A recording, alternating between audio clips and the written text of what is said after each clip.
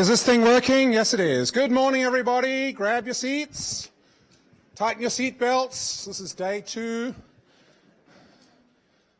Rubber hits the road. So good morning. Welcome to Bevan Symposium 2014 Part 2. Couple of things from yesterday, which I was just told by David. Where is David? Is he he's probably solving the problems of the universe. I was told that yesterday we had a total of 400 people actually watching remotely. So that's pretty impressive. At one stage we had 100 at one go. So and the cool thing was that the number of people watching actually increased during the day. So even with competition of NBA basketball, listening to Chris Anderson talk about mixed stock exemptions just blew basketball away last night. And the only interesting other fact is during lunch, apparently 7 people watched, and I was really interested to see what their lives must be like. Okay, so I'm not going to spend too much time. It's my honor to introduce the moderator for session 3, Merrick Burden, the man who does not know how to say no. Otherwise he probably wouldn't be here. Merrick is currently the executive director of the Marine Conservation Alliance. He, like many of our speakers and moderators, has done a few things in his time. He claims not to be a UW grad, which, as you know from Steve's talk, is a real negative, but we might forgive you for that. He's worked for NIMS. I first met him when he was a staff officer at the Pacific Fishery Management Council. After that, he worked for a while at EDF, and now he, as I said before, is with Marine Conservation Alliance. So, and he's been absolutely central to making this whole event happen. And so I hand over the microphone. I already gave you the 10-minute thing. You're the man. Okay. Thank you for that introduction, Andre. Well, good morning, everybody. Like Andre said, I'm Merrick Burden, and I hope you're looking forward to this morning's session. This morning, I think what you're going to hear is a bit of a story about how the rubber hits the road, how the councils are implementing the Sustainable Fisheries Act and the last reauthorization. You're going to hear about what the industry and private arrangements are doing to respond to some of these requirements. And it's going to leave you with, I think, a question. And what I mean by that is we're going to go through this storyline, I think starting with about 1996 for the North Pacific Council, a little bit earlier, about how annual catch limits have been implemented in these councils, how they've responded to overfishing, and the Pacific Council, how they've responded to rebuilding mandates. You're going to hear about some of the tools that the councils have developed to respond to these requirements.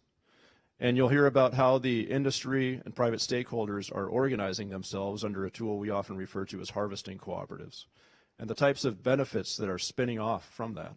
So originally these harvesting cooperatives were set up to do things like organize harvesting activity, increase profitability in the fishery sectors, and as we've seen is that these institutions create additional benefits. And so I think the question here as we're thinking about Magnuson is, what else is possible? Do we want to keep going down this road? If we do, what sort of changes in the law are necessary? So think about that as you're listening to these talks. To start off this morning, we're very fortunate to have the directors of the North Pacific Council and the Pacific Council, which in my view are the two preeminent councils in the nation. I won't spend a whole lot of time introducing both of these gentlemen, but we'll start with Dr. Don McIsaac. Don has been the director of the Pacific Council since about the time the West Coast groundfish fishery hit rock bottom.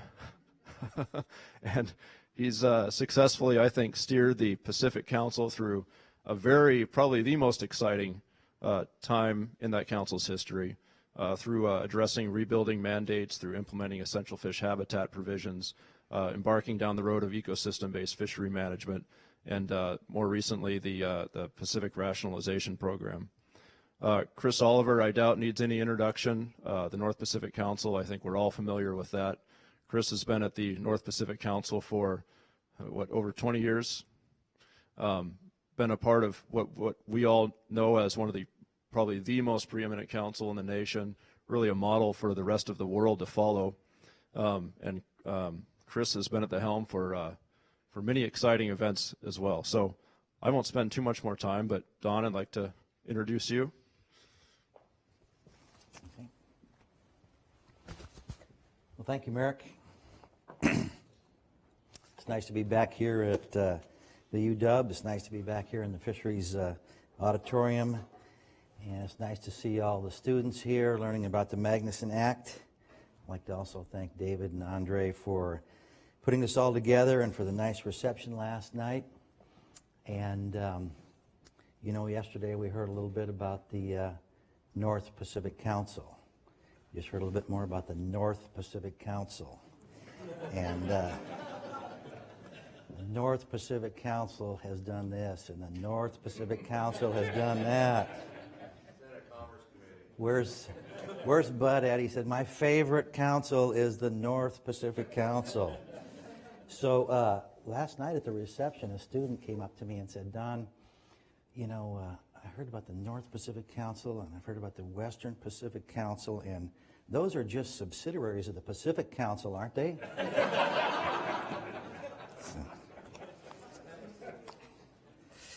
So we'll see here. So anyway, I'm here to give a perspective on the Pacific Council. And if I can press the right button, no, I gotta go here, don't I? And then here. Okay, there we go. Give it a shot at this here, get my glasses out.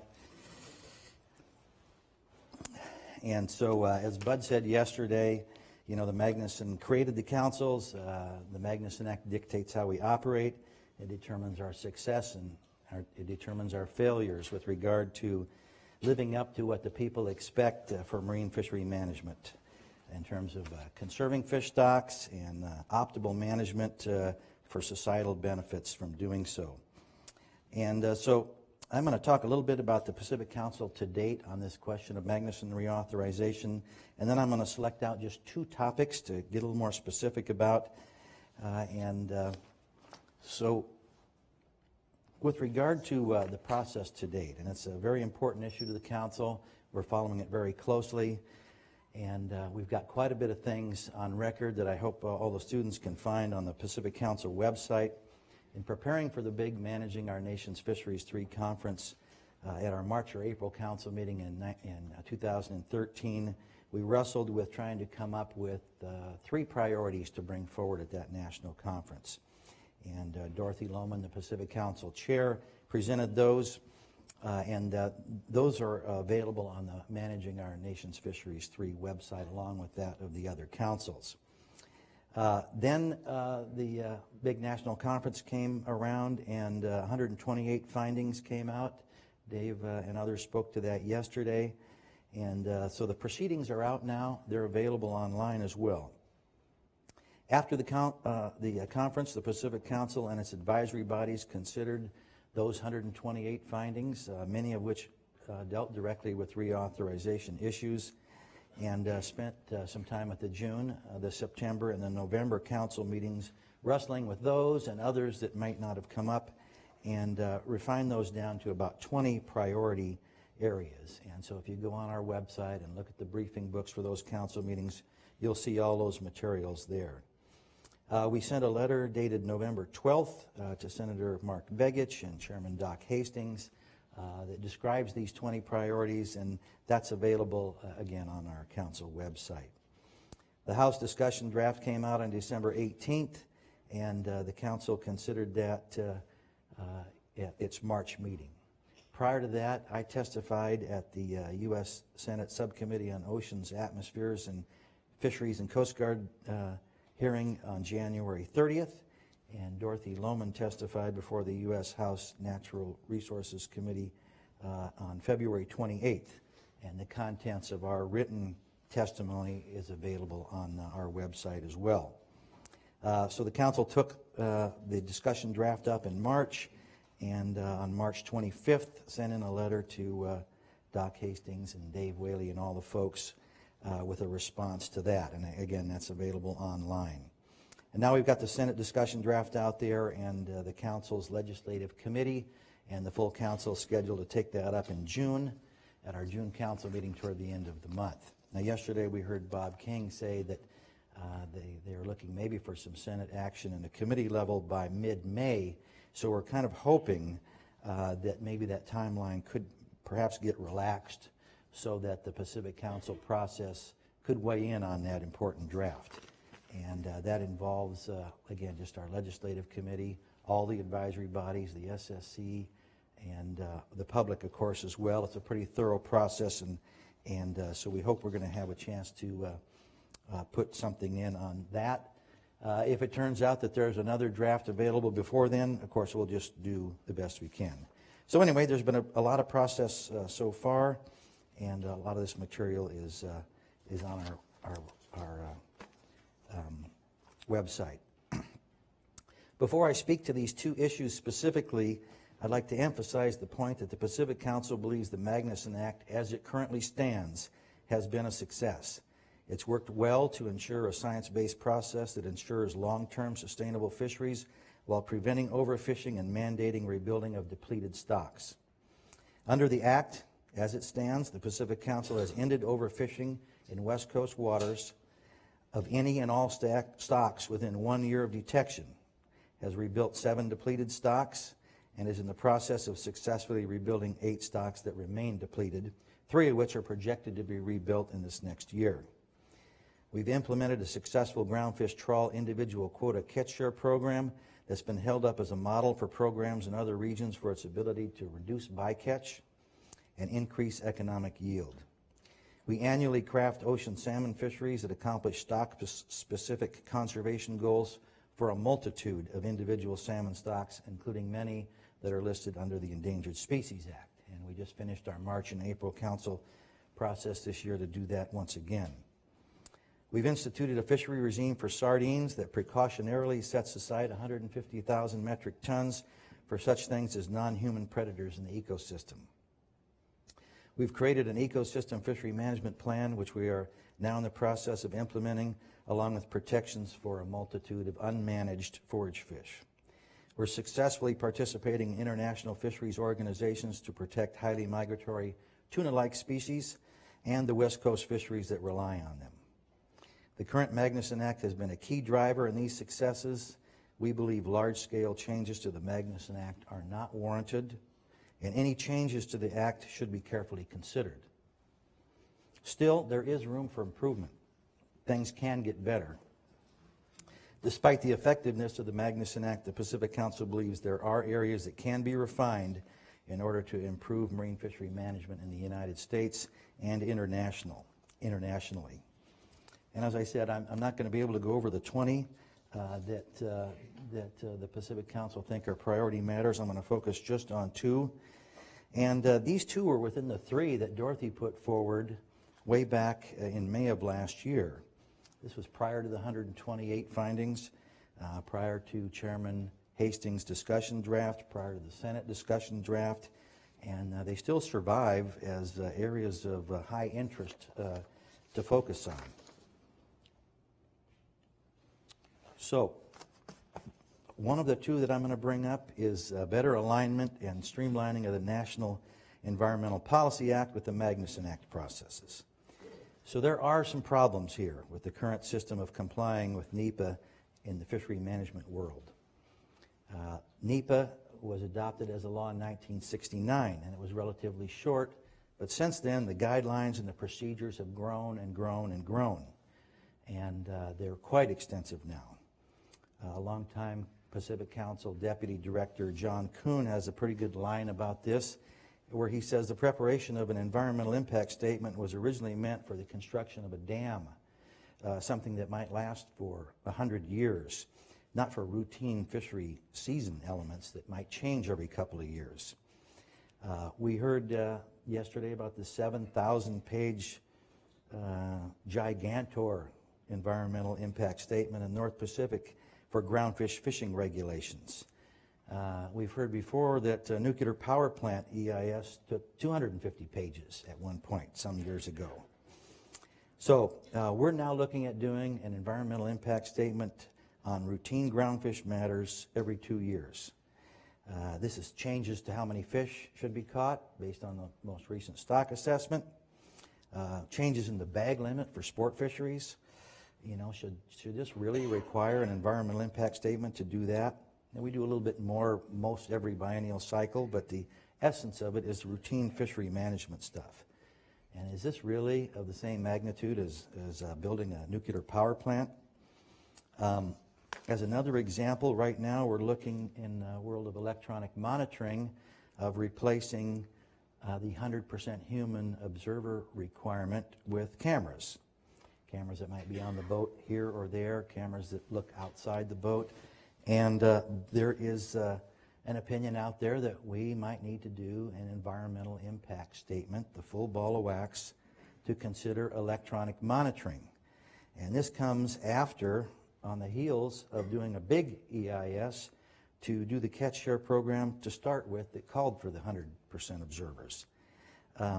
But it's a legitimate perspective that it would take an EIS to do this because you get down to words like significance, and you get into looking at the procedures and the guidelines, and when do you really do an environmental impact statement that takes so long, and when can you do an environmental assessment, or when can you do a categorical exclusion? And I mean, I'm just saying it's a legitimate perspective that an EIS would be required for what I'll call a little tiny thing like that. It's important, but it's not building a dam.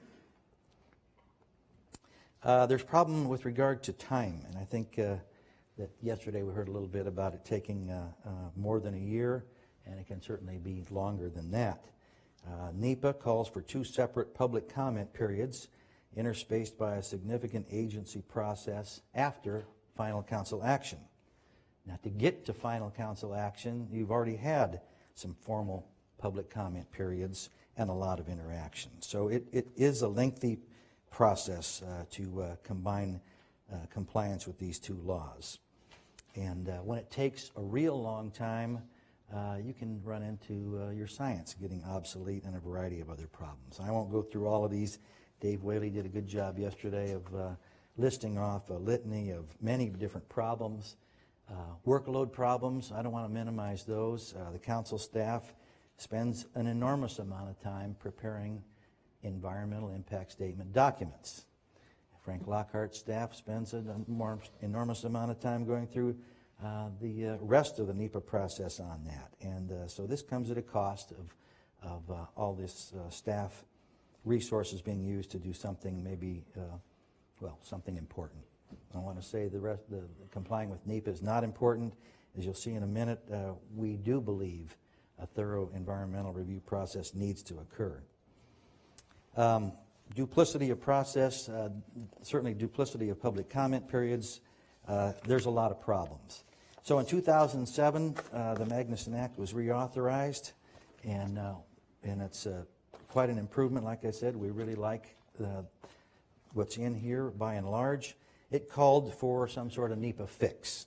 It was in section 304I, and it was supposed to happen pretty quickly. I think within 6 months, the secretary was supposed to do this. And within a year, I think things were supposed to be in a state of better than they are now. That section 304I called for an alignment of NEPA and the Magnuson Act regulatory process so as to be more timely, quicker, more concise, a little less process, maybe not 7,000 pages. But 304I did not happen in our view.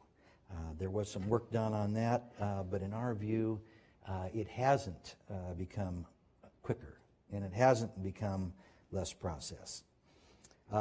We like the House discussion draft that it dealt with the concept of addressing this NEPA Magnuson Act problem, but feel a bit more is needed to ensure the thoroughness of the environmental analysis prior to a council vote.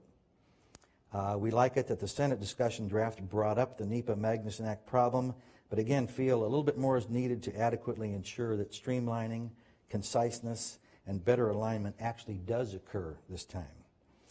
We did not see any enforcement or default provisions that kind of go along essentially with what we see as the current 304I language being repeated. So what to do about this? Well, we're looking at a little bit of a new approach. We're going to bring this forward in some work groups that come to the annual Council Coordination Committee meeting in mid-May that call for instituting some changes in Section 303 of the Magnuson Act, which describes what the council process is. And we're looking at inserting the NEPA analysis requirements that are in the original law so as to achieve the robust analysis of environmental effects that really is the essence of NEPA. And so all of those things, reasonable range of alternatives, intensified analysis on environmental effects, cumulative effects, all of those things that are in the original NEPA law, to put those in the Magnuson Act. Mandate that all this is put forward in front of the council prior to the council's final vote. And aligning the formal public comment processes so that they align not only with what currently is judged as a success in the Magnuson Act, but also the APA, the Administrative Procedures Act, to try to achieve that more timely business so you can push forward some marine fishery management concepts and ideas without having to wait 1, 2, 3, 4 years to get a good idea through. Then, after having done that, adding a provision that if these processes are followed, then the Magnuson action is judged to have fulfilled NEPA. So this is kind of like the FACA exemption that's already in the Magnuson Act. The Federal Advisory Something Act, FACA, says that you're supposed to notice a meeting in advance. It's supposed to be open and transparent, and a variety of things that are in this FACA Act were put into the Magnuson Act. And there was also this provision that says if that is all followed, then the ending result is exempt from FACA. But we don't really want to leave anyone with the feeling that we're trying to get out of NEPA, that we're trying to be exempt from NEPA, but rather to comply with it and have accomplished all of the things that a good, thorough analysis of environmental impacts are, but just do it in a little bit more efficient manner. So we're going to try to flesh this out. We got some staff back at the office working on this. We're working with some of the other councils and try to have a white paper or some description of that for the annual CCC meeting in May. And I don't know who's the time person here. Am I okay? Okay. So let me go to the second one then. And that is gets to this question of data poor or data moderate stock assessments. These things are dealing with uncertainty when you really don't have the information you have from a full stock assessment. Everybody says it's data poor, you know that going in, and the current system has this highly buffered. So if you really don't know that much about a fish stock, you ought to have a pretty high scientific buffer. And you ought to have a pretty high management buffer. And you ought to pick a P-star value that gives you a big buffer. And the SSC says we got a sigma value that's big. And so you take great care to not make a mistake on some of these data poor situations. But when an ACL finally comes out, it's treated the same as one that comes out from a full stock assessment that you know quite a bit about. And so this is kind of coming to roost very recently at the Pacific Council at our March Council meeting for some nearshore rockfish species. And there were well, 3 of the state seats at the Pacific Council were calling to take some species out of the Magnuson Act. And if that's not, out of the FMP, and if that's not possible, how about getting these species out of the Magnuson Act authority? And so we all think this works pretty good. And so it was a little surprised to see that.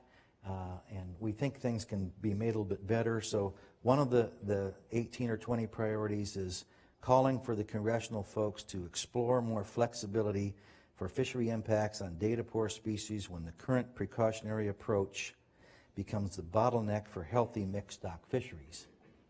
So this is a little different than flexibility to get out of it entirely. And we're afraid that maybe there's some other councils that might be looking at that a little differently than we are. So how much flexibility? We're not looking at a lot of flexibility.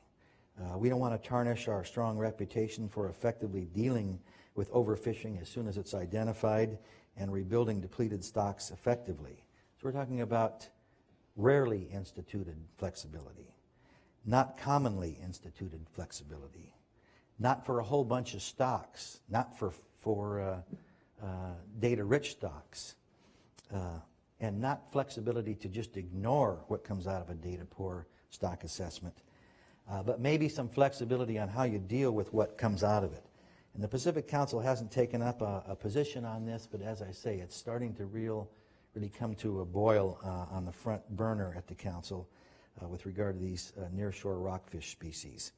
So what kind of flexibility? Well, maybe some flexibility to phase in the results. We heard Rick Mathot talk a little bit about phasing in yesterday. So maybe some flexibility to phase in together with a trigger for a mandate to more intensively analyze all the available data to see whether or not it can be validated that the stock is in trouble. Maybe some analysis of things not considered. Right now, the data poor methodologies are pretty tight, and other information that's around doesn't get into the methodology and doesn't get into the model. Maybe some analysis of the benefits of marine protected areas or the rockfish conservation area that doesn't seem to fit into the methodology yet for any credit of any sort, including maybe the sanctuary for the production of older more fecund fish. So we're looking at that as kind of an implementation challenge. So in closing, let me just reiterate that the Pacific Council is following the Magnuson Act business quite carefully, and it's of a great importance to the Council, and I will just bring it to a close with that, Merrick.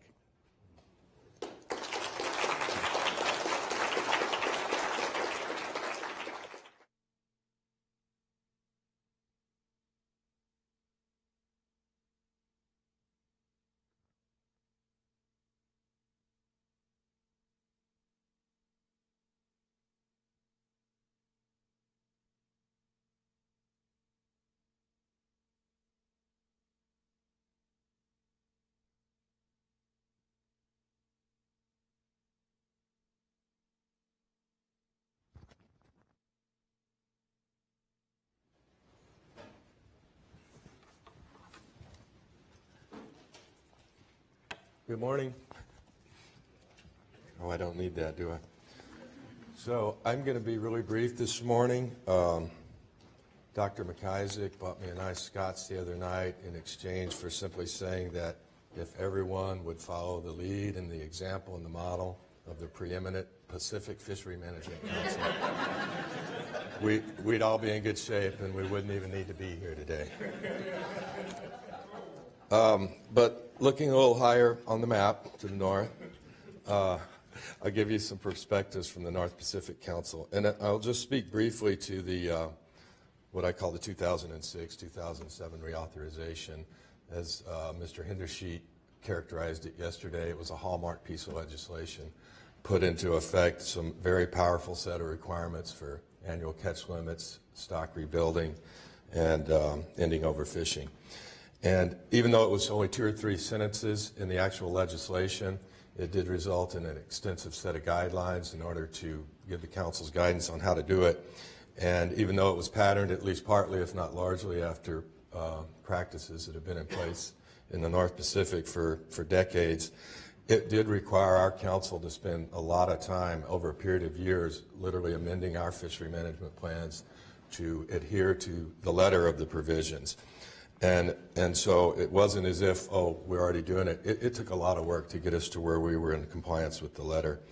I just want to say that generally we believe the current Magnuson-Stevens Act provides a very successful framework and that major changes are not necessary at this time.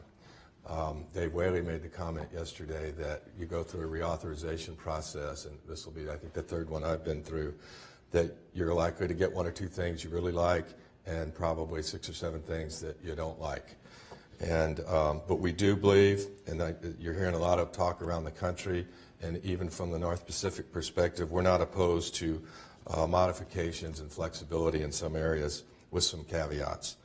And 4 focus areas have really emerged, and those are, of course, the annual catch limits, the stock rebuilding, data collection, and competing statutes. And I want to talk just quickly about a couple of things that we think are working well. The LAPP provisions, the 2006 reauthorization put in place the explicit authority to use these programs, type catch share program, and also put in place a pretty a pretty prescriptive set of provisions on what you had to do in order to develop those programs.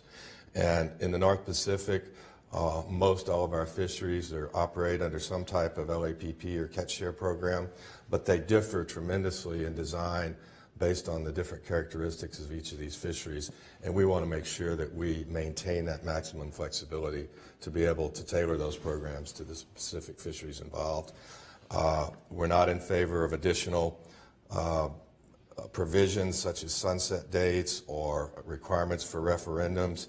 If there are region-specific concerns with the current LAPP provisions, we believe they should be addressed in a region-specific manner.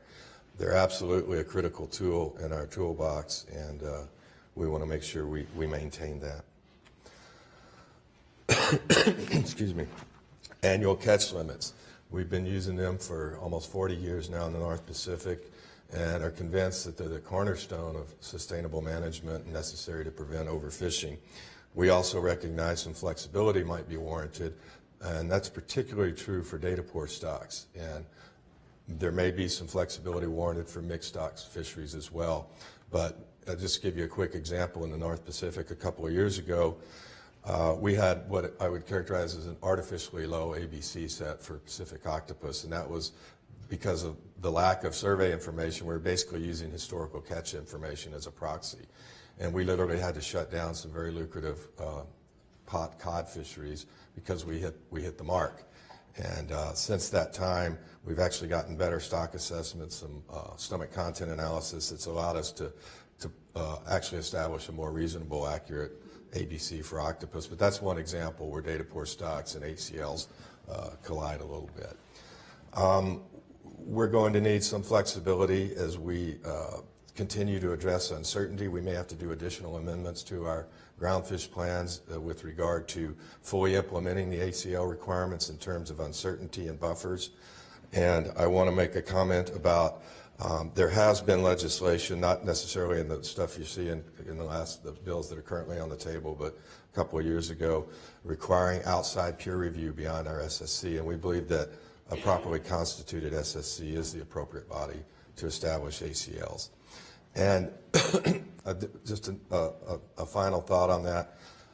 Economic considerations are important, but we can't get in the trap of trading long-term benefits for short-term gains, either in revenue or employment. And finally, that allowing ACLs to be set at the OFL, the overfishing level, is probably not a great idea. I think literally on average, mathematically over the long term, if you do that, you're probably going to be overfishing half the time. And so that's not something we support, although we do support flexibility. Similarly, with rebuilding plans, there's definitely room for flexibility there, greater consideration for economic and community impacts, particularly in light of the 10-year requirement, which is a bit arbitrary and probably inappropriate in many situations. There are proposals to use the T-min plus 1 generation, which is basically the minimum time it would take to rebuild plus 1 mean generation, and that's probably a very reasonable approach.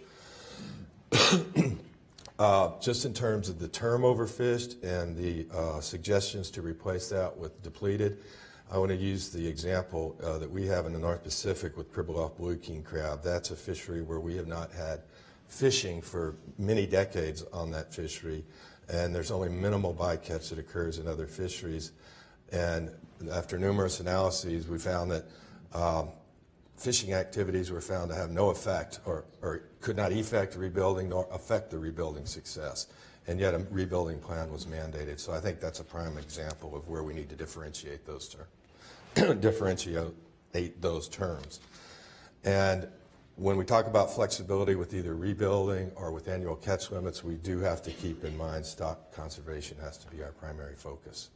So one thing that hasn't been talked about much this week is the agency, National Marine Fisheries Service, is currently in the process of revising the guidelines implementing National Standard 1. And many of the things that we're talking about this week with regard to flexibility could be addressed to some extent within that revision. And so the timing of that relative to timing of a potential Magnuson reauthorization is kind of important. It would be great if we had those revisions done sooner, so we might be able to address a lot of those issues through that. Those of you that know me know I'm not going to talk about Magnuson reauthorization without talking a little bit about statutes and NEPA, and Don talked about this too. Up until about 15 years ago, we weren't really doing NEPA. I think in response to a series of litigations, we realized, well, we do have to comply with NEPA. And so we began to address NEPA through our analyses, but through what I would call NEPA creep, NEPA has become the vehicle for all of our fishery management actions. And I think fisheries are kind of unique in that we have a very specific act, the Magnuson-Stevens Act, and I think it's arguably the most transparent and participatory regulatory process in existence. And so there's a lot of redundancy with us having to use NEPA as the vehicle for our actions, and I think that was recognized in the 2006 reauthorization that mandated a revision and a reconciliation of those processes. And there was a lengthy process of rulemaking, proposed rulemaking, that was ultimately repealed, unsuccessful. Currently, the agency is engaged in the development of a policy directive to try to respond to that. I would argue that that policy directive in its current incarnation is primarily memorializes the status quo process. And we're doing a lot better job at NEPA, don't get me wrong, and we've learned to live with it. But I think that there is ample opportunity for us to truly streamline our analyses and review process and do that without compromising the underlying environmental protection intent of NEPA. And that's not what we're trying to do, is get out of that. And it won't reduce public input. The council process, through its process, and the secretarial review process under Magnuson provides ample opportunity for that. And we believe we can build certain specific requirements, perhaps an explicit environmental analysis requirement and a specific requirement for a reasonable range of reasonable alternatives into the Magnuson Act itself. And that's probably, as Mr. Hastings made the comment yesterday, it's simply common sense. And so I wanted to make that comment. Now, a few additions, my last slide, but I want to make some additional points that speak to some specific draft legislation and a couple of general thoughts. And you'll hear the words unintended consequences several times here probably. But generally, we would like to see legislation that allows for management flexibility and perhaps expressed in intended outcomes rather than prescriptive measures. And I'll give you a couple of examples of that. When you do that, there is a trade-off between specificity and the need for lengthy, complex implementing regulations or guidelines. The ACLs is a good example. We also want to stress that if there are regional issues that people feel need to be addressed, then address them in a regional way and avoid the unintended consequences that may accrue to other regions. And there was, I'll move on. Unrealistic or expensive analytical mandates or timelines. There was a bill on the table back in 2011 that would have required extensive, comprehensive, coast-wide socioeconomic impacts to small businesses before the agency could implement a closure. Simply unrealistic. I'm going to skip because I'm running out of time, but I want to skip down toward the bottom and give you another example of what I think could be a situation we're setting up for unintended consequences. And our council has developed ecosystem plans for the Aleutian Island management area. We patterned our Arctic FMP largely in an ecosystem structure, and we're in the beginning stages of developing an ecosystem plan for our Bering Sea to underpin or overarch our Bering Sea Fishery Management Plan. And there are provisions for councils to discretionarily develop ecosystem plans, but it goes on to say if you do this, you shall include this, and you shall include this metric, and you shall include these monitoring measures to track those metrics, and you shall include regulatory forcing mechanisms to respond to what comes out of those metrics. And I guess my point there is there's two things that could happen. Some councils are going to look up and say, well, we simply don't have the information to do that, and so we're not going to develop an ecosystem plan. Some councils are going to look at it and say, well, we might have that information. That's going to be a huge task for us to comply with those specific requirements. And further, that we could be painting ourselves into unknown corners by doing that. So this gets back to my first point about focusing on intended outcomes rather than prescriptive measures. And so as I'm running low on time, I just want to put a plug in for my very last bullet there, that preservation and enhancement of stock assessments must remain high, the highest, if not a super high priority, that we can't engage in successful implementation of annual catch limits if we don't have adequate stock assessments. And I'll just end with that point.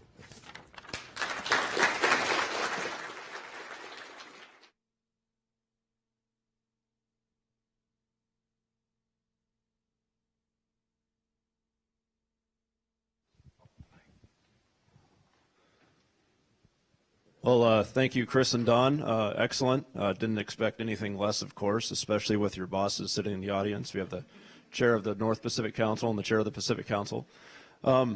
Next up, we have we're going to drill a little bit down into the Pacific Coast experience. I'm happy to welcome Dr. Steve Ralston. Steve recently retired from the Santa Cruz lab at the Southwest Fishery Science Center.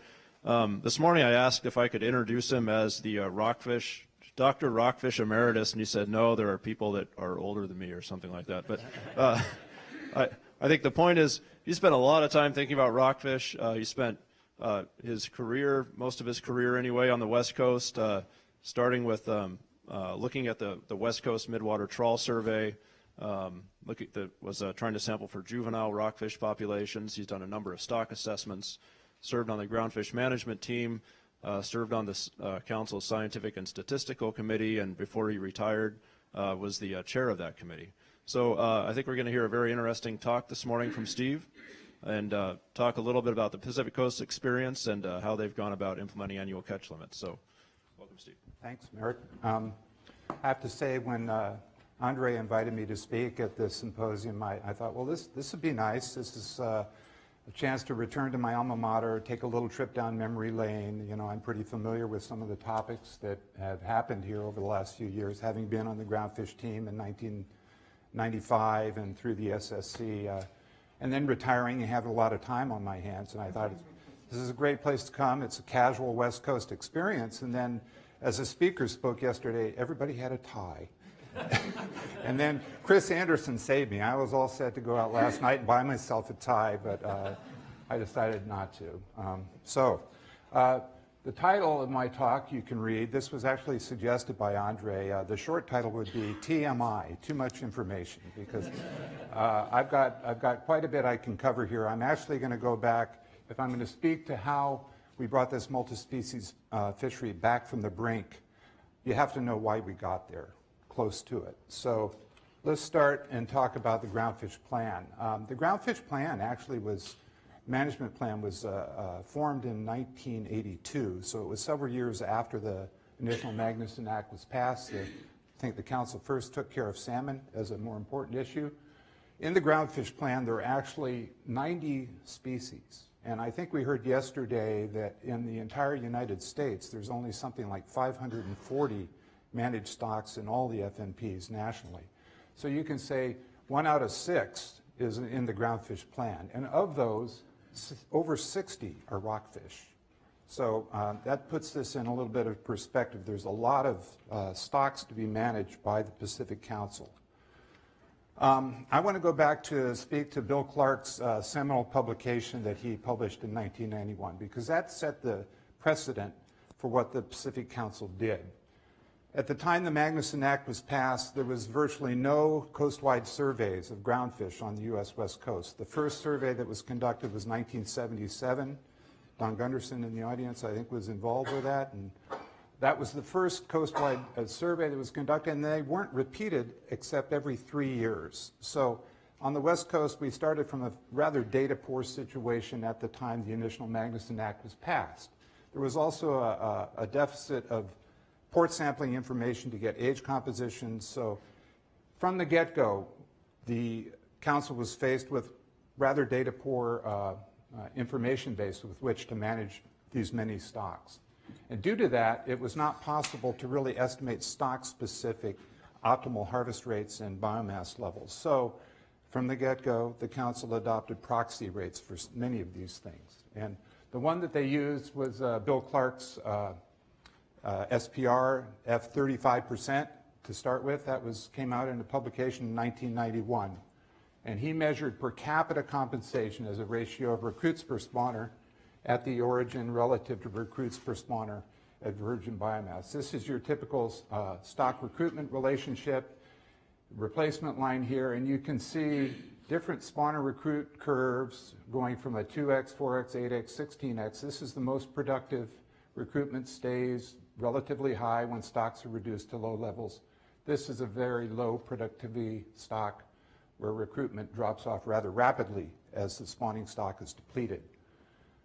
Bill Clark was able to use this type of framework, this spectrum of productivity, and through a maxi-min type calculation, was able to show that there was a harvest rate that would achieve 75% of maximum sustainable yield. It's in that sweet spot of the yield curve that we heard Rick Mathot yesterday speaking about.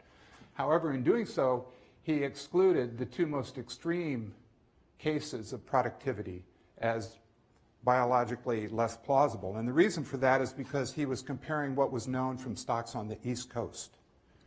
And ironically, many of the rockfish that we're talking about are in this 2x area.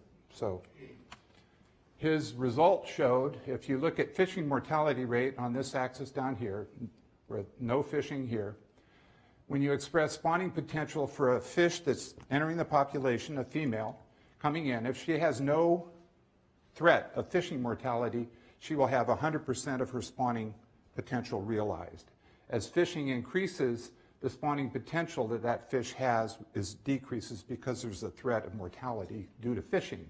By the same token, there's an increase in the yield that you will get from that fish having died due to fishing.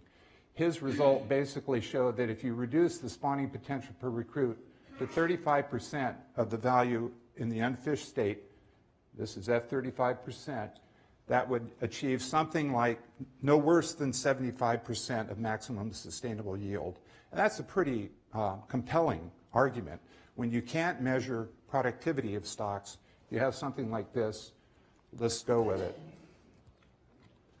So early groundfish harvest rates were based on this type of analysis. Hightower and Linares proposed and did analysis for widow rockfish, arguing that a constant harvest rate was a good harvest policy. And I think Dr. Parma yesterday was making similar arguments that following the proper rate is a good approach, as long as that rate's the accurate rate.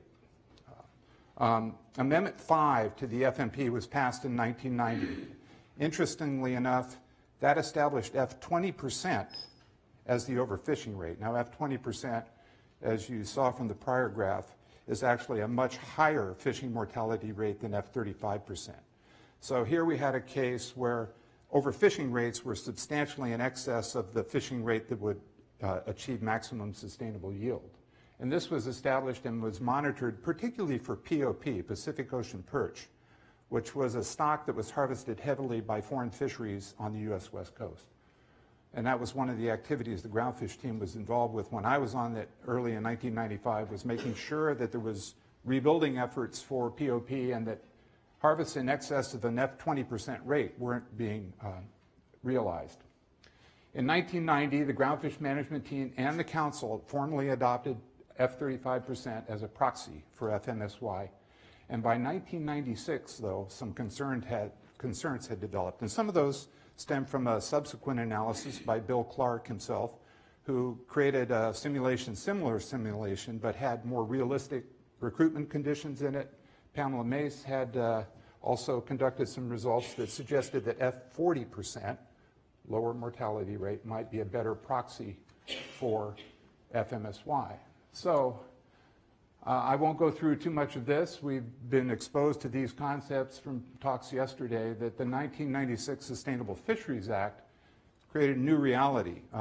There were targets and thresholds established for both fishing rates and biomass levels, and particularly some very specific requirements for rebuilding overfished stocks. One of the things that happened while I was on the groundfish team again was it became apparent that many of these rockfish stocks were not approaching the type of equilibrium population level that you would expect if they were being fished at a sustainable level. And because of this, and because of the new results from Clark and Mace, the Council did decide in 1998 to lower the proxy harvest rate for rockfish to F40%, and also recommended that a harvest policy workshop be established. And about that time is when I joined the SSC, and we had a very productive workshop. And one of the first things that became apparent was that West Coast groundfish are very low productivity stocks. This is results from a paper by Myers et al. And you can see Pacific Ocean perch, chili pepper, Pacific hake, and sablefish, West Coast groundfish, are all on the very low end of maximum annual reproductive rate, which is the steepness of the spawner recruit curve at the origin. So we have, by luck of the draw, a bunch of poor, bad actors when it comes to productivity. Martin Doran participated in the workshop, and based on that, he conducted a meta-analysis of rockfish productivity, and this is a result from his study. It shows that for rockfish, and this is based on about 10 species that were involved, some species have very low productivity. This is basically no production, surplus production at all. And this is a fully compensatory stock over here. So some of the rockfish, very low productivity, some very high. And he's used this to develop a prior for stock assessments, and that's been updated through the years and has helped quite a bit in terms of understanding the productivity of rockfish. Based on the requirements to develop minimum stock size thresholds by the Sustainable Fisheries Act, the so-called 40-10 rule was adopted in Amendment 11 to the Groundfish FMP. This rule is, if you know how much fish is in the ocean and you have a harvest rate, that will define a catch. That's the so-called ABC line, which depends on the harvest rate you choose. The Harvest Policy Workshop altered the harvest rates for select groundfish. It was F40% for hake and flatfish, F50% based on Dorn's result for rockfish, and F45% for all other groundfish. The 40-10 rule then introduced a precautionary reduction in the ABC to an OY along this green line once you got below the target biomass level. And again, B40% was a proxy for the biomass that would produce maximum sustainable yields. So again, it's both the harvest rate and the biomass levels were proxies. Okay, so we've got a problem. As soon as the stock assessment started to be conducted after the 40-10 rule was conducted and the minimum stock size threshold was established at B25%, we had a plethora of rockfish stocks that were now overfished and were below the minimum stock size threshold and that needed to be rebuilt to 40%, the rebuilding target. Here's 6 of them. The lingcod was another one that roundfish was much more productive. It actually rebuilt rather quickly.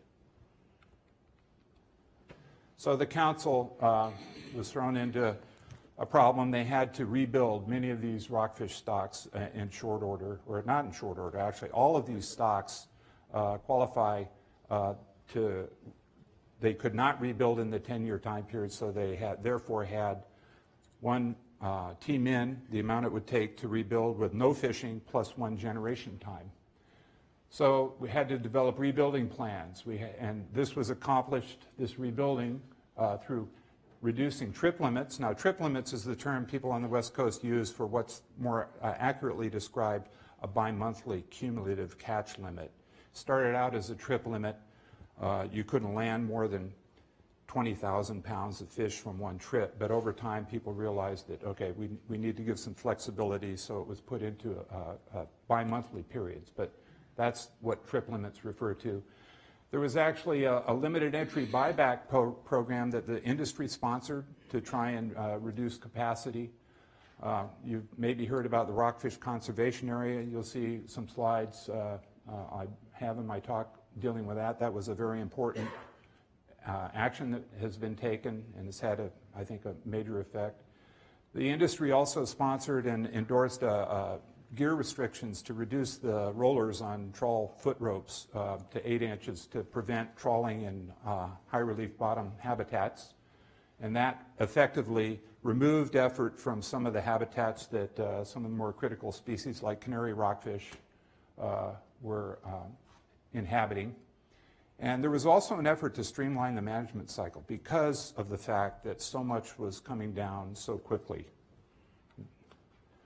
So the rebuilding analysis was actually a program that Andre developed for the SSC. It was very useful. Forecast into the future under different harvest rates, what's going to happen to these things, how fast are they going to grow. The Pacific Council dealt with this problem by looking at the probability that you will rebuild to the target biomass level within Tmax, the maximum time allowable, and choosing a harvest rate and therefore a catch based on the probability that you would rebuild by that time.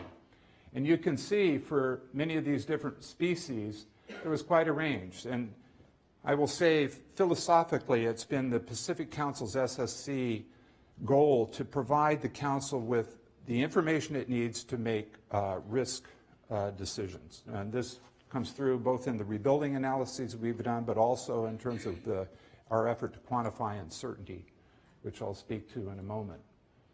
So some species like yellow eye rockfish and dark blotched rockfish were, the rebuilding plans were predicated on the notion that they wanted to be very sure that these stocks would be rebuilt within Tmax.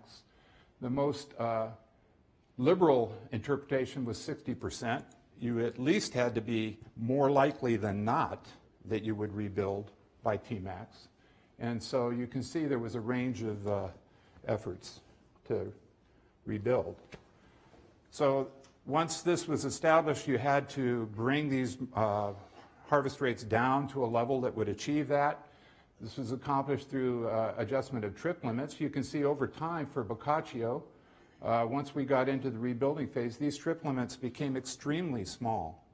And this created a lot of stocks in the sea that were no longer accessible because of bycatch considerations. One of the primary tools that the Council used to try and achieve these lower harvest rates on these stocks of concern was the designation of the rockfish conservation area, which, as it was initially framed, was the area between 75 and 150 fathoms. And you look at this map, this is Central California in the region I come from, and it looks like a relatively narrow band as you look down on it, and it is. But the fact of the matter is that roughly 70% of the rockfish catch in the triennial trawl survey historically came from within that band. So even though it was a narrow slice of the sea, that's where most of these overfished rockfish were found. And so over time, the rockfish conservation evolved to be more complicated than that. Here you can see that the RCA became latitudinally stratified so that different areas along the coast might have different boundaries onshore, offshore for the RCA. Not only that, it became temporally stratified. So here Within the 36 to 38 degree north, you can see over time the RCA changed. And the reason for this was to try and provide as much opportunity to fish on healthy stocks as could be accomplished whilst protecting the weak stocks. All of this activity to try and do this was based on the bycatch model that was developed by staff at Northwest Fishery Science Center. Jim Hasty in particular worked with that a lot to identify where could people fish, when could people fish without impacting the overfished stocks. Okay, so as a result of all of this effort, here's what happened to exploitation rates for widow rockfish. Back in the 1990s, the policy was fishing at an F35% rate, and that was up in the range of 8%, which is really not a very high exploitation rate if you're familiar with fisheries on the East Coast, in the Northeast in particular. That was reduced to F40% because of concerns about that arose in the mid-90s. And then F50% based on the harvest policy workshop that was held in 2000. And then the Sustainable Fisheries Act required rebuilding. And so these harvest rates now for widow rockfish through, I guess this is 2008, were less than half of 1%. Extremely low harvest rates. And so very effective in doing that. Now, I mentioned that the council was crushed by some of the workload required for all of this. We got 90 stocks in the FMP. We've got a number of stock assessments coming through. So science and management practices were revised. And first, I want to point out that the stock assessment review process was developed, and this was initially the SSC at the Pacific Council was doing all of the review, and it became too onerous for them.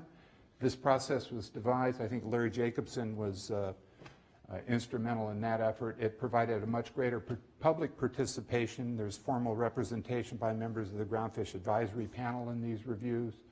It improved the quality of the science and rigor of the review. We've got CIE members now are a formal part of the review process. It also created what we call a wall of science. Don's familiar with this notion. And the idea is that we go through our science practices and we come up with what we think, the SSC thinks is the best available scientific information, and we hand it to the council, and that's it. It doesn't come back to the SSC with, well, maybe can you look at what happens if you take out this survey or you add that? And that was, I think, we're all very comfortable with that approach. Amendment 17 to the FMP, which was produced in 2003, also moved the groundfish cycle to a multi-year cycle. The council was having to deal with these updates every year. And we've heard about the NEPA process that was going on. It was too much, and so moved to a multi-year cycle. Now, I developed this graph towards the end of my tenure on the SSC. This is PFMC agenda time in 2009 to 2010. This is after we've gone to multi-year, and you can still see how much of their time was taken up by groundfish issues. It's a major, major effort. Okay, some key mandates now of the Reauthorization Act. People are familiar with these topics. We've gone over them already. ACLs, accountability measures, SSCs determine scientific uncertainty, and catch shares, et cetera. Same thing, I won't go through this. New definitions, new terms, new acronyms. One of the main things for the Pacific Council is that in-season monitoring of landings and discards is considered a sufficient accountability measure, so there's really no need to set an annual catch target. Okay, so towards the end of my tenure on the SSC, we got into this notion, well, it's our job to define scientific uncertainty. How are we going to do that? Well, there's a lot of uncertainty in the science. I will be the first to admit that. And when you go to set an annual catch limit, that's based on how much fish is in the ocean, what's the right harvest rate to take that fish, what's going on with the forage around it, the ecosystem, the climate. There's many, many variables associated with that. So the only thing we're looking at here is how much fish is in the ocean. Clearly an important component of uncertainty is what's the proper harvest rate, How does our species interact with others in the ecosystem, and what's the effect of climate? But what we did was we said, let's look historically, and this is Pacific hake. Each one of these is a different assessment. 1991 assessment. The last one that was done, 2009, is the bold line here. So you can look, say, in 1990, and you can see a tremendous range in the amount of fish that scientists thought was in the ocean based on when that assessment was done. And the reason for that is you've got different assessment authors, you've got different modeling software, you've got different data streams, you've got different reviewers. Things change, the environment changes. There's any number of reasons why this has happened. But we thought this would be useful to capture this type of variability, to capture the uncertainty in the biomass, how much fish is in the ocean. And we did that. We looked at something like 17 stocks, and actually there were 2 coastal pelagic species that were also assembled into this. First we analyzed individual stocks, and then we looked at groupings like rockfish, flatfish, roundfish, coastal pelagic species, and it turned out that they all were pretty similar. There was really no basis to distinguish them, so we pulled them all together, and we ended up with a distribution of uncertainty fit to log normal deviations, and it fit remarkably well. So we use this level of uncertainty to establish a control rule for buffering the ABC. And so here we see a P-star approach, the probability of overfishing, if this would be the point estimate from the stock assessment, 50% probability of overfishing, one way or the other. And so what the council did was adopted a policy of limiting P-star to nothing more than 0.45.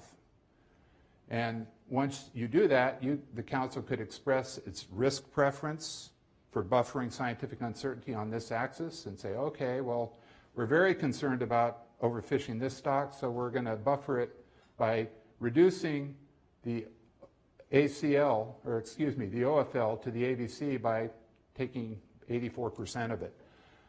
For a stock over here, this is a critical stock. And we need to access it. We're willing to take some risks associated with that, and so in that case, we'd only reduce the OFL to 95%. Because of this now, the harvest control rule was altered. Now the OFL is the old ABC line. The ABC line is now buffered down according to the risk choice that the council expressed, and then the ACL line becomes the old 40-10 line. So again, there was no need for an ACT because of the in-season monitoring of catch and discard. Along the way, we had a new casualty. Petrale sole, it turned out, had been more or less fished at a relatively low level for what was potentially available for several decades. Note also here that now this is listed as the target at 25%, which is the minimum stock size threshold for most overfished groundfish. Flatfish, after this Petrale sole situation was detected, a new assessment conducted in 2009, I think by Melissa Haltuck, the council altered its flatfish harvest policy to have B 25% be the target, half of that, B 12.5% to be the minimum stock size threshold, also altered its harvest rate, instead of being F40% to F30%, based on the characteristics of this stock. It's ironic that this overfished stock was at the very high end of productivity from the Clark analysis, which was the two curves that were excluded. So you can see the most 3 recent stock assessments. In fact, here's Petrale rebuilding under the council's default flatfish harvest policy. So it is actually rebuilding quickly. I think Don mentioned that this should be rebuilt within the next year or so, using the default harvest policy, which is now a 25-5 policy and F30% rate. Okay, another aspect, we've got to get ACLs for all of these stocks. one of the things that's happened on the West Coast is there's been some efforts to try and improve on some of the data poor methods. And Restrepo et al. For the stock assessment people in the audience, that was basically an average catch calculation that was used to say this may be a sustainable level of fishing. On the West Coast, Dick and McCall developed what they call the depletion-based stock reduction analysis, or DBSRA, and that was actually applied to something like 40 different West Coast groundfish stocks in the 2011-12 cycle. It required a complete historical catch reconstruction, which the Council had endorsed as an off-year science activity in 2008. And then these OFLs are aggregated into stock complexes. More recently, in the last stock assessment cycle, we had a data moderate level, or tier 2 assessments that were conducted for, I think, 6 or 8 different species, maybe China being one. Models include a CPUE time series in this instance, and priors. Stock status is informed by data, therefore it's considered tier 2. And as a result of this, though, there's greater throughput. Normally a STAR panel would only have 2 stock assessments under review, and I think at this panel, 8 were reviewed, I believe, but 6 made it through. And Andre, you can correct me on that if I'm wrong. So there is an effort to improve throughput based on the requirement to develop ACLs for all managed stocks. Trawl rationalization, I won't go into this in any detail because, again, I think our speakers are going to be addressing this later, but it's very important. And prior to the Reauthorization Act, there was a restriction on developing LAP programs for groundfish, and I know many of the fishermen were interested in doing that. Now that's happened. Big effort by the Council. So let's look at what happened to many of these stocks now. I'm going to show you some slides. These are all similar. Canary rockfish, you're going to see 2 assessments. An old one, here's Mathot and Tyner, 2002, about the time this thing was discovered to be overfished, and then one of the most recent ones, Wallace and Cope in 2013. And you can judge, in the case of canary rockfish, the whole view of the stock hasn't changed too much, and you can see that the stock is rebuilding. It's almost back up to the minimum stock size threshold, in which case it'll be in the precautionary zone. Things are going well. Dark blotched rockfish, same thing. The Rogers et al. Assessment had 2 scenarios they modeled, which weren't all that much different, but again, the stock is rebuilding, and if you recall, dark blotched had a probability of rebuild by Tmax that was rather large. Cowcod. Cowcod was a big headache for people in Southern California, still is. Here's the most recent assessment by Dick and McCall in 2013. It's above the minimum stock size threshold. There are some rather significant changes in assumptions about productivity of this stock that have resulted in this. So good news for cowcod. Widow rockfish. Widow rockfish is rebuilt. Success. According to the latest assessment, it actually never was overfished. And part of this is based on, again, some assumptions about productivity that were made concerning this stock. Even in the earlier assessments, it was just barely under the minimum stock size threshold. Bycatch.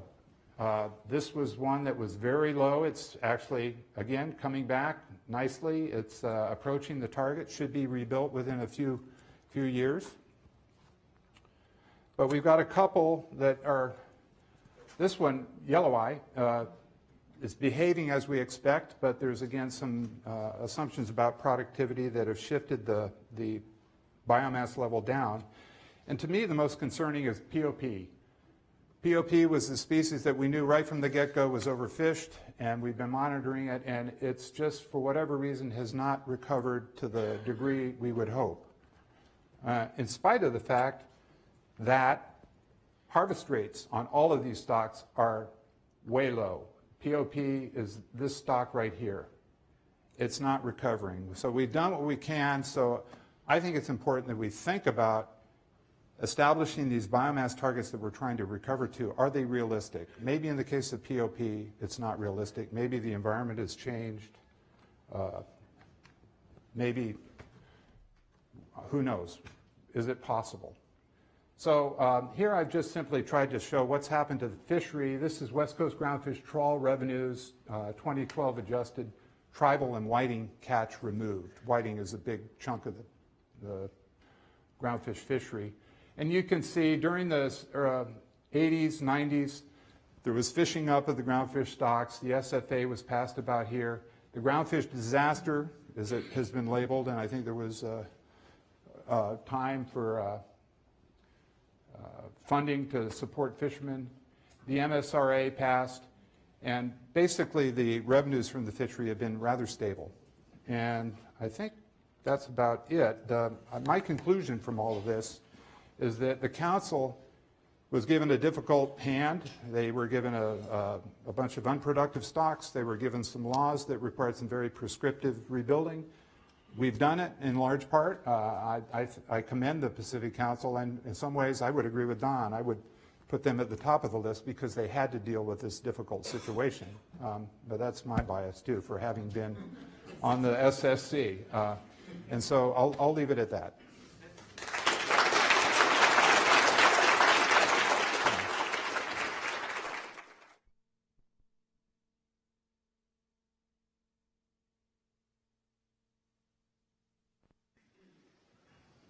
Thank you, Steve, for that incredibly informative presentation. Brought back some great memories, some painful ones too. So the next talk is Mr. Joe Sullivan, and for those of you who don't know Joe, Joe is an attorney at Sullivan Richards. He's a partner there. That's a law firm based here in Seattle. Does I think exclusively at this point fisheries-based work. When I describe Joe to folks, I describe him as the godfather of the harvesting cooperative model. And he's done a lot of work in setting up private-based fisheries institutions that have proven to be quite powerful in achieving a lot of things. When you're listening to Joe's talk, think of this as really a transition point between what we just heard with the directors and Steve about the management response into a transition about what private industry is doing and how private industry and private institutions can manage with these requirements. I think you'll find this fascinating. Thank you, Joe. Thank you, Merrick. Pardon me if I'm not looking up very often. The light from the back booth makes me feel a little bit like I'm headed down a tunnel here, so I'm going to kind of duck occasionally in order to be able to see what I'm doing. I think this is a great pivot point from National Standard 1's obligations to attain OY, well, preventing overfishing, to how do we actually do that in practice? And that goal can be achieved with some level, of course, of uncertainty and inefficiency by limiting entry, limiting durations of seasons, setting seasonal catch limits, and so on, as has been discussed. But even when that's going on, in every case, fishermen have an incentive to find a workaround that improves their ability to compete relative to other harvesters. And the result is what economists refer to as rent dissipation. In other words, putting a whole lot of extra effort into harvesting and processing capacity than the amount of catch that's available will actually support. And there's an increased risk that the TAC that you've set in order to meet your National Standard 1 obligations is going to be exceeded because you have pulse fisheries like 24-hour halibut periods. And you're doing your accounting after that catch has taken place and been delivered, and you're hoping that you're within, in that case, the guideline harvest level, or the GHL. And as Steve noted, allocating harvest shares really now would realign those incentives. It is explicitly designed to realign those incentives so that what you're hoping is fishermen and the other stakeholders in the fishery are seeking to employ the appropriate amount of effort in order to catch the allocation that's been made available to them, and there's an increased ability as a result of allocating those harvest shares to actually monitor and measure the catch that is available. So how do we do that? How do we allocate harvest shares? I think coming into kind of the current period of fishery management, the default assumption was that we would basically go down the individual fishing quota road, that government would basically enter the field, that government would work up an allocation formula that would allocate quotas among participants, and then those participants would basically be held to, by government action, harvesting no more than the quota that was made available to them. Let me go back a second here. However, the first program, probably maybe not the first program in time, but the first program in terms of major significance, surfaced some really complex issues. The halibut and sablefish individual fishing program, which was implemented in 1993, had, just by necessity, distributional effects among fishermen and communities. And there were serious concerns about that, and also about the effect of the transitional gain associated with improving the character of the fishing privileges, potentially creating a barrier or at least a restriction on new entry into the fishery. And there was a strong political and social backlash that was strong enough that it culminated in an MSA moratorium on IFQs from 1996 to 2004. So we get to what I'd call rationalization 2.0. We're in the situation where this controversy has brewed up. The moratorium is about to be implemented as a result of it, and we enter, and then we take a look now at what was going on during that period of time in the whiting fishery setting. In 1996, the catcher-processor sector of the Pacific whiting fishery had a secure sector allocation. It had a license limitation program that restricted new entry. It had a small number of participants, 4, who had functional working relationships and a relatively high degree of trust in each other. There was this, notwithstanding that, there was a substantial amount of excess harvesting and processing capacity employed in the fishery, which had culminated in a race for fish. Product recovery rates, product mix, product quality were all suboptimal, and because of the effects of the race for fish, NMFS was retaining buffer quota to reduce the risk that competition for catch, coupled with delays in governmental catch monitoring and accounting, would result in the total allowable catch being exceeded. The Whiting Conservation Cooperative was formed in early 1997 as a membership organization composed of those 4 companies participating in the catcher-processor sector, and its members negotiated and contractually allocated sector harvest shares while agreeing to conduct their processing, their marketing, and their other sales under an unrestrained competition with each other. Excess capacity was removed immediately. Fishery harvest rates slowed, product recovery, product mix, and product quality all improved substantially. Accurate catch accounting through a private monitoring and accounting service, Sea State Inc., it, coupled with careful catch management, gave NMFS confidence that the buffer quota was unnecessary, and it was released back to the fishery.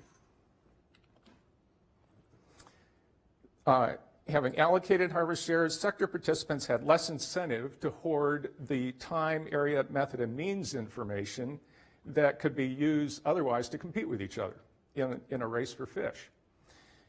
And while overall catch rates of non-target species were very low, the sector had 2 species, yellowtail rockfish and salmon, bycatch, were of significant concern to governmental fishery managers.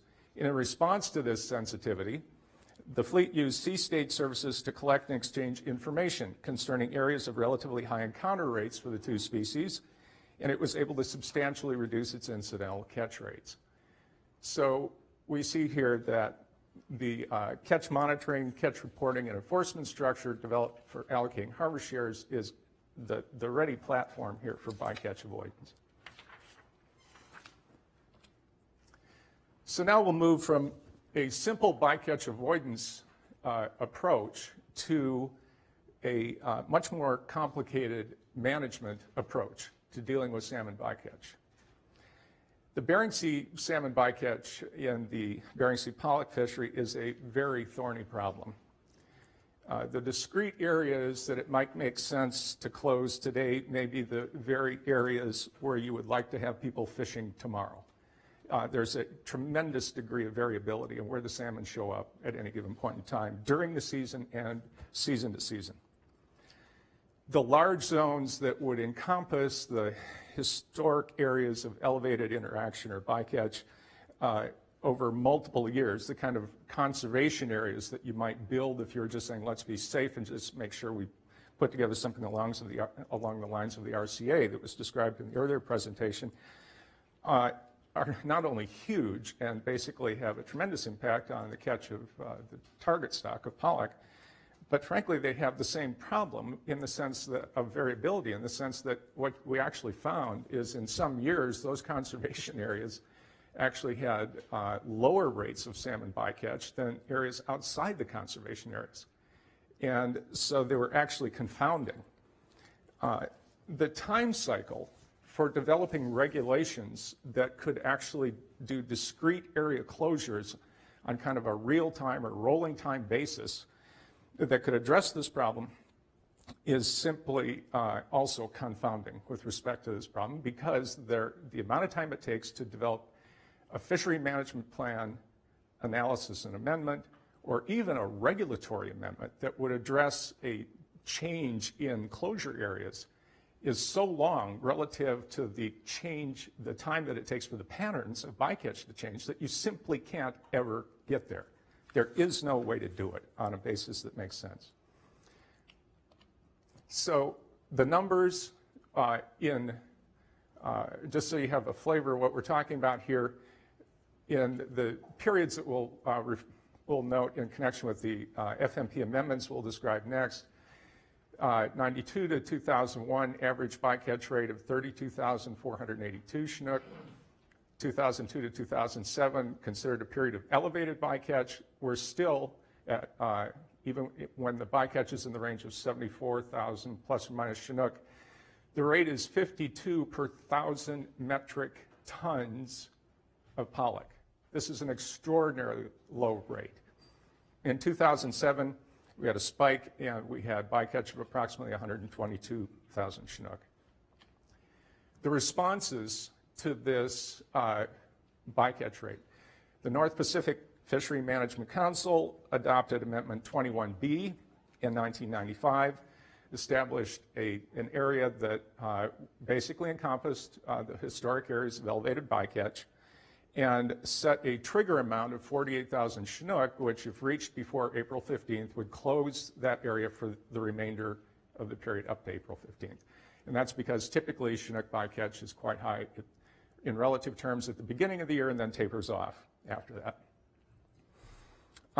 Then we have Amendment 58, which came along in response to both increasing concerns on the part of Western Alaskan users who place a very high cultural, social value on Chinook as well as commercial value. And at the same time, the sense the council had that there were new opportunities to be pursued here. In 1998, the American Fisheries Act took effect, and the Bering Sea pollock catcher processor fleet formed 2 sector harvesting cooperatives whose membership comprised all but 1 vessel in the sector, and the pollock catcher vessels delivering to shore plants and motherships formed harvesting cooperatives the following year, in 2000. The council knew this process was going on, and I think it was their belief that given these new tools that were available to the fleet, and given some of the experience that they had with the Pacific whiting fishery, that there was an expectation that the fleet could find new tools to address this issue. And so we have Amendment 58, which reduced the trigger to 29,000 Chinook and realigned the salmon savings areas to match more current information. And sure enough, in 2002, the pollock intercooperative, in other words, a group of pollock harvesting cooperatives that basically represented all of the effort in the fishery, implemented a voluntary rolling hotspot program.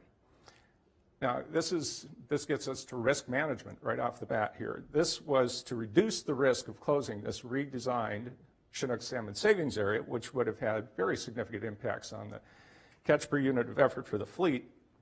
What the fleet did was develop a contractual arrangement among cooperatives that would establish closures on an ongoing basis, weekly basis.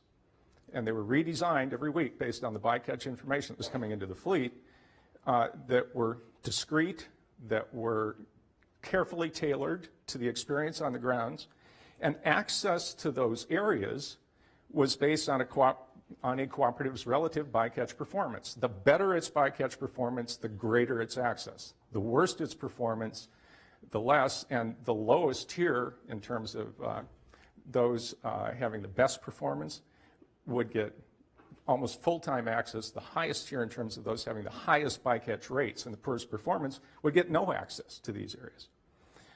This was implemented in 2002, and it's actually still in place. It's been wrapped into some other programs that we'll talk about, but it's still a very important component of what goes on in that fishery.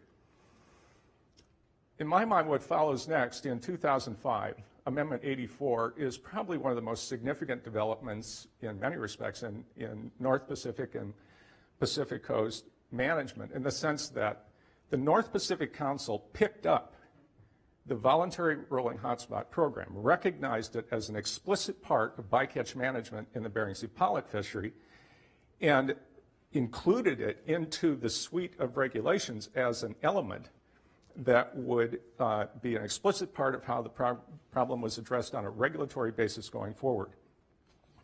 In simple terms, the vessels operating under a voluntary rolling hotspot plan that met certain performance standards that were set by the Council were exempted from the regulatory Chinook salmon savings area closure if it were triggered. And so now this contractual arrangement really gave the fleet the ability to address the risk of the regulatory area closure, and then led to the reward of access to areas where, frankly, there could well be cleaner fishing, lower salmon bycatch rates, if they were operating under their own contractual arrangement that met the performance standards that were appropriate. Amendment 91, I think, is in many respects a response to the elevated bycatch rates that we saw toward the end of the period that I gave you, and the Council decided that it was necessary, for many reasons, to actually impose a hard cap on Chinook salmon in the Bering Sea, Chinook salmon bycatch. The cap is, as I mentioned, a three-tiered regulatory cap. It is based on an approach where you get access to a higher regulatory cap, if you're part of a fleet group that adopts an incentive plan agreement that is designed to provide incentives to reduce salmon bycatch at all levels of abundance. So now we've moved beyond Amendment 84, where we had the blending of the two approaches, to an actual approach where the Council is saying, we will reward you further. We're going to impose a high cap, but we'll reward you further if you actually think freely and develop some type of incentive plan that's going to actually address this issue. By the way, the bycatch rates have been substantially lower since the period that I identified for you. And since then, one other very interesting development, the Council now takes annual reports from the cooperatives on their salmon bycatch performance. And so there's a dialogue, an annual dialogue that's developed. As the fleet reports on how they're addressing these issues, the Council suggests ways that they might tweak it, and we're moving into what I consider a very sophisticated relationship between the Council and the fleet with respect to this very difficult issue. So now we'll turn back to the Pacific Coast Groundfish IFQ program, and this picks up where Steve left off on some of the complex issues related to the character of that fishery and the status of some of the constraining species in that fishery. The Pacific groundfish fishery has been rationalized under Amendments 20 and 21, which were implemented in December of 2010. The inshore sector is managed under a fairly traditional IFQ program, and it also includes individual bycatch allocations for halibut. The constraining species that Steve was talking about earlier have generated very, very small allocations of individual fishing quota. I think in the case of yellow eye rockfish in the first year, we're talking about coastwide 1,600 pounds being allocated across the fleet. And the allocation was very thin and very patchy in the sense that not only were people getting small amounts, everybody was getting a very small amount of that total, but the allocation was based on catch of yellow eye as bycatch during a base period. Some people had no bycatch, they got no allocation. So it was a very kind of difficult allocation that to use under a system where you're going to count on trades in quota pounds to somehow resolve issues regarding bycatch incidents. And specifically, to be clear here, under the IFQ program, a person can't fish if they have a quota pound deficit. In other words, if they get quota pounds at the beginning of the year that represent their share of allocated species, if at any point they exceed any one of those allocations, they can't fish until they obtain an amount of quota pounds necessary to bring their account back to zero. And so given the small amount that's been allocated, most fishermen face a significant risk of exceeding their constraining species QP allocation and exceeding it even when they don't intend to. There are two potential sources from which a fisherman could obtain the constraining species quota necessary to cover a deficit. One approach would be the classic kind of market approach where you say, well, go find somebody who has some and work out a deal. The other that we'll talk about further is a risk pool arrangement under, you form essentially an insurance pool, and it provides insurance for its members against those kinds of events. Under the pure market model, there are a number of real serious problems, at least those of us who participated in the formation of the risk pool feel there were. First off, these constraining species catch events are not entirely predictable. The catch volumes per event can vary widely. The bottom line is active fishermen who are out on the grounds are unlikely to make constraining species QP available to anybody else, even if they have an amount that could potentially be surplus, because they won't know whether or not they need it until the last tow of the year. So the guy who's caught mid-year is going to have a very difficult time finding anything on the market. Constraining species QP might be available from QHS holders who've decided not to fish, and there are quite a number of those because the fishery was substantially overcapitalized. But you can see the problem that's developing. This could result in a pretty substantial transfer of ground fish resource rent from active fishermen to folks who are sitting on shore with an allocation and basically collecting the rent associated with that. And then the patchy distribution, the thin and patchy distribution of these species presents some really significant equity issues. Ironically, fishermen who are conducting the cleanest fishing operations during the quota share calculation base years were rewarded with the lowest allocations. And they considered that something other than just ironic. There are also some macro distributional issues in the sense that communities like Fort Bragg that had extended periods of participation in the groundfish fishery had a great fleet. A matter of fact, a fleet that fished cleanest probably of any community's fleet, or cleaner than most communities' fleets on the coast. It received in the aggregate such a low allocation of quota pounds for these constraining species that the entire community's groundfish fishery economy was at risk. And so it's at both levels you have these really serious problems that, frankly, then contribute to instability of the entire program that's designed to address the issue that you're trying to address in the first place. So, last point, in terms of the issues here, the other problem also is the fishermen have an incentive to hoard bycatch information. If you're in a quota pound trading market, you don't want to share information about how to avoid these constraining species. What you're doing is keeping that to yourself, using it for your best advantage, and what your hope, frankly, is that one of your competitors may have an issue. He comes to you to ask for some quota pounds for the constraining species, and your response is, well, I'd rather have your target species quota pounds. How about that? And there were people in the fishery who actually had gamed that out and were prepared to play that strategy. So there were some pretty serious problems at this point. In response to this problem, and I want to credit Merrick because he was heavily involved in this, and frankly, I think he had the foresight to see this problem coming while he was still an analyst with the Pacific Council. There are explicit references in the council documents to the formation of risk pools, and he was heavily involved in the development of these pools. Thank you.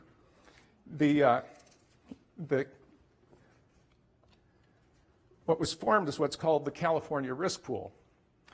The members are 3 fishing associations, each Central Coast Seafood Marketing Association, Fort Bragg Groundfish Association, Half Moon Bay Groundfish Marketing Associations. They form a risk pool advisory committee. It approves fishing plans that for each of the member associations in their areas. The goal of each fishing plan is to promote the long-term success of the fishery and its supporting port communities by maximizing the harvest of target species from the fishery, minimizing the take of constraining species, safeguarding sensitive fish habitat, and contributing to the rebuilding of constraining species stocks. And each of these factors has equal importance in their fishing plans. The advisory committee that's established by the group approves the fishing plans. They're very specific regarding how the fishery will be conducted. And then if the constraining species use under a fishing plan exceeds their projections, there's an obligation on the part of the association to amend its fishing plan accordingly, so an obligation to adapt. And if the association fails to do so, the advisory committee actually has the authority to take that on.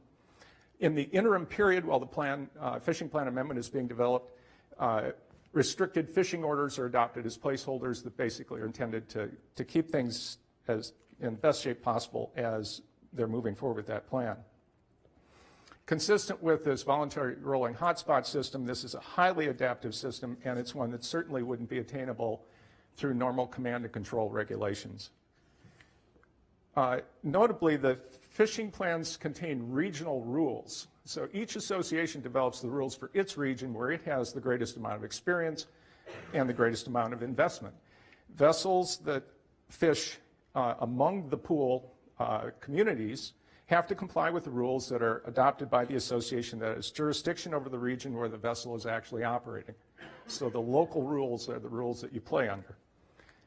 Each association is required to monitor its vessel's locations, inform itself concerning the rules of that region in which they're operating, and it has the primary responsibility to take action if there is a violation of the rules. The pool functions by establishing constraining species quota pound holding accounts. And the members transfer their constraining species QP into these holding accounts. So they leave the individual members' QP accounts, they move to these holding accounts, and they are held there as available to cover events that qualify. There's a private spatial monitoring and data collection tool that's used for eCatch that was developed by the Nature Conservancy, which also, by the way, contributes indirectly a substantial amount of constraining species quota to the pool through agreements it has to make it available to fishermen that participate, that is used to monitor rule compliance. And the key element of the entire arrangement is that vessels that comply with the regional rules during an entire fishing trip have their constraining species catch covered by the pool. It's no longer their personal issue. The Risk Pool Advisory Committee may provide constraining species coverage for a non-compliant vessel, but it has no obligation to do that. There are also audit thresholds, and for example, for yelloweye, it's 1 fish. If a boat comes in with 1 fish on board, before that fish is covered, there's an audit of that vessel's activities during its entire fishing trip to make sure they actually were in compliance with the rules before it is eligible for coverage. There were concerns that the pool might be anti-competitive with respect to those outside of the pool, and the pools addressed that by having an arrangement under which excess, or what's determined to be excess, constraining species quota pounds are released from the pool holding accounts as the committee determines there is surplus. So the benefits, it's addressed the key problems that identified in connection with the constraining species QP allocations. It smooths that distribution, promotes equity, promotes sharing of bycatch information, and that shared bycatch information promotes attainment of target species ACLs, reduces risk of reaching coastwide limits, and it has actually, I believe, contributed to the accelerated rebuilding of constrained species stocks. So, wrapping up, rationalization has indeed reduced the excess harvesting and processing capacity. It has indeed promoted attainment of optimum yield, but it has also in that process evolved to a much more blended and layered combination of government action and private ordering. And I'll say it's time to say the co-management word here. That's what we're talking about, that addresses these broader issues of equity and community stability. Looking forward, I think it's important to acknowledge these characteristics. I think what we want to, a couple themes that I think are very important at this point. These arrangements are deeply embedded in existing fishery management plans. Consider Amendment 84 or Amendment 91. They are absolutely essential for addressing these complex issues associated with highly dynamic fishery systems because command and control rulemaking is simply not sufficiently adaptive. And the issues that councils are asked to address also are not readily susceptible to that type of regulation. You know, the core management issues we think of are target stock, harvest management, incidental catch management, and retention and utilization issues.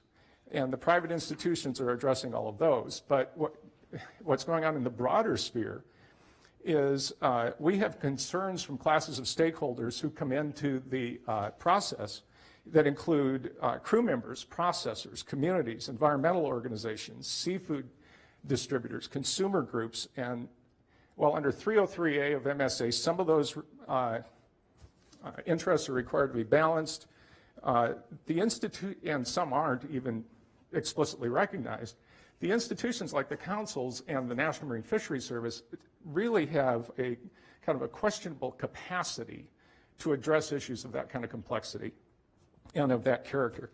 On the other hand, what's happening now is that those issues are indeed being addressed through complex, layered combinations of institutions, including harvester, processor linkages, price-setting formulas and procedures, community quota banks, and privately funded research and development institutions. The fishery cooperatives of the type we're talking about now have explicit roles in connection with addressing every one of those issues. And their performance standards now include promoting new entry and crew participation in the fishery, addressing the potential impacts of quota leasing on crew compensation, and maintaining a fair distribution of fishery resource rent between harvesters and processors. So we've moved to a place where these cooperatives and the character of co-management generally has become very rich and very complex. I think it is time to recognize that this is really an essential MSA tool.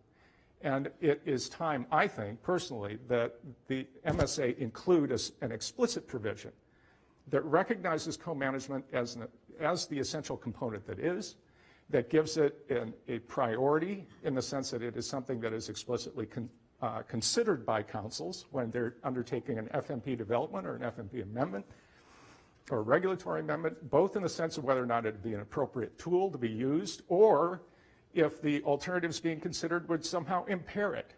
Now, I wouldn't suggest we tell councils how to go about this process, but I think it's important that it have enough significance in the process that it's actually considered explicitly the way some of these other interests are. And it may be time, actually, to perhaps not in this cycle, given how far we are into it, but to consider the possibility that there even be some kind of national standard that actually addresses co-management. I'll stop there.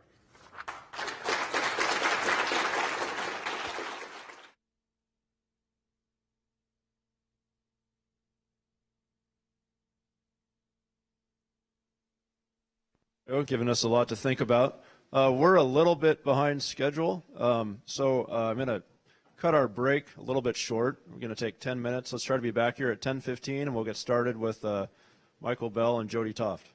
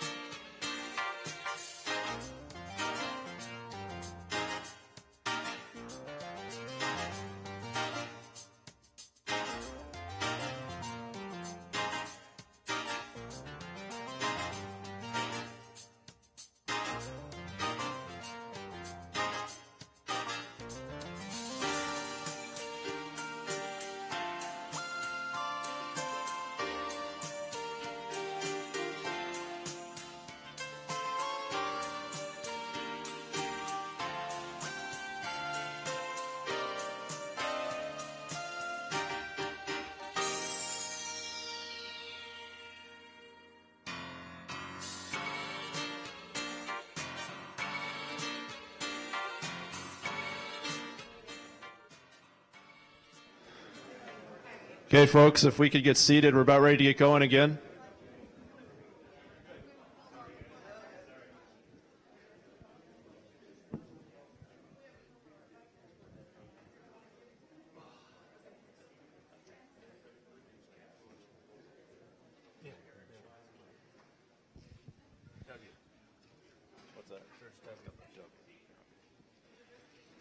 Okay, well, we're going to get going again.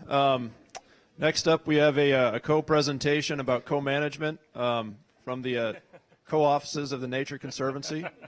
First off, we have Michael Bell, who is the, what's your title now? The Director of the Coastal and Marine Program. Director of Coastal and Marine Program of the Nature Conservancy and the California chapter. And we also have Jody Toft, who's a marine ecologist with the Washington chapter of Nature Conservancy. As Joe alluded to, there's been a development of a co-management model off the coast of California where the Nature Conservancy has played a major role in helping to structure. I think you'll find that this is a pretty interesting concept they've been putting together. And more recently, the Washington chapters have been trying to engage in an established cooperative off the southern Washington coast and develop some of the same methods there. So I won't take much time talking. This isn't about me. So thank you, Michael. Thanks, Merrick. Sounds like it's on.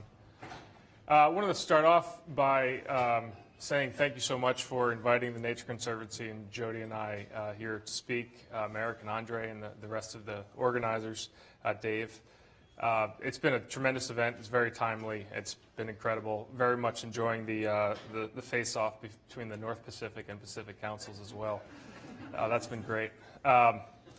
So the Nature Conservancy has a 60-year history in conservation, and we've been working with small and large communities, quite frankly, around the world on natural resource management problems.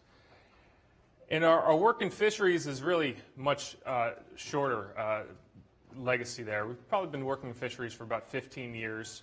Quite a bit of engagement there came from our work in the West Coast groundfish fishery here. And so we're going to talk about the lessons that we've learned about co-management, this idea of organizing and empowering and creating a larger role for local fishery stakeholders in the management structure. I think Joe walked us through a very adult conversation, I would say, about the California risk pool. I'm going to take that bar down, way down. But we have pretty pictures, so we got that going for us. So here's what we intend to do with this talk. I'll talk a little bit, very high level, about our perspective on co-management, why the Nature Conservancy is involved, why we think it's a valuable tool for fishery management. Very quickly touch on how the Nature Conservancy got involved in the West Coast groundfish fishery and our work here. And then get a little more specific in these two examples of co-management projects, the California Quota Risk Pool and community quota funds that are emerging in the Central Coast of California as well. I'm going to hand it off to Jody at that point, and she's going to take us through how these co-management entities and these advancements in co-management are creating these really awesome opportunities in collaborative research. And there's a few great examples of that in Jody's talk. And then Jody will conclude with, again, some pretty high-level messages from our perspective on MSA, how Magnuson-Stevens Act has really allowed for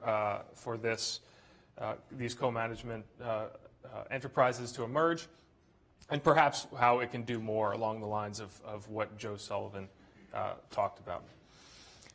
So starting with the fishery management structure here within that manages the West Coast groundfish. Obviously, the primary management body here is the council working with NMFS, and they have a very big job. They manage diverse resources. There's 90 species, I think even more now, in the groundfish complex. 30 of those have a stock assessment, and there's always a desire to grow that number. A handful of those are in a depleted status, and so they're being adaptively managed under rebuilding plans. These are species. Some of these species have a life cycle that depends on habitat in inches of water in estuaries, depend on kelp forests, depend on the habitats of expansive mud and sand flats, offshore reefs, canyons, seamounts. Huge amount of variety in these habitats between the Mexican and Canadian border. Just very diverse and complex set of resource here. Socioeconomics are just as complex and diverse. In this fishery, you have small ports, you have large ports, you have boats the size of the dory fleet that launch themselves off the sands of Southern California to go do day trips for groundfish. On the other end of the spectrum, you have mothership whiting vessels and everything in between. So a huge job here for the management structure. And in the middle of all that are the constituents, or the stakeholders, and of course that begins with fishermen, but also includes fishing communities, fish-dependent businesses like buyers and processors, environmental NGOs, academia, and that's really just the beginning of that list. Huge amount of constituents, people that depend on and or just care about how this fishery is managed. And when you start going to council meetings, one thing you learn is that the process works really well when they're facing a management challenge and these stakeholders are talking to each other. And so they go into the council meeting and there's some start to the process. There is some agreement on the right solution set for a very challenging management problem. On the other hand, it's really at its worst or most inefficient when that does not occur and stakeholders come in from all over the coast, haven't talked to each other. Public testimony is fascinating. You're seeing opinions and arguments from every possible conceivable angle. And then when they're done and exhausted themselves through hours and hours of public testimony, we all sit back in our chairs and stare at the council and expect them to do something brilliant to satisfy all of us. And so it really brings forth the need for more organization at the local level to meet management halfway. And this is one part of it, this idea of really preparing and having a stronger and a more organized role in the council process is one great thing that can come out of the organizing of fleets through risk pools or co-ops or just partnerships or community quota funds. But there's a lot more. These co-management structures can take on management measures, their own management measures, those that are complementary to the fishery management plan, of course. They can also bring in new stakeholders. They can bring in the Nature Conservancy or Environmental Defense Fund. They can bring in University of Washington or Cal Poly. And those stakeholders can bring in resources. You essentially have an opportunity through co-management, I think as Joe described well, to expand the pie of resources available for this tremendous management challenge in this fishery and other fisheries.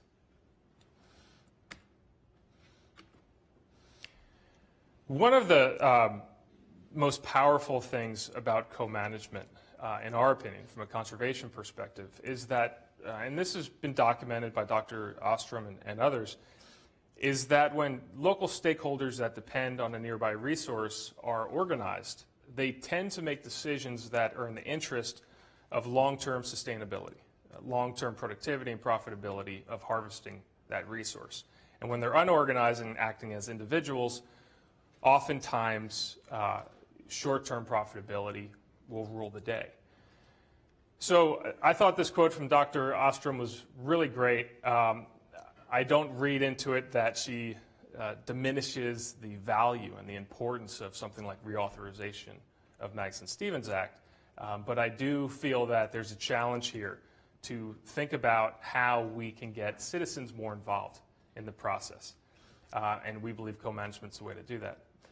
So before I go into describing these two case studies or co-management examples in this fishery, a little bit of background about how the Nature Conservancy first got involved. It was back in, I think, 2005, the council was working on the establishment of essential fish habitat areas for groundfish. And the Nature Conservancy, and partnering with Rod Fujita Environmental Defense Fund, were interested in approaching the fleet in California and seeing if there's a way to collaborate on a proposal for what these new upcoming closures would look like.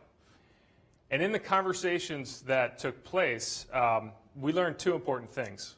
One, a lot of these fishermen were looking to get out. We've all heard about the decline of the fisheries through the late 90s and early 2000s.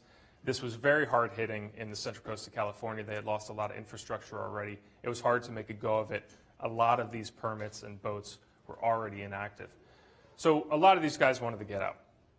The other thing we learned is that almost all of them liked this idea that if closures were coming, better to do it here locally, or to create that proposal here locally, with them having a chance to have a pen in hand with a chart on the table and really determine what the outcome of this thing would be. So that idea of a locally derived proposal was somewhat attractive. And so we worked out an arrangement where we offered a private buyout of those fishermen and boats that wanted to get out of the fishery. And we also started the process, this collaborative process, where we would combine the best fisherman knowledge, the best science knowledge for this region, and develop a proposal for essential fish habitat. And this worked. We brought this proposal collectively to the council. They accepted it and implemented 3.8 million acres, or approved a plan for 3.8 million acres of essential fish habitat in this part of California, shown in that bottom map. And that was, again, really guided by the best scientific information we could find and fisherman knowledge. Also, a result of this project was the Nature Conservancy acquired 13 of the 23 trawl permits held in this region. And so that positioned us as something very unique and novel at that time, a conservation organization as a very large stakeholder in this fishery. And we were those permits put us in a position to be allocated quota when the new catch share management system came. And then a model of collaboration was really emerged. And I don't want to say that this process was all sunshine and roses. It was far from it. It was a very tough process, but I think at the end of the day, people walked away learning that local objectives for the fishery may be best met when we work together. And so from that point, we kept this partnership together. And in 2006 and 2007, we went through the council process again, and we were awarded an exempted fishing permit. And there's a lot of details of this exempted fishing permit, but what it really did was provide an opportunity for the community of Morro Bay to have a mini catch share program. This was sort of 4 years before the implementation of the real catch share program. The challenge of the EFP was we would be awarded catch rights for target species. We'd be awarded a very small amount of catch rights for overfished species, typical to what you're going to see in the catch share program. And the test was to see if those could be managed collectively under something we were calling a community fishing association. And we ran this project from 2008 through 2010. And it was successful. The target species were caught. More fishermen got involved each year. We effectively avoided the overfished species. And we learned a ton through that process. And I just, looking back on it, I'm very impressed by the council and the stakeholders involved. I don't think our vision was perfectly clear, but there was an impression that this would be a good investment. This experiment of co-management and this community fishing association would be a good experiment to see if this is a tool for small-scale fishing communities in the new catch share management program. So the lessons we learned in that project were very much applied to the new catch share program. Joe talked at length about how intense of an issue the low and constraining amounts of overfished species are in this fishery. And it really drove a lot of fear in the years and months before implementation of the program. Joe didn't mention that in Fort Bragg actually did start to organize well before the catch share program was implemented, but not to create a risk pool. They organized to pool their resources to hire an attorney to fight the implementation of the catch share program. And so that's really where that organization began. And to much credit of Merrick and Joe and other people involved, and the leaders really in these fishing communities of Half Moon Bay, Morro Bay, and Fort Bragg, we started talking and we got together and desired to implement this solution of a risk pool. It's really borrowed from the insurance industry. And the agreement of the risk pool, again, thanks to Joe for developing this, is an agreement between these three fishing marketing associations. And what these marketing associations are essentially doing is pooling all of their overfished species quota. The Nature Conservancy contributes to that as well. The total amount of target species held by these associations in the risk pool is 15 million pounds. And they're using the best co-management processes, technology, and collaborative, and they're actually investing in collaborative research as well, which Jody will talk more about.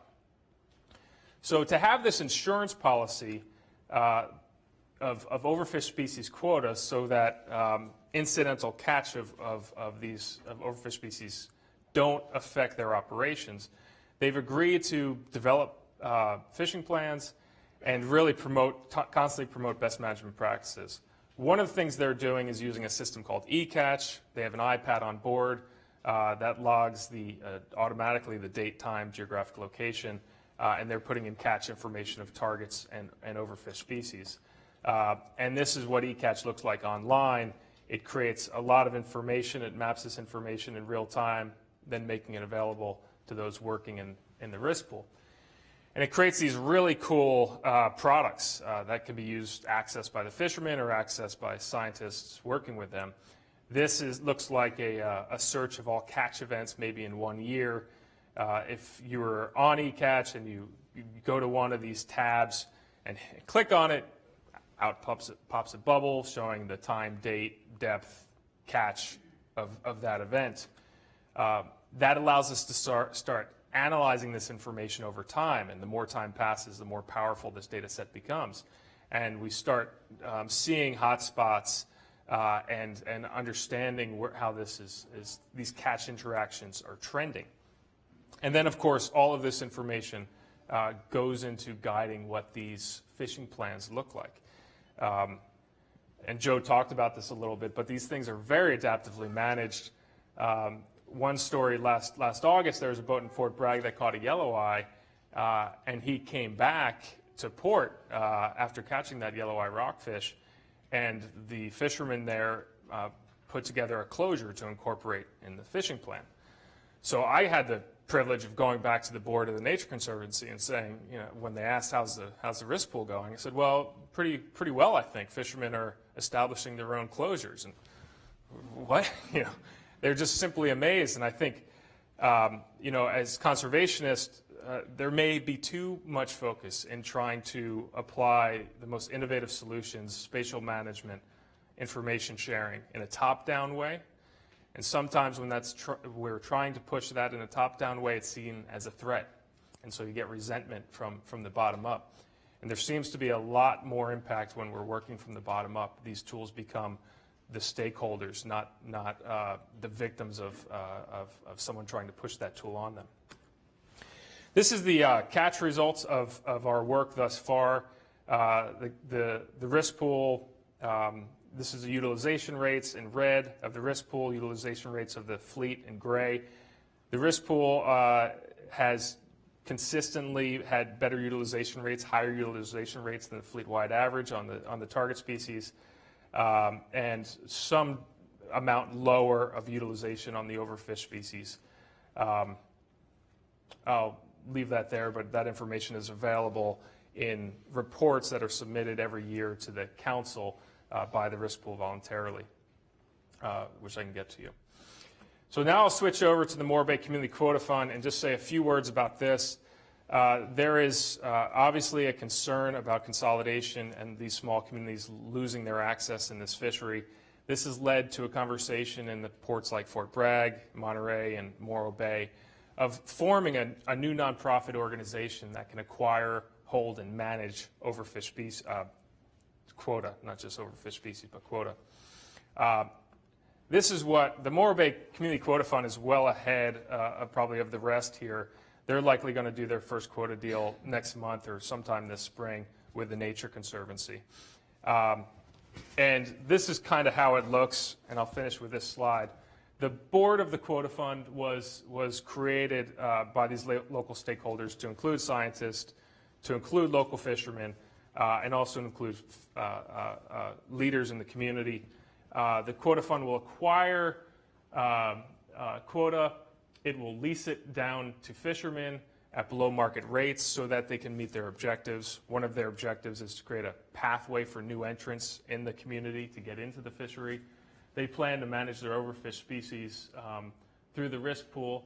And very interestingly, they expect to have some amount of profit, and a portion of which they want to invest directly into collaborative research projects.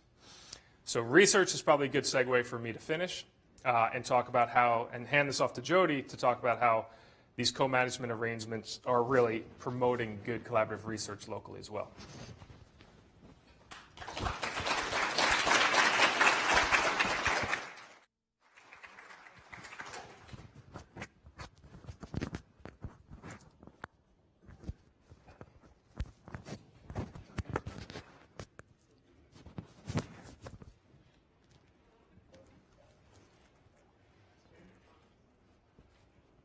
All right, how's that? So the last time I stood here was when I defended my dissertation, and I'm hoping that this crowd is as nice or nicer than that crowd. I choose to think you're all nicer. Great, so thank you so much, Michael, for that great background and introduction into what I think is a really exciting body of work that the Nature Conservancy has been involved with in the last 10 years or so on the West Coast.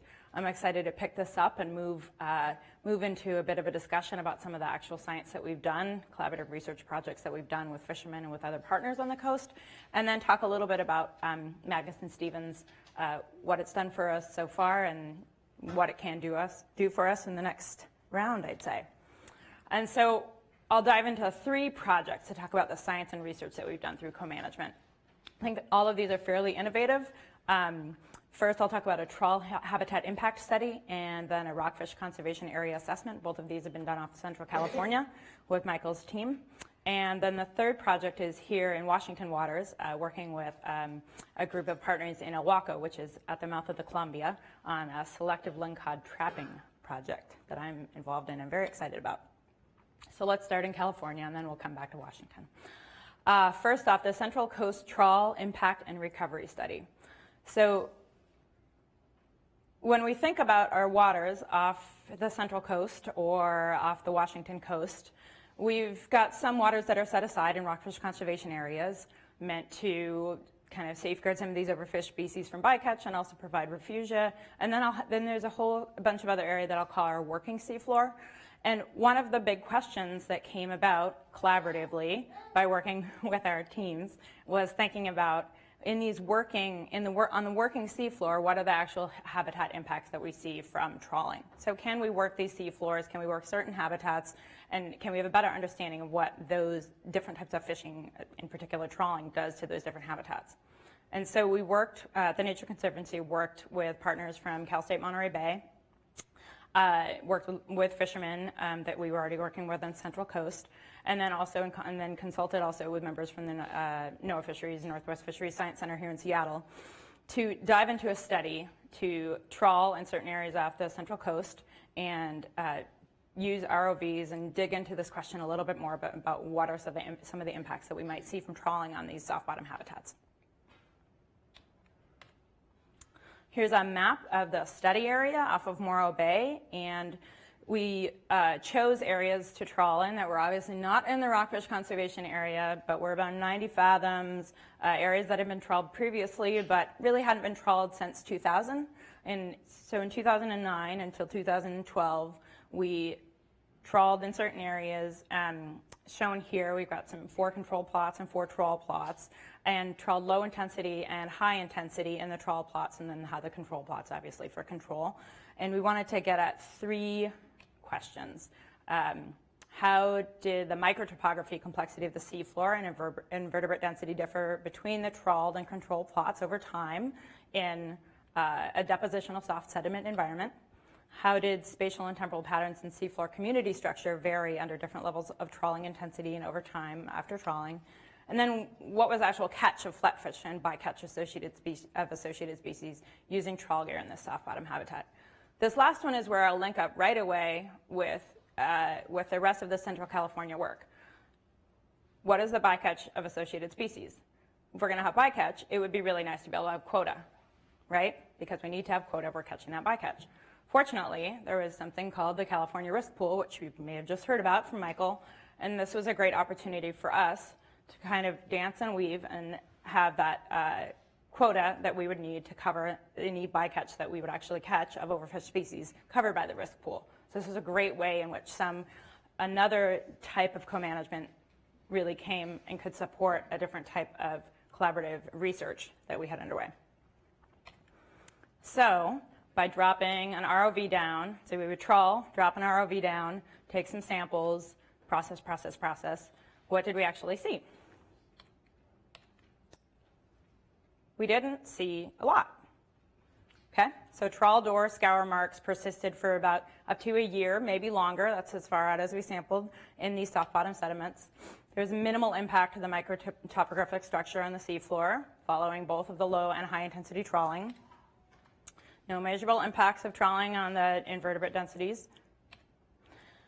And we saw that, I think many of us in this room have done research on this. There's a lot of variability in the background signal and the background state of the system about how the invertebrate densities varied.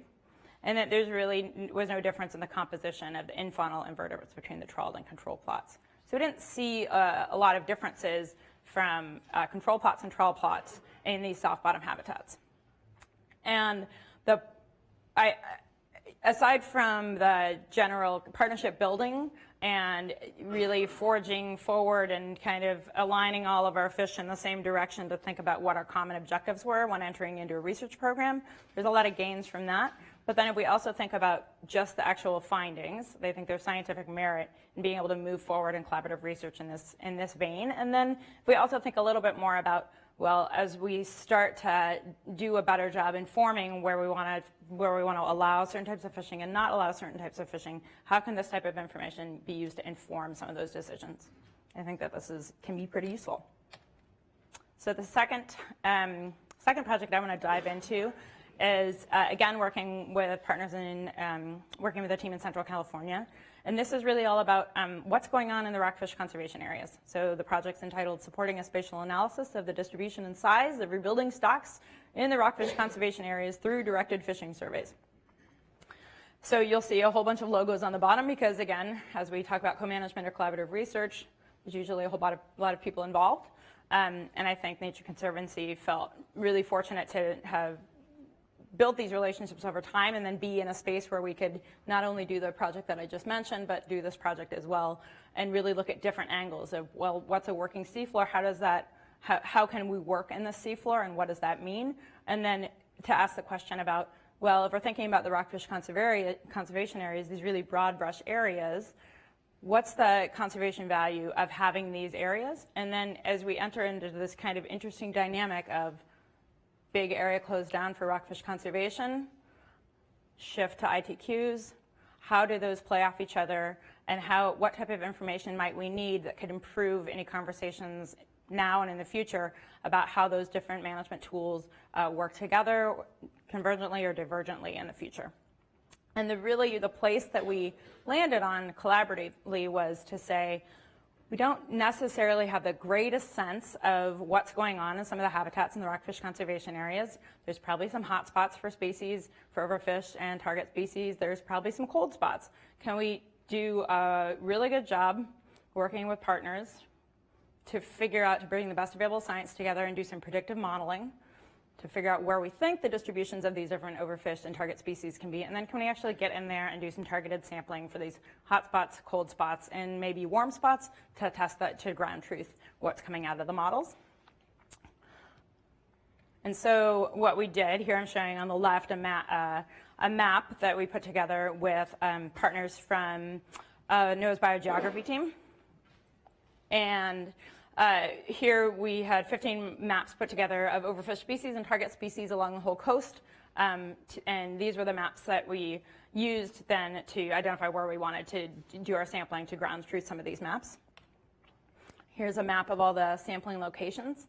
And what I want to mention here is that, so using, with an exempted fishing permit, because obviously we couldn't just go into the RCA and start fishing willy-nilly.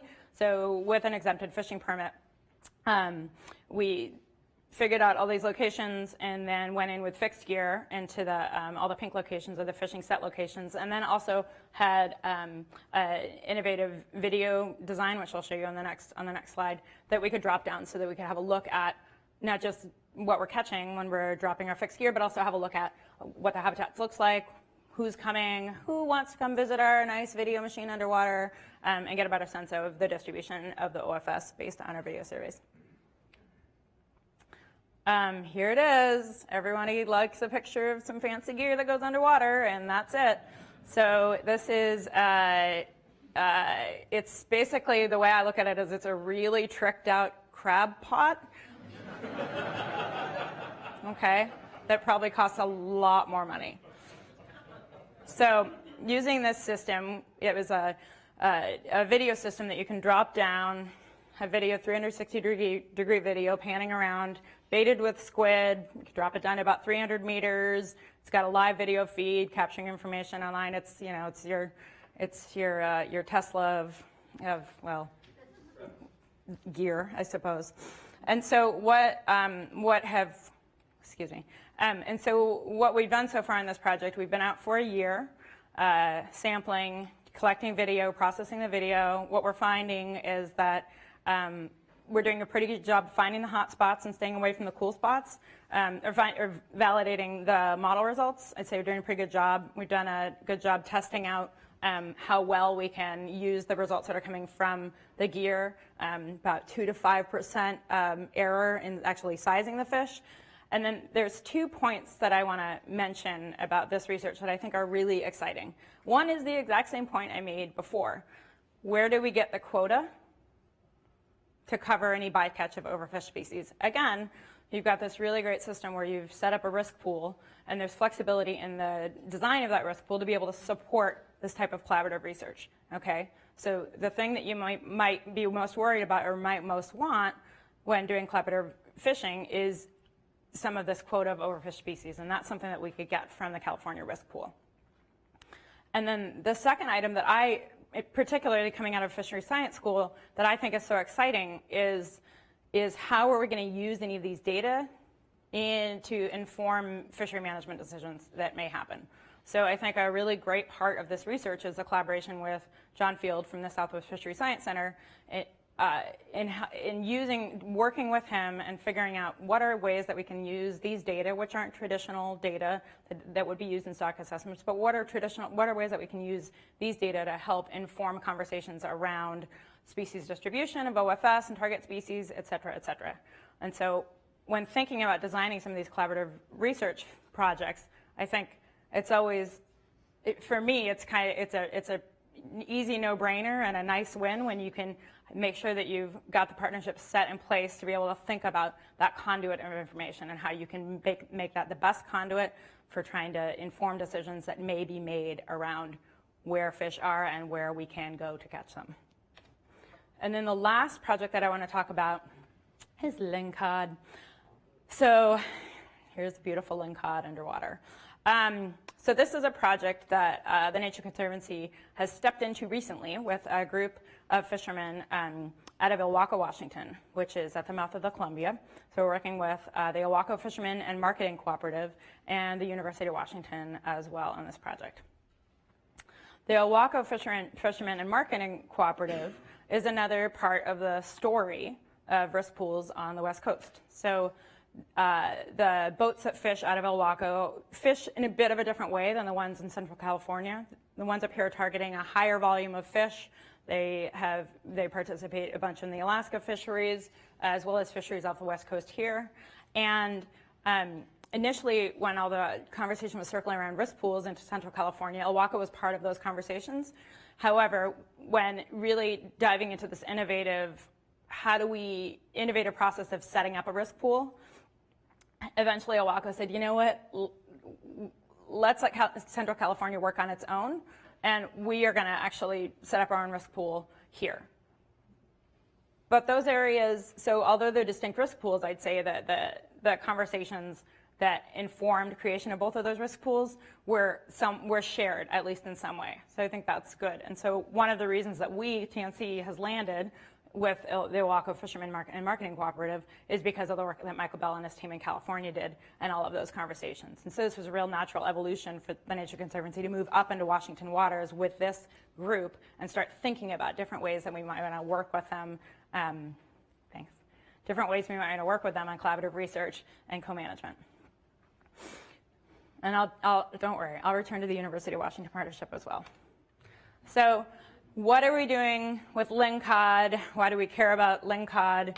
The project that we're doing with IFMC, as I'll call our El Waco partners from now on, is about designing a pot or a trap so that we can target lingcod and not catch OFS, okay, and halibut. So what we want to be able to do is develop this pot or trap so that we can get lingcod in the habitats where we know that we can't trawl without catching so much OFS that it would shut us down. Even with a risk pool, there's not a huge amount of OFS that we'll be able to deal with. Trawling for lingcod has not worked very well for them, and over the last 3 years, they've left about 75% of their lingcod quota in the water. Okay, that's a lot of profit that's just getting wet and not getting into our mouths here in Seattle. The other side of the lingcod justification is that lingcod, I'm guessing we can guess why I'm showing this picture here, lingcod like to eat something called rockfish. And so can we dig a little bit more into what the role could be of removing that predation pressure on rockfish exerted by lingcod, and how that can be kind of a trade-off in thinking about building out a lingcod fishery, rockfish recovery. Finally, it's not quite time for lunch, but we'll get there soon. Lingcod, might we think of this as sableFish's cute little twin? Sablefish, nice price per pound when caught in a selective gear type. Is there a potential to do the same for lingcod? I think there's a good question there, and Nature Conservancy has started exploring some of those conversations about taking the price per pound of lingcod, currently about $1 a pound on the docks, and can we bump that up if we can spin it out and fish it with a selective gear. So the gear here that we're working with, this is all fisherman-led design. Do I know anything about designing a lingcod pot? I think we can probably guess the answer to that. But do these guys? Yes, they have a much better sense, or so they say. Testing will prove that out. They certainly have a much better idea than I do. So we're testing a variety of pots this summer that they've designed. Those pots are designed on assertions about how lingcod will stay low and rockfish will go high, and also gear that's been tested in other places, allowing for lingcod to get in while keeping halibut out and keeping rockfish out. So we'll be out on the water this summer testing some of these designs along the Washington coast, so I'm excited to see what we find. And then, yum. And then on the University of Washington side, well, there's so many interesting questions around this gear testing and design. There's also bigger questions, that one of which I alluded to earlier with the lingcod rockfish picture. How do we start digging into this question about what removal of lingcod means for recovery of rockfish? So we're working with Tim Essington here at the University of Washington at SAFS to start digging into a bit of this food web work. And then we're also working with Chris Anderson. Saw a great talk from him yesterday, all about ecosystem-based businesses, okay? So I like to take my own spin on it, and I like to say that Chris is digging into the if you build it, will they come analysis, which is if we can show that this pot works, and if you can understand something about the nature to which fishermen on the West Coast operate as ecosystem-based businessmen, where is the potential space for different fishermen to adopt different gear types, such as this line-cut trap? So there, I just want to finish out the kind of the collaborative research work that we're doing and reflect on how I think the work Michael talked about and the work I've talked about has fallen out for Magnuson-Stevens, how it's worked or hasn't worked. So I'll talk briefly about where it works with the current MSA, and then also about Magnuson-Stevens Act as it could be reauthorized, and where there might be more space to build that space for co-management and collaborative research. So currently under MSA, I'll just say that I think there's good language in the MSA right now that creates the conditions. Over the last 10 years, we've been able to work on collaborative research, work towards co-management, and there is good language. There's a lot of shalls in the current MSA about developing a framework for collaborative research and experimental fishing, fishing communities, regional fishery association. There's some good shall language in there, and that's been a great place to build from. However, I think as we move forward into the next version of MSA, I think that we need to recognize a cycle that we've seen through MSA for the past number of years. So with MSA, we have the adopt, add some language, learn, adopt, learn, adapt, okay? So I think since the last version of MSA, there's been the language there's been a lot of really great learning that's happened, partnerships developed, et cetera, and now we're in a good place to actually move forward on the shalls and define a framework for what MSA can do around co-management, around collaborative research, and how we can develop process to support that framework. But I want to end with a couple points. Why do we need to do this? It's nice to check it off the to-do list for the shalls, but I'd say we've heard a lot of talk yesterday, in particular, about what the costs are of changing and implementing MSA, what the costs are to collect data, what the costs are of litigation. There's a lot of gains that think we've seen so far from co-management, either in covering some of those costs, diffusing the conversations, or just diffusing the arguments before they get to the point of litigation. There's just a bunch of different ways that I think co-management and collaborative research gains can help us move forward on some of these sticking points around costs. And lastly, I just want to note that I think for the Nature Conservancy, this has been a really great space to work in, to try to figure out where the best move is off the soapbox and around the table with a variety of partners in figuring out really creative ways to gather data, to create partnerships, to help fishermen stay in the water, all on the West Coast. And I know we're really excited to see how some of our new efforts in Washington waters, California waters, Oregon waters kind of bear fruit or catch fish in coming years. And with that, I'll just say thank you.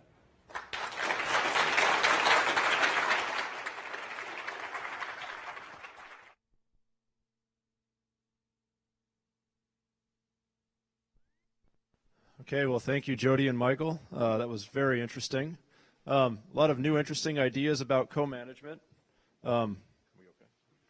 But really, co-management isn't that new. The Northwest Treaty Tribes have been engaged in forms of co-management now for decades. And fortunately, we have Mr. David Sones here with us, who's a member of the Makah tribe. He's a Makah whiting fisherman. He's also the tribal representative on the Pacific Fishery Management Council. And if you look at his bio, he's served on more natural resource panels than I can. I didn't even know there were so many. But so he brings a wealth of knowledge. And welcome, David. Thank you, Merrick. I'd like to also thank Dave and Andre for inviting me here to give you some information about how the tribes work in this process and some of our history of management and co-management is a big part of what we do. If you go back during the mid-1880s, and this ain't going to take that long, I'm not going to go that far back, but the Stevens treaties were completed by the late 1850s or so through Congress and ratified. And what that did was the tribes, and this is a question, I mean a position that we constantly have to educate people about. The tribes ceded our lands to the United States government, and we also ceded half of our fishing rights to the United States government. many times you'll see in many conversations that somehow we were given these rights back through the Bolt decision or US v. Washington, when in fact we were given these rights to the federal government during our treaty process. As we moved through history, our tribes continued to fish, on commercial subsistence levels. And as we moved into the 70s, we were not able to access many of our fish from either the ocean side or the river sides, and the tribes are primarily concentrated on salmon at the time. The US v. Washington case came through. The tribes had won what our arguments had always been, that these were reserved rights of ours. 50% of those rights the tribes were entitled to. I've heard many times that we were 3% of the population and they're receiving 50% of the resource. That no, in fact, we owned all of the resource, and we were the dominant population at the time of the treaty. So they did a good job in educating the public about what was wrong and what we perceive as right. After that case went through, it was still challenged until 1979. It was sent up to the Supreme Court and reaffirmed the decision that Bolt made, that the tribes were in fact entitled to 50% of the salmon resources at the time, and that co-management would need to be established with the states and the federal government in order for us to manage and provide catch sharing on this 50-50 basis, with conservation in the forefront of meeting the escapement goals of what we understood the fisheries to need to sustain themselves. So we created this very long and adaptive approach to how do we figure that out? How do we know what fish are where?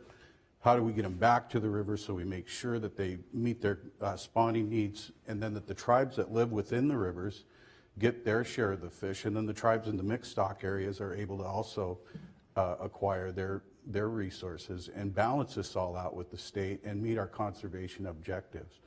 We worked with the federal government, with the states, to create a very elaborate modeling system to evaluate if we were in fact meeting those objectives and providing for the resource first of all, so it is sustainable. As we came into the Magnuson Act, and I relate the tribal position much of the Rodney Dangerfield of lack of respect. We just constantly got left out of these processes. I think acts and statutes have done more damage to tribal positions in our representation and protecting our resources than many of the other impacts that we've had in trying to protect those resources. The Marine Mammal Protection Act was an example of the tribes are pretty much left out of that process and weren't represented there. It's what Macaw faces, these issues with marine mammals today. The Magnuson-Stevens Act, when it was created, did not recognize tribal participation in the process, and much of it was done through the Fish and Wildlife Service at the time. And during the 80s, the tribes did get a seat on the council, but that was given to us. Again, we didn't take it. It was given to us through the state of Washington. It actually gave us one of their obligatory seats, I believe, and we served in that capacity till the reauthorization in 1996, where the tribes actually did have a seat at the council, and that seat represents 26 tribes from California, the 2 on the Klamath River, the 4 tribes in the Columbia River Basin, and then the 20 tribes in the Northwest. Through that process, I'm just amazed every year with the salmon process that goes on, beginning with the tribes in the states coming together and figuring out the escapement and forecasts for the coming year.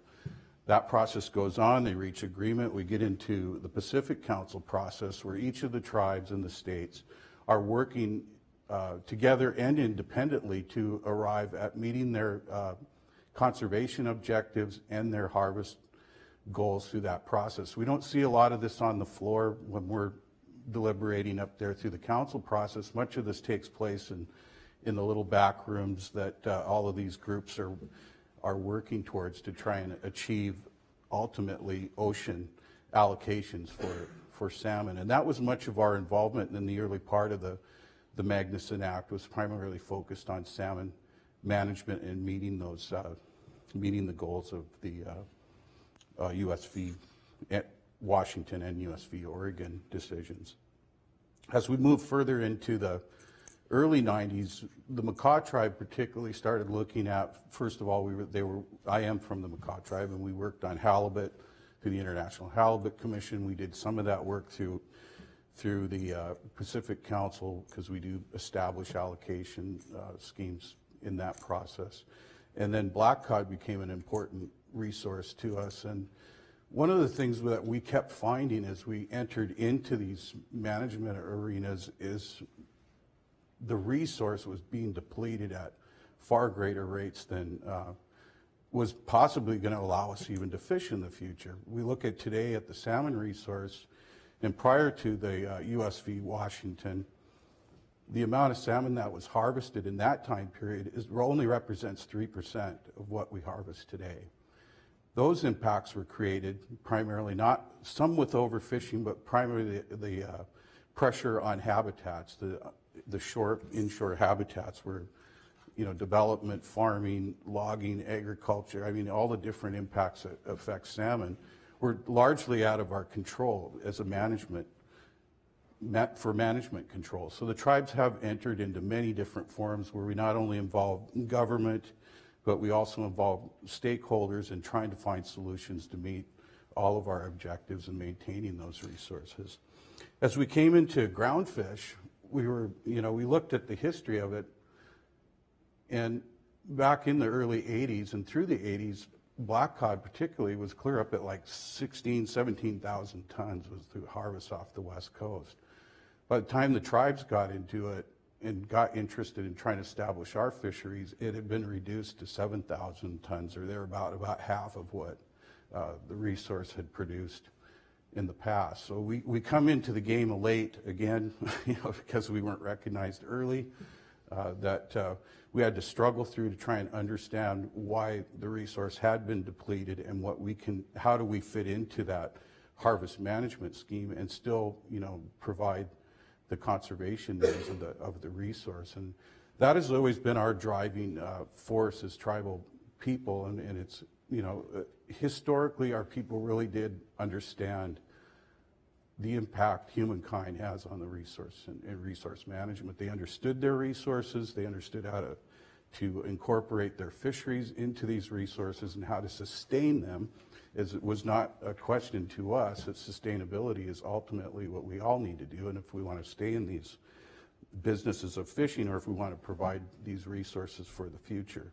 This is inherent in the way we're taught, and is something I think if we weren't hindsight in these processes, we were foresight that maybe some of these issues of overfishing and depletion would not have became real if they would have followed these philosophies. As we looked at groundfish and we started to enter into these fisheries, we were in the same situation as Don entered into the groundfish time frame. We entered at about the same time, and we're looking at large depletions from overfishing. And I guess our greatest frustration, this is one of the things that fishermen, managers, and constituents can control. There's not as much of the outside influences that we face with salmon. This was management control, and it's something that we needed to understand better, obviously, because we obviously didn't understand the resources well enough to protect them from being overfished on individual stock bases or in complexes, or however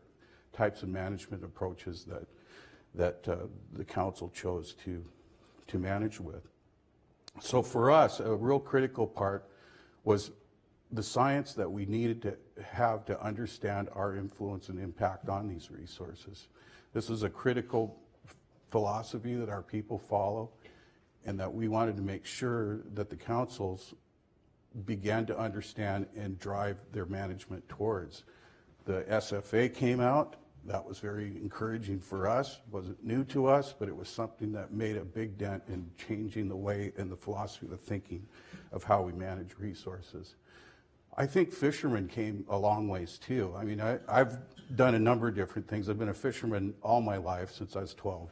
Fished with my grandfather. I worked in management for 25, 30 years. And then I've also marketed fish and done that type of work. So I had kind of all three perspectives of how we manage and catch and market our products. And that was very helpful for me because I understood the constraints on management and what we were trying to achieve there. I understood the economic needs of the fishermen and what they needed to sustain their businesses, and then how the market plays into driving what resources we access and which ones we don't utilize. And the fishermen have come a long way in understanding that they do need to conserve and sustain these resources if they want to keep their industry alive and provide for future generations. So it's been nice to see that change. When I first walked into the Pacific Council in 1988, much of the arguments were driven by economics, not by resource management. And this was pretty frustrating for us. It's like, this is going to crash us at some point if the weight is too heavy to one side. And balance is what we also seek in everything that we do, is that you must balance your resources with your economics and sustain both. And by coming in and not having that philosophy in place was pretty frustrating for us. So we've driven that message home in many of the statements that we make and how we are represented on the council. Conservation comes first, our economies are next.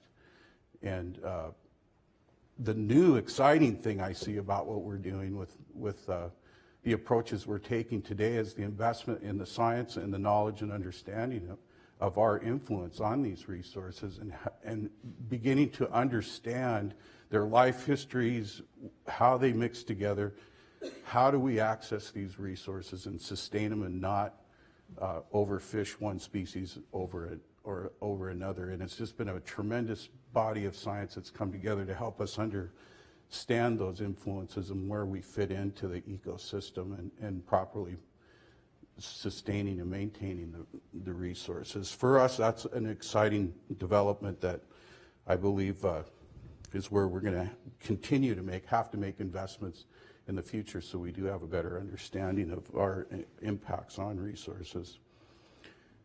The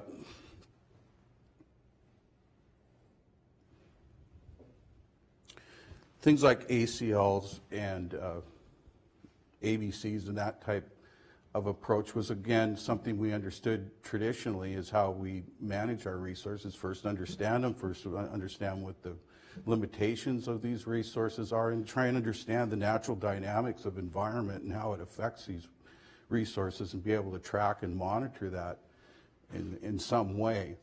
For our people ancestrally, they understood these things. They really understood the balance of nature and how we fit into that picture, but so much of that was lost with the clash of cultures, as I call it, as the two Western and Aboriginal civilizations came together, that a lot of our people withheld that type of information because they weren't sure how it would be used or if it would affect us negatively.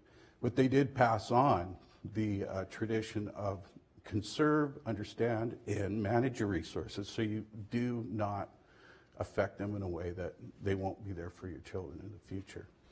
I see that today stronger than ever. I work in the Pacific Council, so I am kind of fond of what we do there. And I have made statements that, our scientists in these councils are some of the best scientists in the world. And I think they work hard and diligently at what they're trying to do. I look at our staffs that we have in the Pacific Council, how hard they work at trying to achieve those goals that we've established under these national standards. But more than the national standards, just the right and appropriate way to manage resources has been the driving force, I think, behind the energy that the scientists and the staffs and the constituencies and the governments bring to bringing us into the future and be able to assure our future generations that we will have these resources, we will have these industries to be able to move forward. The exciting part of what I also see is that from what we're learning through the scientific bodies and what we're learning through the innovations of new gear types, new approaches to understanding how we affect management and the management decisions we make, as that all gets generated and developed, as Sam Rout made the statement yesterday, that We need to export these ideas, export these methods, and get them out to the world rather than we're looking at banning resources that come in that aren't sustainably managed. And that's an important piece of what we do too, but exporting what we know and exporting how we approach management is an important part of how I think the Magnuson Act is going to have positive effects around the world. For this, that's exciting for the tribes. We really do see that as part of how we sustain and protect the future, because we are competing on a world market now. We are up against world economics, but that doesn't mean that we can't export good ideas and encourage fishermen to come up with new ways of approaching something. I'm excited to see the pot with the lingcod stuff. I've looked at that for a long time, and it's nice to see that kind of finally moving forward. And looking at some of these other industries or other fisheries, swordfish is a very complex one that we got a healthy resource out there, but it's very hard to access with the impacts of other resources that we might have. But new and innovative ideas are coming out of that are going to, I think, be beneficial around the world as we maybe solve some of those bycatch problems and try to achieve accessing those target species.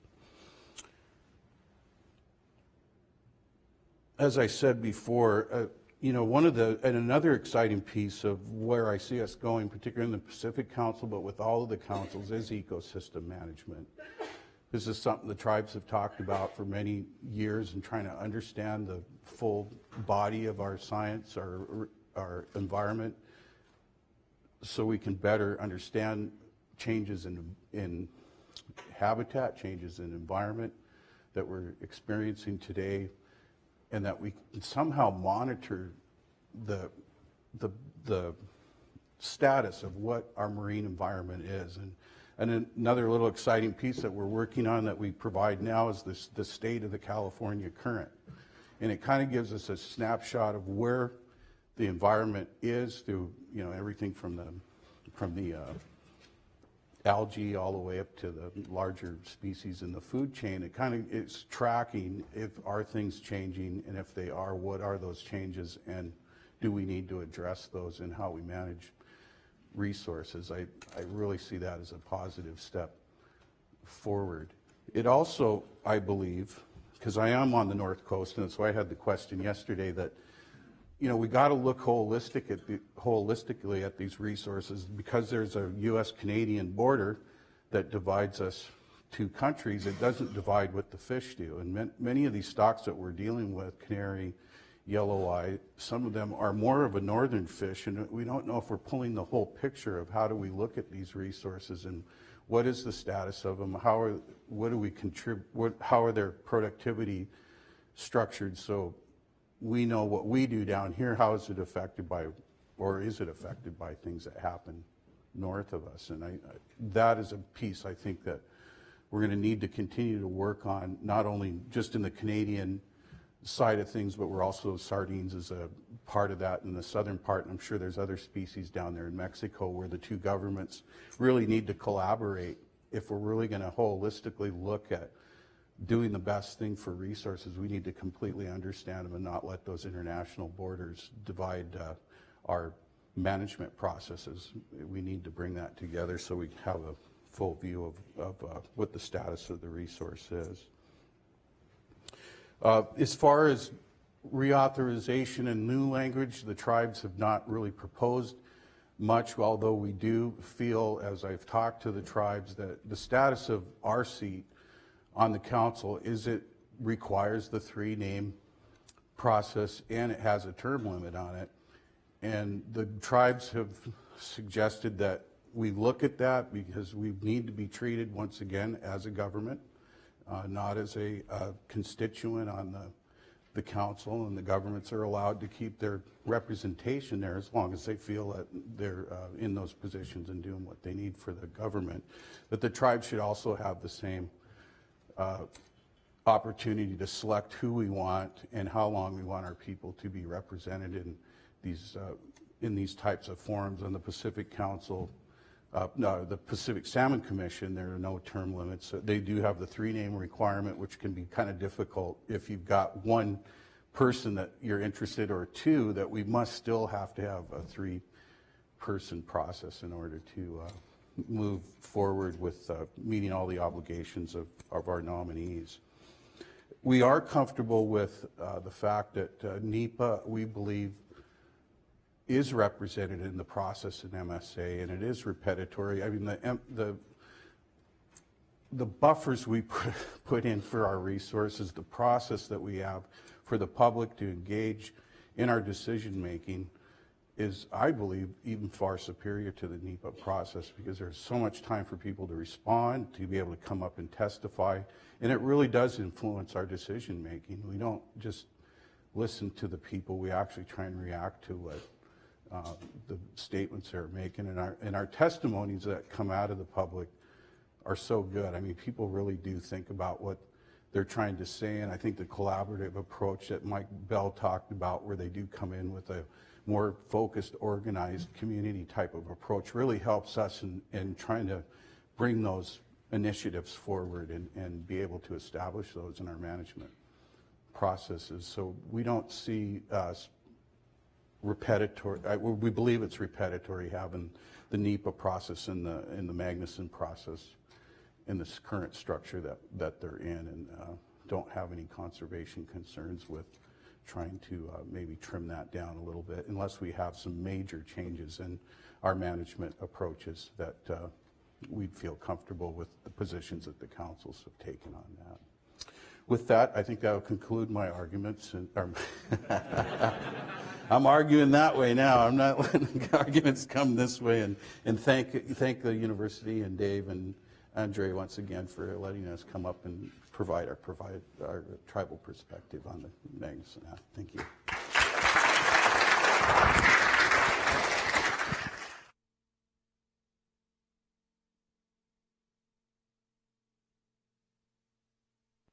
Now we're going to have a little bit of a Q&A session. By my count, we have 7 speakers, so if I get some help with 7 chairs.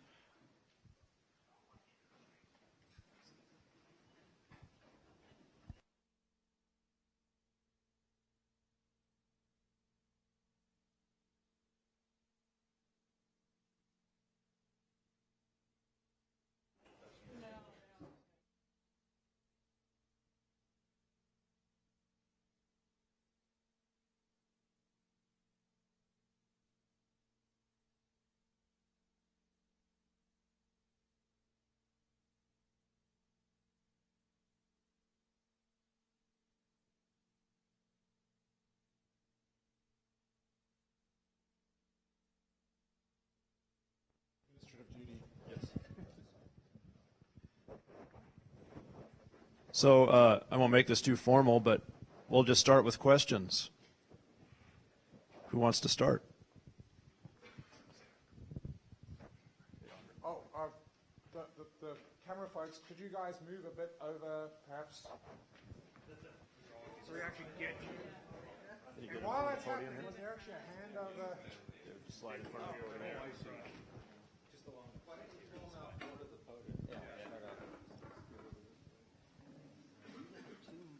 Roving mics, do you want to grab that one? Oh, yeah, I can speak. Okay. Oh, that's right. Never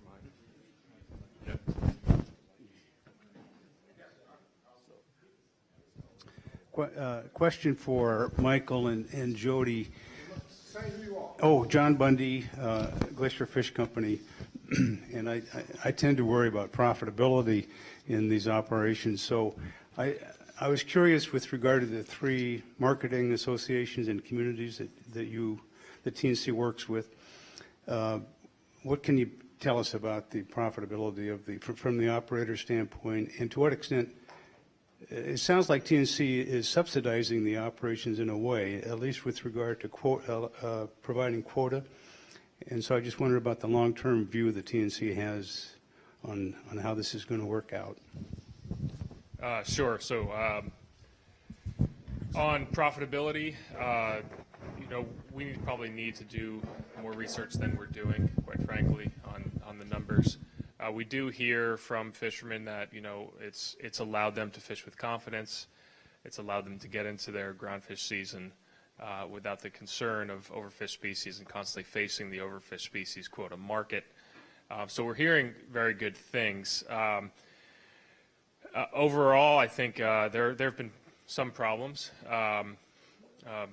Black cod or sablefish south is a bit of a problem right now in the fishery, but that's really for just the Morro Bay fishing grounds. But the most has been pretty strong and steady, and I think getting better. And they're starting, the fishermen associations are starting to work together on some marketing ideas as well. They'd like to sort of be able to sell this unique partnership when they're selling fish. Yeah, so the Nature Conservancy is you know, it has acquired permits that were held in this region. It made a lot of sense for us to reinvest the quota back into what we thought was an excellent co-management structure of this risk pool to get a conservation bang for our buck, if you will. And we've committed to the risk pool that we're going to find ways to make that that quota and those resources available for them for the long term. One of the ways we're doing that is by you know, full disclosure on us divesting of assets. We're doing it because it's a programmatic benefit and goal, but we also have to get under the control rules within the time we have to divest, which is at the end of 2015. So in that period, we'll be selling to probably primarily or optimally to community quota funds. And those quota funds are interested for their own right in investing that overfished species into the regional risk pool. So that's a way that it'll be available for that risk pool for the long term. I'm Bill Rogers. I teach law here at the University of Washington. Question for Mr. Sones about the treaties. I noticed certainly it's one of the most important environmental cases in the last 25 years in this state. I noticed the treaty right of taking fish has been read to protect the fish in this extraordinary case that the tribes have brought with respect to the culverts, which is apparently designed to protect upstream passage of salmon. Did you comment on that? Yeah, I can comment on that. Thank you for the question. I worked quite a bit on this in the early parts of the years. I wasn't involved in it and towards the end, but with the Bolt decision, the tribes immediately recognized that with the fact that we would receive half of the salmon, a lot of the interest may go away from protecting this resource as an economic engine that it created in the past. That other economic influences would become more important, which would affect habitat in which the salmon needed in order to sustain themselves. So we've been constantly looking at ways to protect those habitats. Phase 2 of the Bolt decision, I guess it was basically referenced as, and the strongest case that we could bring was against the state in blockage of salmon passage with many of their controlled road constructions. And when we went across the state and we looked at how many salmon passages had been blocked through the development of culverts, it had a huge impact on the sustainability of the salmon resources and was the impetus of what we were trying to do. And we only looked at the culverts that the state controls. We didn't look at private roads or any of that type of stuff. So the state had complete control over the establishment of those. Many of those culverts were put in many years ago and need to be replaced. But I think that has been very significant in drawing attention to the tribes' influence in trying to protect these resources, not only for ourselves, but for the resource itself and for the communities that are involved in utilizing the resource. They've become a very small minority when you look at the influences on the resource that affect their habitat. Fishermen are a very small part of that. So I think it's been helpful for the resource plus the people that participate in the fishing salmon business. Yeah, thank you. My name is Eric Olson. I'm a member of the North Pacific Fishery Management Council. My first question was going to be to Don and ask him what his favorite council was, but I'll pass on that question right now. My question kind of touches on Joe's talk, and maybe Don would want to weigh in on the answer to the question too, but it was interesting to hear in the West Coast Trawl Rationalization Program that some of the cleanest fisheries from a bycatch perspective received some of the lowest allocations. And to some extent that was a bit of an issue in our Amendment 91 package as well. I guess my question is, what, if anything, is the council planning to do about that? Or are nice move, Joe. Very nice move. Are they expected to deal with some of the tools like risk management pools and some of the other concepts that were envisioned or described in your talk? So if you could answer that, I'd appreciate that.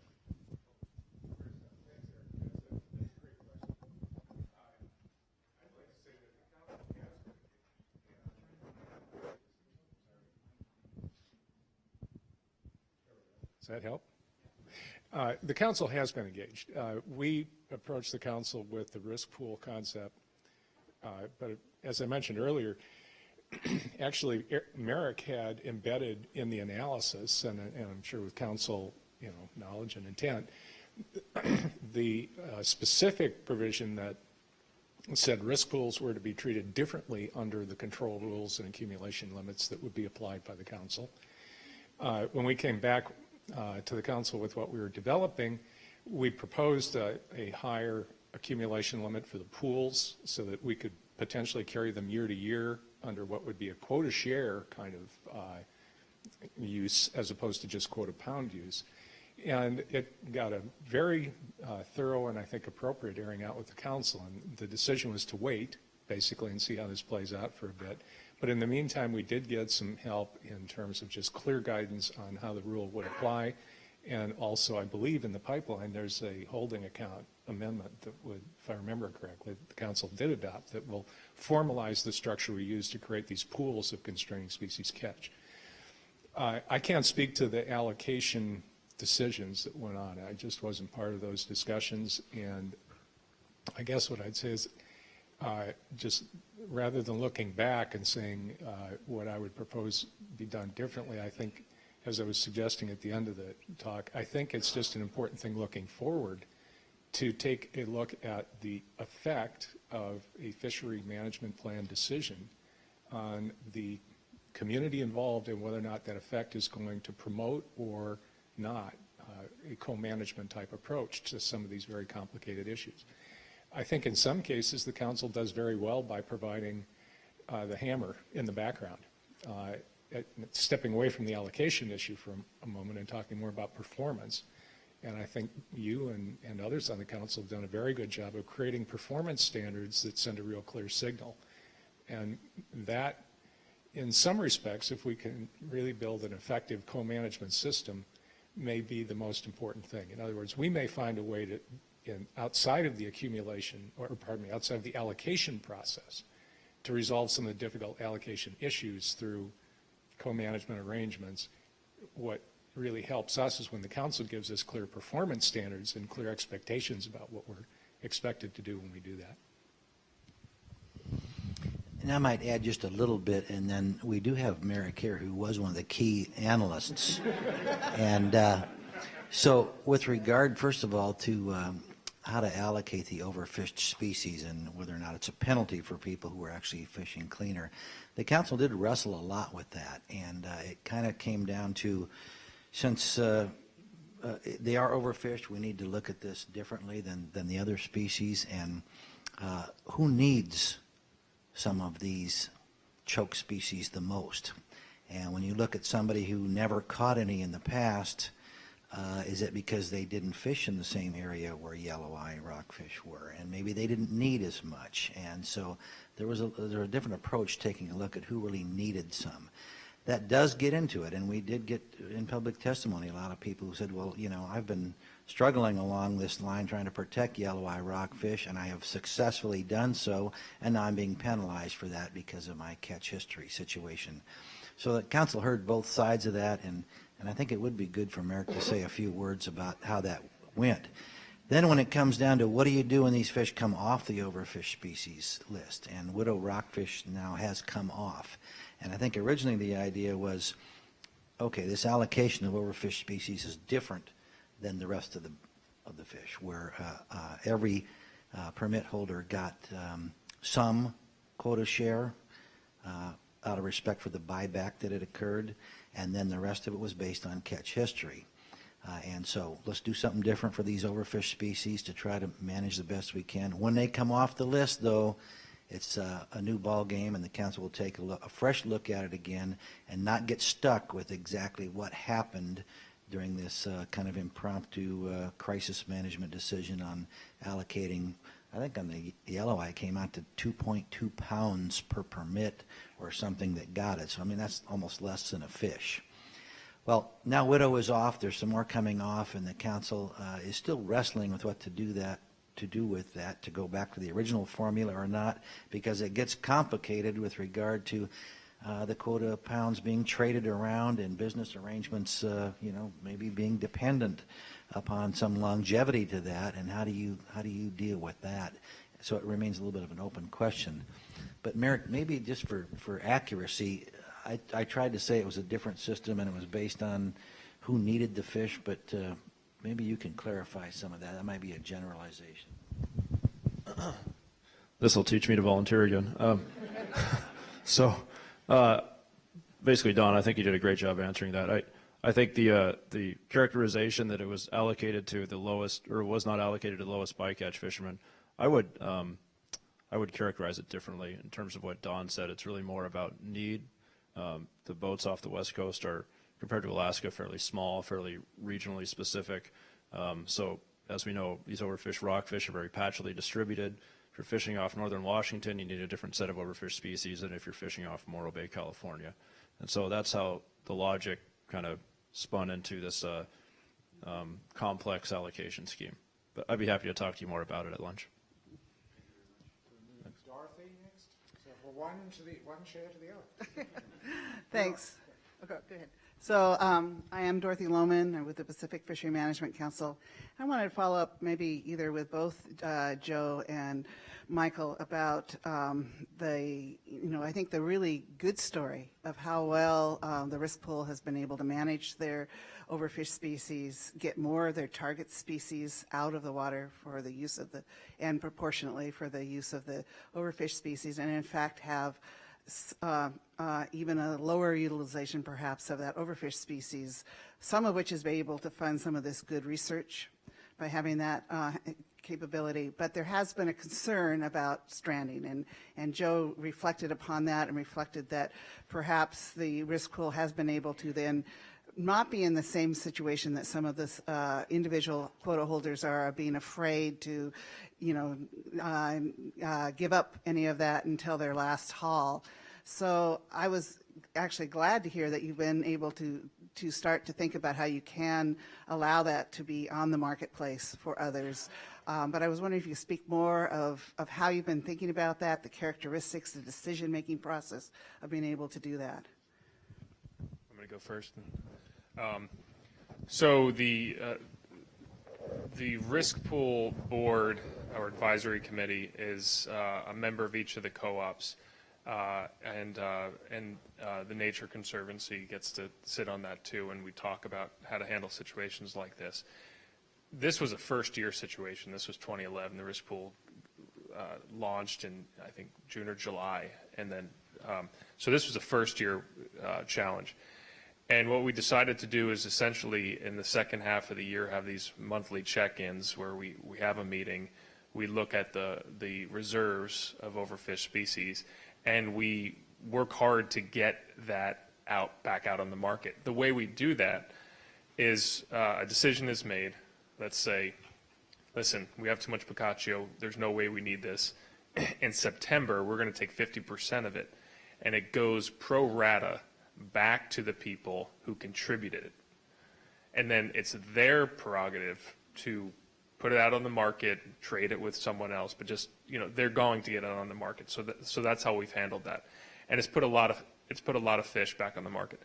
The question I would ask in this, and it's a very important area of inquiry for us here, is it more likely that a collective group managing a collective pool of fish would be more likely to release their excess as compared to an individual with a very small amount that has very little margin of error? That larger group has a margin of error. We actually have a plan in place to do something if we exhaust one of our quota resources. That is to work together to raise the resources to buy more. That individual, I can't, if I were an individual fisherman, I'd never let go of my yellow eye. I would never let go of my canary until the very last tow or close to it. Yeah, I really don't have much to add. I think Michael covered it. I'm Lisa Pfeiffer. I'm a Northwest Fisheries Science Center economist. My question is primarily for Joe, although perhaps Michael, Jody, or others may have some thoughts too. I was wondering about your thoughts on the rockfish conservation areas in the wake of both quotas for the overfished species and the developments of the risk pools, and then in many senses more binding restrictions that the risk pools are putting on the activities of the fishermen.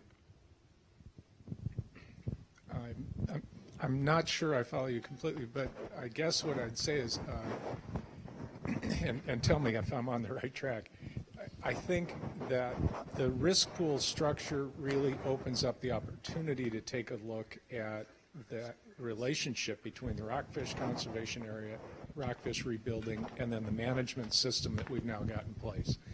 And what I'm hoping comes out of that is that we begin to have more analysis about what is actually being generated by those rockfish conservation areas in terms of stock rebuilding, and the extent to which we actually need to maintain very restrictive constraining species IFQ allocations in order to feel that we're adequately meeting the rebuilding requirements. And I can't claim to be up to speed completely on what's going on in that regard, but my sense is that there's room for a whole lot more work to see how productive the conservation areas actually are, and whether or not there really is a significant issue with take of constraining species, rockfish specifically, outside of those areas. It's an area where I think we've got to be careful not to confuse precision with accuracy.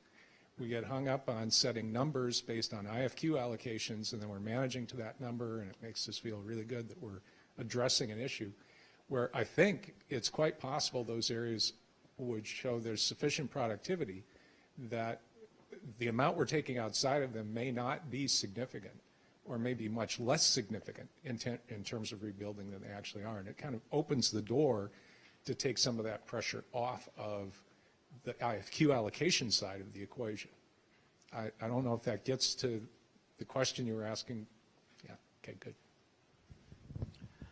Good morning, John Hindersheet with the North Pacific Fishery Management Council. And my question sort of lies at the intersection of a couple of themes that have been addressed this morning. And that is, how can councils ensure that there's adequate analysis of the impacts of measures that are achieved through private agreements?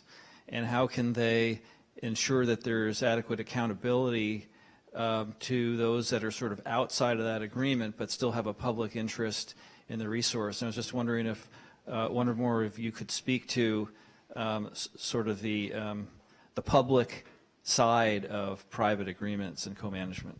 Thank you. Thank you, John.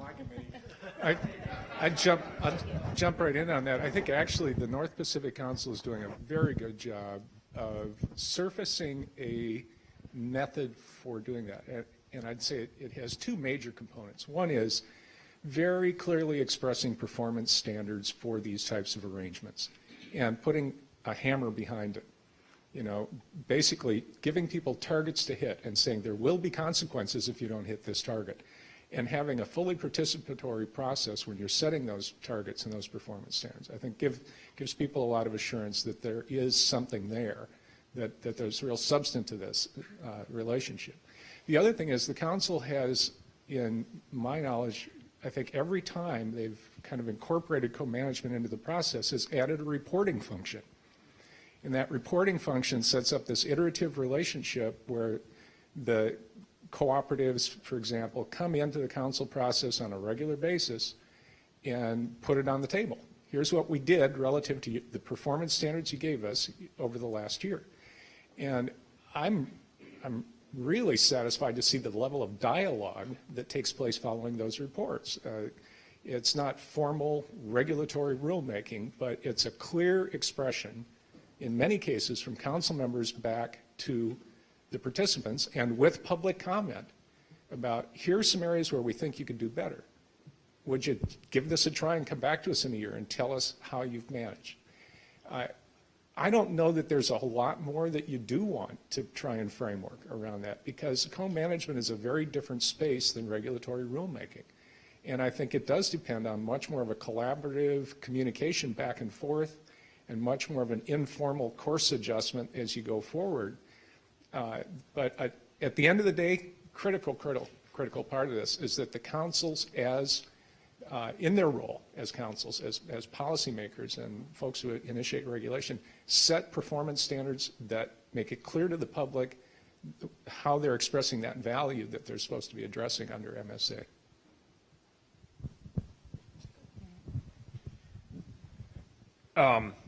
Not too much to add to that. I think that I would just say that I think I'm looking at David and Dorothy and Don and everyone else, that the council is very interested in the value that co-management can bring, but is also concerned about that question you had: what's the larger impact on the fishery and the public? One example, case in point, Erica Feller here led a process where she brought together a bunch of constituents asking for an exemption from the control rule for community fishing associations, basically a quota bank. And the argument being, well, this quota bank is trying to hold quota for a community and a group of fishermen in an amount that's, it should be an amount that's more, because we're trying to serve many fishermen. It's not just one single account. And the council spent a lot of time on it, over the course of a couple of years, and gave it really very deep consideration, and decided not to approve that exemption. And the reason being is there's too many unknowns and there's too much potential for abuse. And it was a completely reasonable decision, and I think it was a hard one for them to make. So the point being, I think they have their eye on that as well. As far as the reporting and things, one idea could be the council has approved that risk pools can have their own holding accounts of quota and make running these things a lot easier. I won't go into the details. But to get that holding account for use in a risk pool, it could require a degree of reporting. That may be another way to get at it. Hi, it's Margaret Spring, Monterey Bay Aquarium. First, I have a record-setting point to make, which is my presentation yesterday covering Magnuson-Stevens Act reauthorization covered a period of time when the Pacific Council was really in the depths of trying to work through some serious problems. So I totally apologize for not mentioning that, because I said to Don when I left. But there were a couple of things I wanted to point out during that period. First of all, we did have a field hearing on the West Coast, and this will go into my next question, which is at which NMFS admitted that they had not paid much attention at all and were prioritizing salmon over groundfish, which really shocked, I think, the delegation, and I know that's turned around a lot, so I was just curious how that's going, because I see the work that's been done. I also want to say that the industry-funded loan on the West Coast was really amazing, amazing work that was done with Congress to get that done, so that really helped move this along. But my second question was, and these are going to sort of be maybe for Don and then for Steve, which is when we passed the 2007 amendments, one of the reasons for promoting an ACL was the idea was that it would promote more data to improve stock assessments that would then improve the full catch accounting, would start catching up, and you wouldn't have as many data poor stocks. And I wonder if you're seeing that in some cases and if that is coming true, because that was intentionally set by Senator Stevens as an incentive point to get better data into the system using the North Pacific model. But in general, I see that you're ahead of this of the game now here, having put in an IFQ.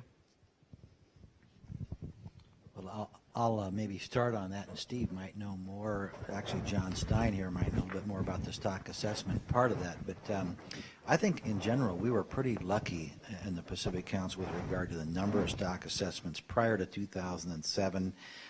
And we've seen certainly no drop-off in the amount of effort since then. Maybe there's been a little bit more. Anyway, we feel very good about that. I don't know if I could say that since 2007, the implementation of ACLs has generated higher quality or more stock assessments. I don't know that I've detected that where I sit, but I don't know if John or Steve might know actually more if you did a head count on that, what it would show. Yeah, one of the issues there is that once you have an overfished stock, there's a requirement to revisit it.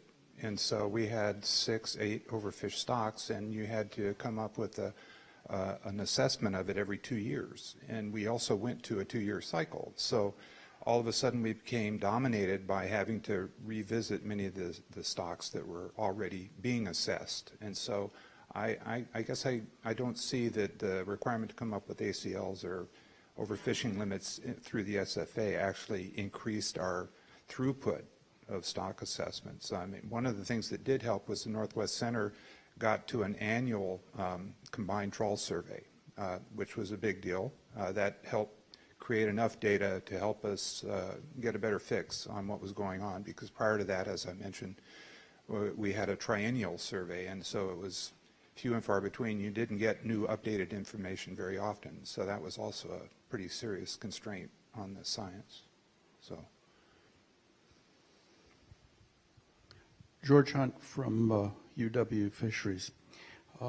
On the North Pacific SSC, we've had occasional discussions of a philosophical nature about prohibited species catch and whether it is a commodity to be traded, that is, to use as much as you can in order to get other fish out of the water, or if it is meant to be something that you do absolutely everything you can to minimize, because in the case of salmon, or even perhaps in your rockfish, you really want to leave as many of those fish in the water as possible so that the rebuilding happens faster. And so my question to you all is, what I'm hearing here right now is, let's use it to get the most other fish out of the water and take every last prohibited species or depleted species individually you can. Is that going to be the best in the long run?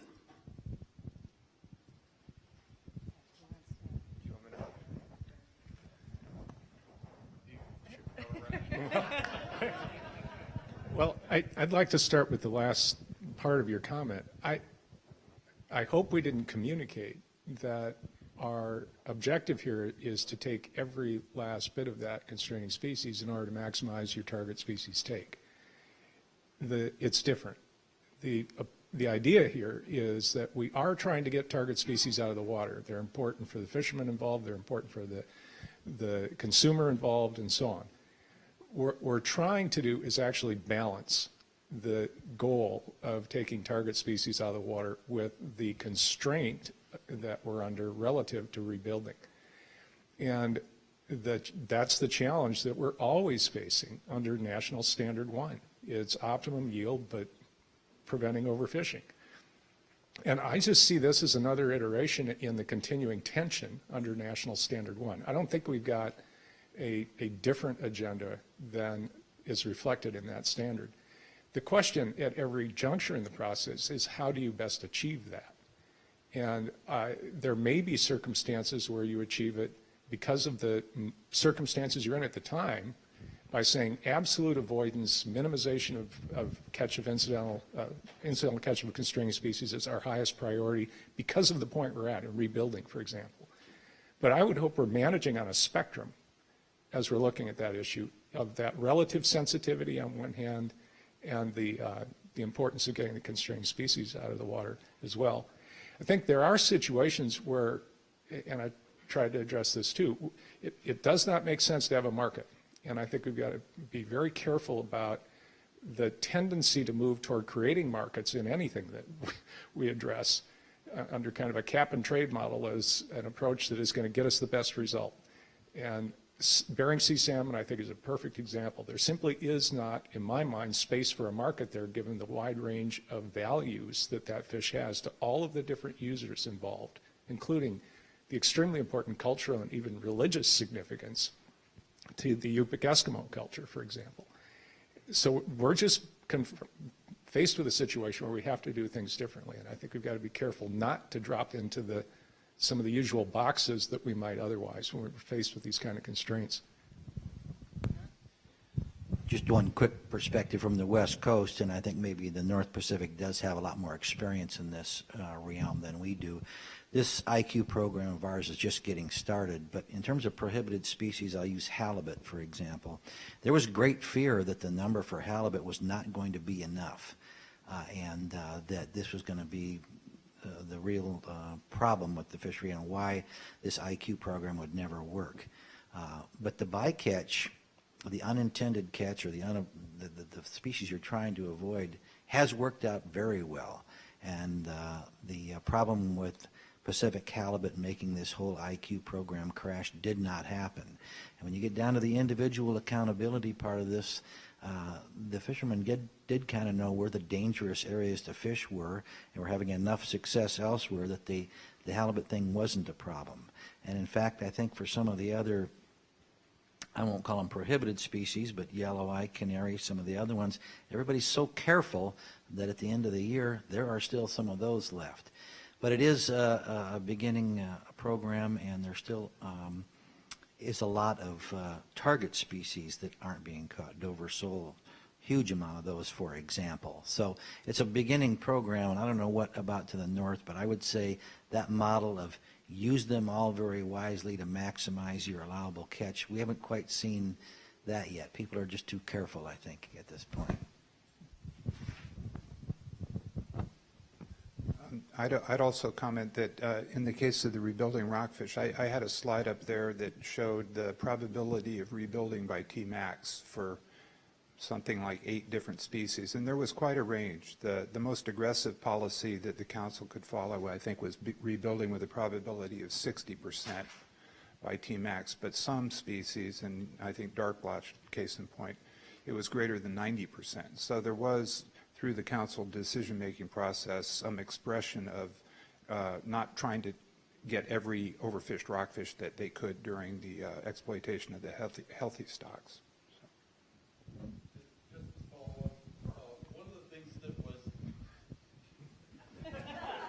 interesting in our discussions was the possibility of not just using a hammer, but using a carrot and rewarding in some way those vessels or sectors that were able to do a particularly good job.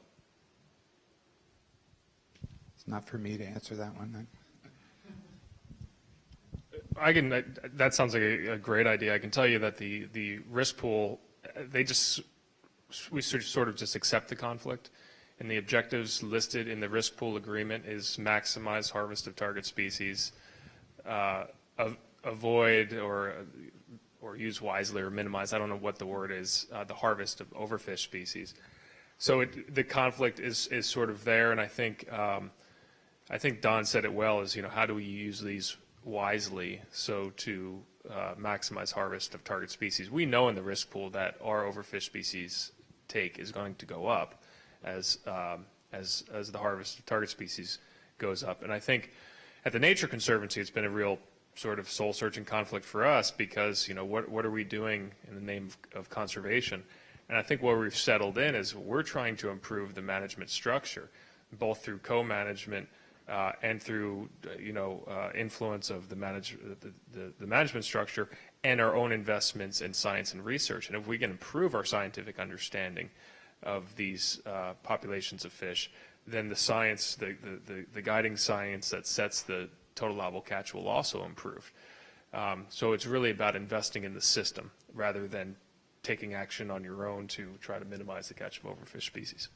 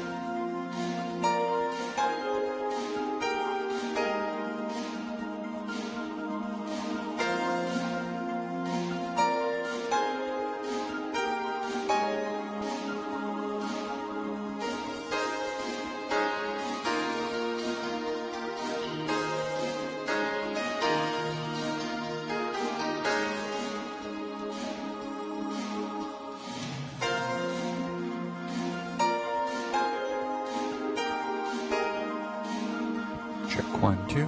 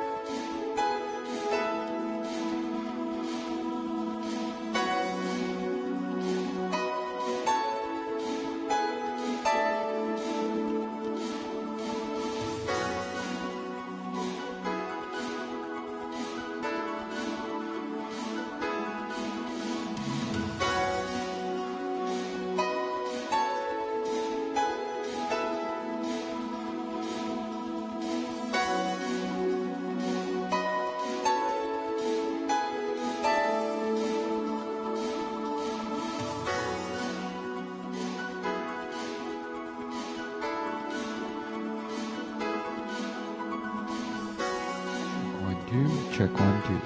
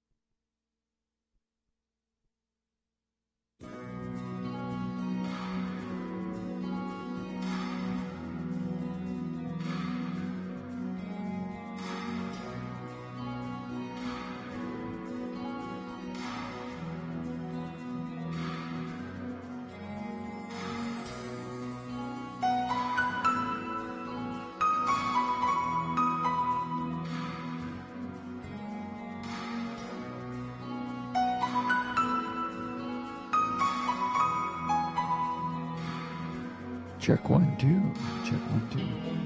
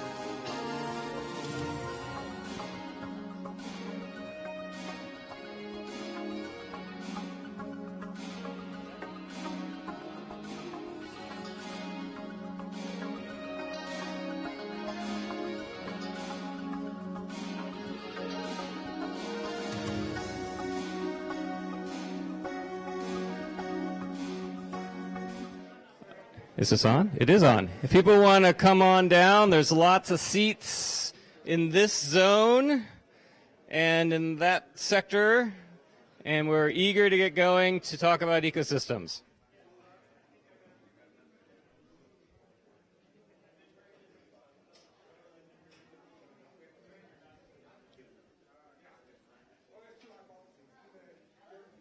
Andre, stop talking about hypotheses.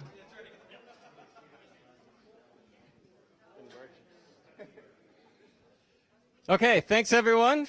Hope you had an enjoyable box lunch. We are now about to start our final session of the Bevan Symposium. So Dave Fluharty and I are chairing this last session. There he is.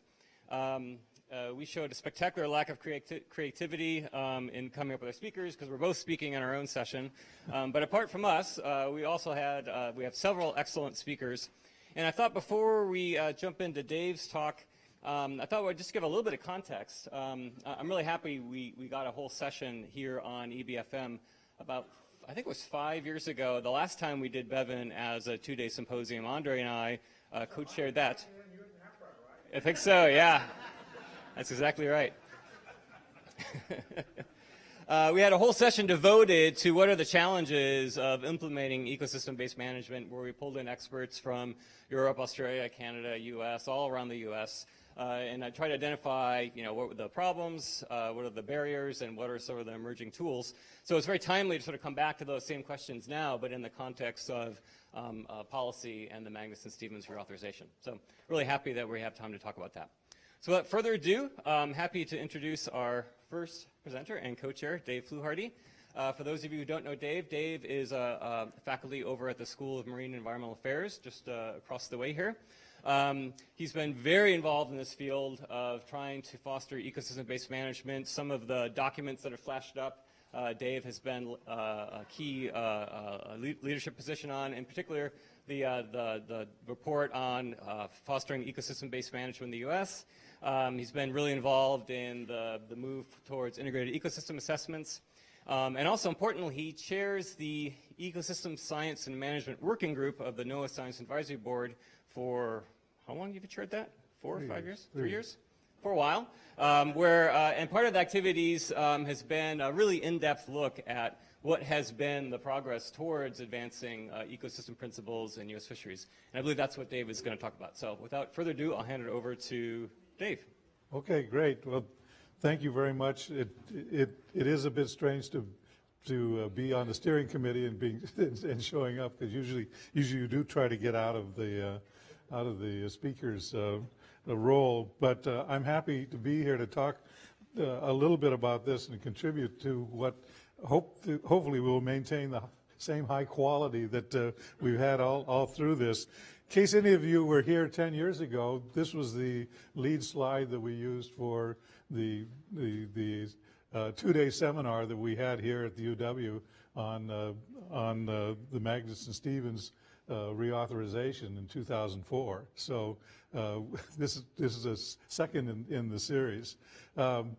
As Tim mentioned, this is work that is keying off of work that the subcommittee has done to report on ecosystem-based fishery management to the NOAA Science Advisory Board. The full report is there. It's 80 pages of text and 117 in appendices. So there'll be quite a lot of material that's available, and hopefully at least a good reference for anyone that wants to do further study along these lines. So the task that we were set out with from the Science Advisory Board was basically to explore what has happened between about 1999 and 2012 was when we started. So we'll say 2014 in terms of taking the Ecosystem Principles Advisory Panel report to Congress in 1999 to where are we today. And so basically looking at how Fishery Management Council regions are taking actions to implement EBFM to determine the availability and the adequacy of ecosystem science in management of marine fisheries in the United States, and then to look at the use of ecosystem science in support of regional fishery council management actions. Key question is, how do you come down on, do we have a mandate? Is there a federal mandate for doing ecosystem-based fishery management? And I would argue that the answer is yes and no. Margaret Spring and I were talking about this the other day. Clearly, we have, if you think of you using the best available science, you're doing ecosystem-based management. You're using that science there. So in that sense, there is a quasi-mandate. We also have encouragement in some of the preamble language and other things to do this. And there have been various efforts to look at this. But that's looking for the word ecosystem-based management as some kind of an overriding concept. Really, when you think about the true mandates, stock assessments and setting of total allowable catches, that's foundational. So is what we're doing with essential fish habitat. Those are building blocks for ecosystem-based management. Bycatch reduction is, again, that. And so we don't have to look very far to realize that a lot of the things that are required in an FMP and required by council actions are really already there, and there are mandates to do them. It's just that we don't see them as part of the foundation of what we call ecosystem-based management. Margaret put up the picture of the 1999 report to Congress that we did. Some of you probably would be interested in the people who were part of that. I've just put in red the Chris Blackburn from Alaska Data Bank, George Bollert, Paul Dayton, Bob Francis, Doyle Hannon, Jane Lubchenko, Mark Mangle, and Tori O'Connell were all West Coast folks, people that are involved in this side of things, and it's quite interesting to see where some of those people have ended up. So that report, if we take that as kind of our baseline, we try to define some principles on which ecosystem-based fisheries are based. We outline policies that were required to institute ecosystem-based management, and then our big recommendation, and I give Bob Francis credit for this, was let's do an umbrella plan so that you can look at the whole ecosystem and use it as in whatever council actions you're taking. We really wanted this approach to be incremental as opposed to revolutionary. We felt that the councils, in 1999, the E word was ecosystem, and people weren't supposed to use it and were afraid of using it. We've come a long way in terms of that. So that we had to find out how can we generate action immediately without and using existing knowledge to move in the direction of ecosystem-based fishery management. And so we actually had a serious discussion about, does NEPA, if we comply with NEPA, are we actually in dealing with ecosystem-based fishery management? And you could go a long way with that. Do we need new legislation to enforce this? Yeah, well, what would we say? Or what would we tell people to do? And so we basically thought if we have voluntary guidelines, councils would pick up on these, take them as far as they could, experiment, and we would learn enough in 5 years to be ready for the 2006 reauthorization to throw in some language about ecosystem. You know, if we needed some kind of a mandate, we might be able to write that up. Well, there were people that followed on that, and so that there were a number of bills proposed that actually had language requiring that the councils implement fisheries ecosystem plans, but they did not get past the Senator Stevens, who said, "We don't, you can do this already. We're not going to do that, but we will ask for another report to Congress on the science that goes into ecosystem-based fishery management," and that report was submitted in 2009, and I really recommend it. I don't think many people know that it exists, but I think it's a really good document. And as others have noted, there are many other mandates that encourage the fishery management councils are acting under and with to move us in the direction of ecosystem-based fishery management. So if we step way back and I say, okay, well, where does the United States stack up globally in terms of these reviews? Tony Pitcher and friends have done a survey of like 33 different countries fairly systematically and looking at how various countries stack up. The United States ranks very high globally in terms of, as a nation, in terms of dealing with ecosystem principles, indicators, implementation steps, and overall performance. Many of you might be surprised at that, but I think the highest level there is about 60% completion, and so there's a long way to go. So we're not making the case that the United States is at anywhere close to being finished with this. Jackie Alder did a similar one looking at using the FAO Code of Conduct for Responsible Fisheries to say how do nations stack up.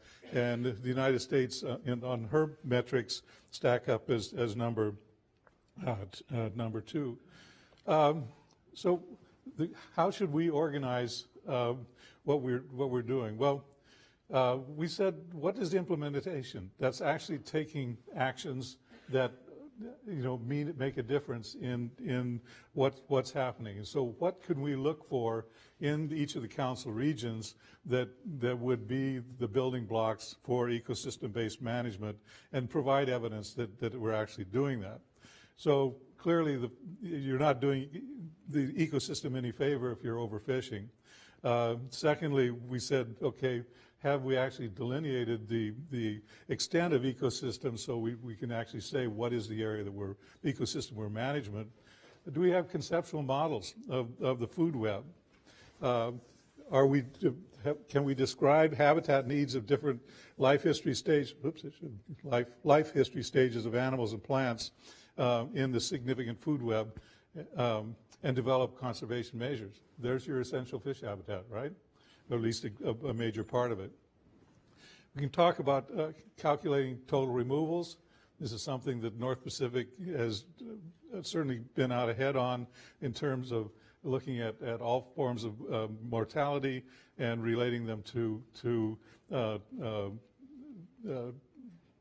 various other parameters within the ecosystem. The 2 million metric ton cap is one of the things that pushes us in that direction.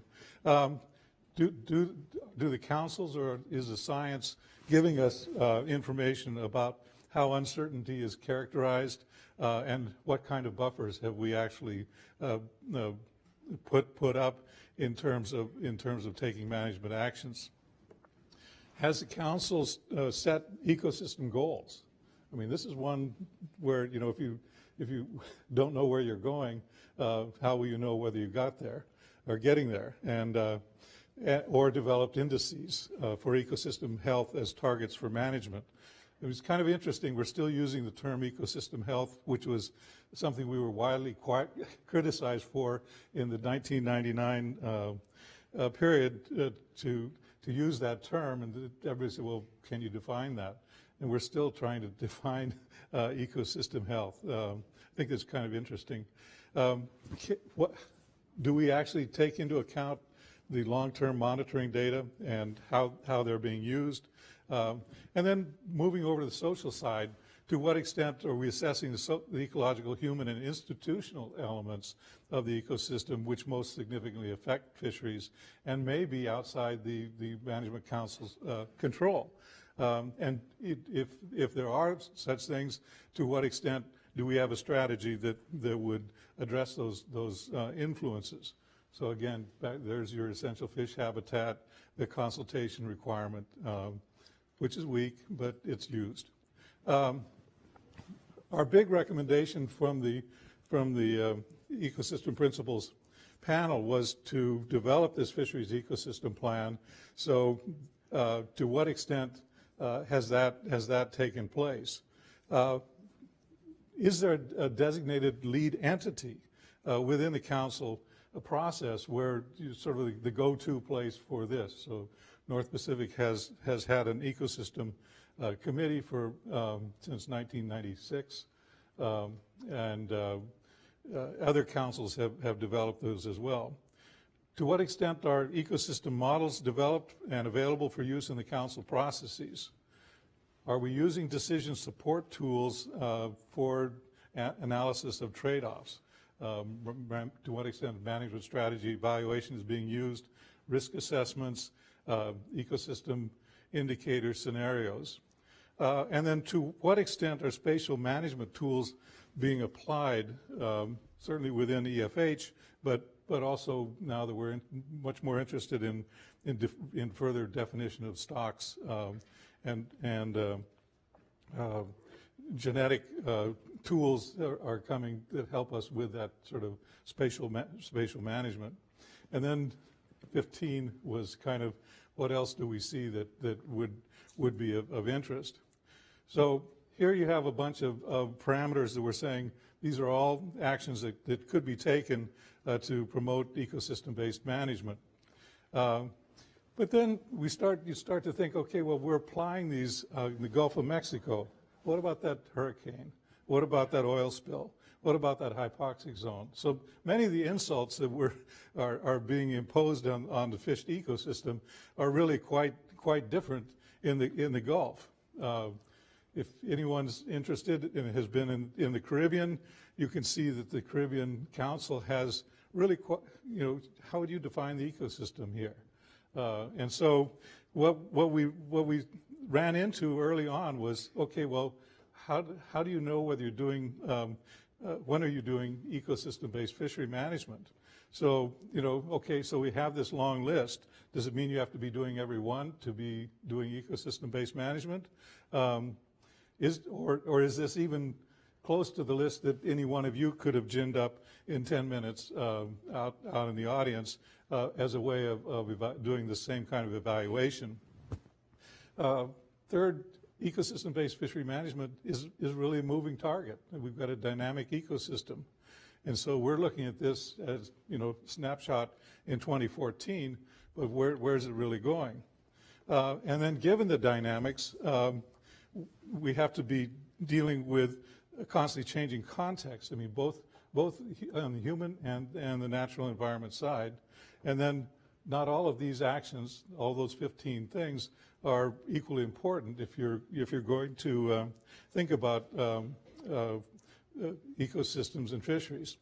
So what would Ray Hilborn do? I always find a way to turn back to the people that have been thinking about this. You find out that in 2011, he published a great paper that said, well, these are the most important elements. And whether we necessarily agree or not, but it's keeping fishing mortality rates low, to prevent ecosystem-wide overfishing, reducing and eliminating bycatch, avoiding habitat-destroying fishery methods. And so each of those is actually part of the MSA mandate. So those are core issues. The others aren't just fluff, because they may be the right kind of thing that to do in the Caribbean that you wouldn't necessarily do in the North Pacific.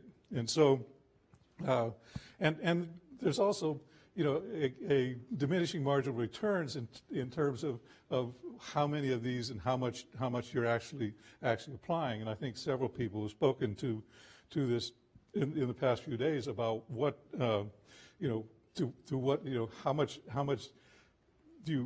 data do you need to be able to do a number of these things, and what's the value of taking that action?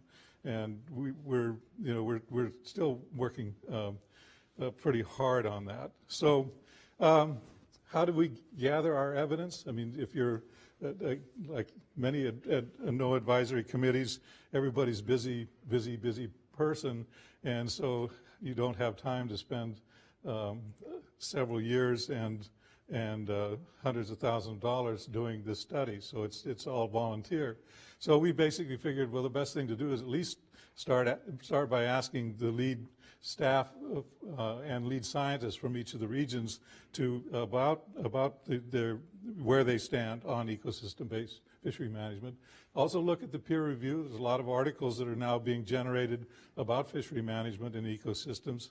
And so we then, and then looking at, of course, the council documents and websites. And so over a period of time, we had a number of people that we invited in.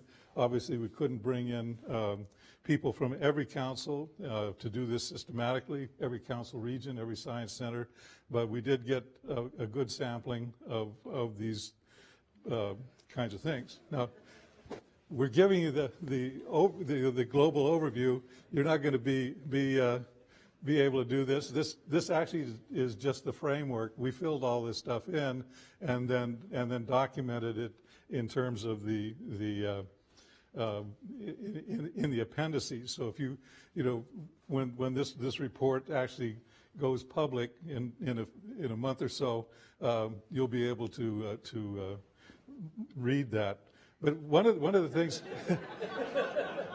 one of the things that I did write off was to do a preliminary one where I filled it in with colors, and so was it sort of presence, absence, and full implementation or partial implementation. I showed that to the subcommittee, and many of you know Jake Rice, and Jake looked at it and said, "You can't do that." He says that's too pejorative. And I said, well, I thought it looked pretty good. I thought we ended up with a lot of the councils were doing many of the things that we're looking at. But so we switched over to words, and that's so far been fairly neutral. I mean, we've had each of these vetted by someone from the council region, so we're reasonably certain that we're not way off. This is a little bit more on a teaser on what you'll see. But we also looked at, we were looking at the councils, and we said, well, gee whiz, what about the headquarters? And so we then looked into what the headquarters role had been over this time, because I can remember first time I met Penny Dalton, she was at a hearing on the implementation of the Sustainable Fisheries Act, and she and Andy came to the thing, and I was talking, and she said, we really like this. That was 1999. 2000, we didn't like it anymore. We had a new administration, and so things had to go underground. But the Marine Fisheries Advisory Committee, MAFAC, developed guidelines in 2001. 4 of the councils received $250K, and you can guess which councils, all on the eastern seaboard. They must have figured that the North Pacific and Pacific councils didn't need that money, and so we didn't get any of it. On the basis of the work that was done during that 2004, Halliday and another person edited a guidance document for ecosystem-based fishery management. How many have seen that? Okay. Well, that's more than usually respond. But there's a lot of work that's being done that we should really be aware of, because we just have to reinvent it. NOAA established an ecosystem goal team, which was to basically try to implement ecosystem principles across the nation, and then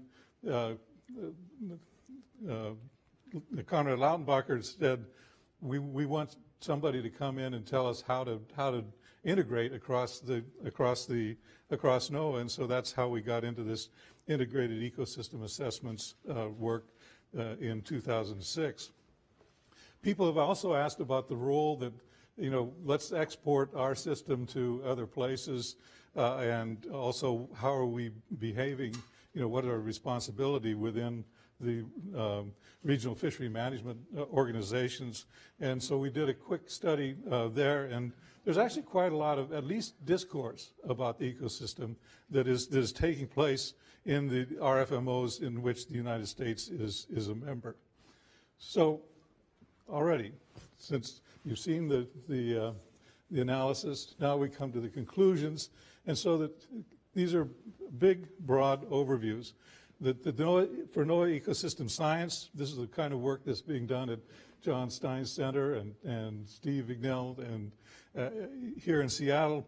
The science enterprise is really strong. I mean, there's a huge amount of efforts that going into things like stock assessments, essential fish habitat, and other mandates. Less is going into developing the modeling interaction among species and their environments, and much less in terms of linking exploitation to community dependencies and harvest strategies. And you can read communities as being communities of critters or communities of human beings. And so the social science component is far less well developed. There is a considerable amount of research, ecosystem research, that's being performed and made available to councils. And this is where we got kind of fuzzy, is to what extent does the scientific advice that's based on a model or scientific advice that has been vetted through a risk assessment in a management strategy evaluation actually appear before the council in a form where they recognize that? Or is it right, pardon. And so it's delivered, but the council may not know everything that's gone on behind that. The social sciences, in the sense of trying to think in terms of socio-ecological systems, the research is really quite limited. But I would say there is strong commitment to improving that. But when we did a survey of social science in NOAA, after 5 years after Lautenbacher came in, it was one of his big things, and turned out that we had fewer social scientists working in NOAA than when he started, which was, he told me, he said that is a very disappointing, disappointing result. But we are seeing more and more sophisticated ecosystem models, and then we had quite a lot of discussion about just how do you bring these models into a council arena, and do we need training for council members, and so that we can all start thinking and understanding models in the correct way, or the many ways that they can be used, so that it's a more mutually supportive kind of thing. The council use of scientific and management science, it's highly variable by region. There's, as has been mentioned before, there's almost, I mean, in the Pacific, in the North Pacific, there's a strong interest in science. It's delivered right there and part of the process, where in New England, we've heard that there still is a very hard, a lot of distrust, even though the science is very high level.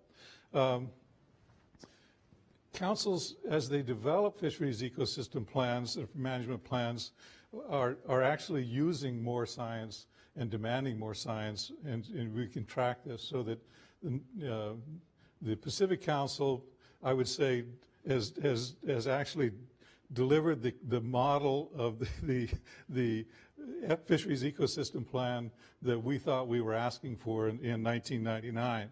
But the experimentation, the Aleutians Fisheries Ecosystem Plan for the North Pacific is extremely valuable, answer to very important questions that the council was having. So we can start to see that there are many ways that you could develop fisheries ecosystem plan.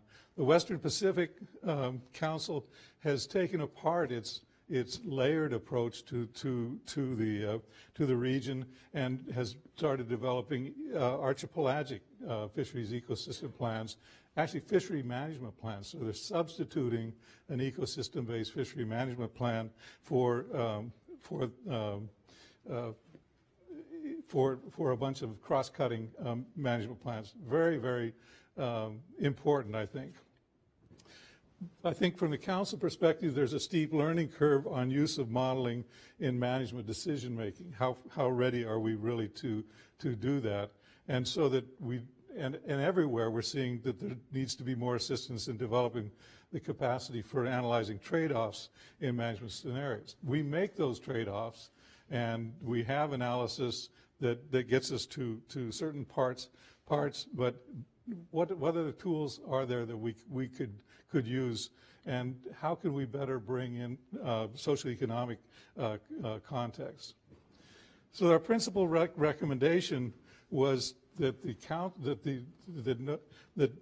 Marine Fisheries Service should perform a prioritized needs assessment, looking at from a council region, so that the science centers and the councils themselves would each define the key questions that relate, ecosystem questions that relate to fishery management. What are the needs that they have? We bring those together in a national conference with perhaps some invited guests, or people experts from other areas, and then that would lead us to a prioritized needs assessment that could be used regionally and nationally. And so that making this a much more conscious effort than otherwise. So we also suggest that they continue to expand and support council processes for use of ecosystem science, support investing more, in fishery management as a coupled socio-ecological system. We want to see headquarters do more leadership in cross-region and council interactions. There's some really good examples where that's been used recently. And we're investing in tools for spatial and temporal trade-off analysis of alternative management decisions. And then assess best management practice for integrating ecosystem science across NOAA and with its partners. So this is a broader question. But like many of the people in this room, this is one of the things that we could not do is really demonstrate the results of EBFM in making a difference in fisheries and protection of marine biodiversity. We're not monitoring it. We don't have a goal. We don't, and so that these are some of the bigger questions that we need to be asking. I think Chris Anderson and I are going in similar directions. Are we really focusing on stocks and biomass and production of food, or are we looking at an ecosystem where you're maximizing some sort of economic yield, or as others would have us do, an ecosystem limit? And of course, things like here's the cumulative positive effect on fisheries of climate change. There's a cumulative negative effect from a recent paper. These are big challenges that are coming up. And so, just to bring it back to MSA reauthorization, in the 9 hearings that Dave Whaley was talking to you about, only Ellen Pickett stood up and said we ought to be considering some kind of an ecosystem approach to management being required in the reauthorization.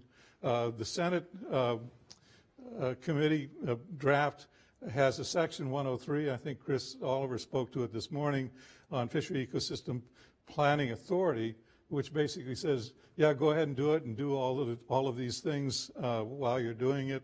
But then you come down to the end and it says, rule of construction. Nothing in this section shall be construed as requiring a council or the secretary to exercise the discretionary planning authority provided in this section. So even if you decide to do it, you're not going to get any money. Thank you.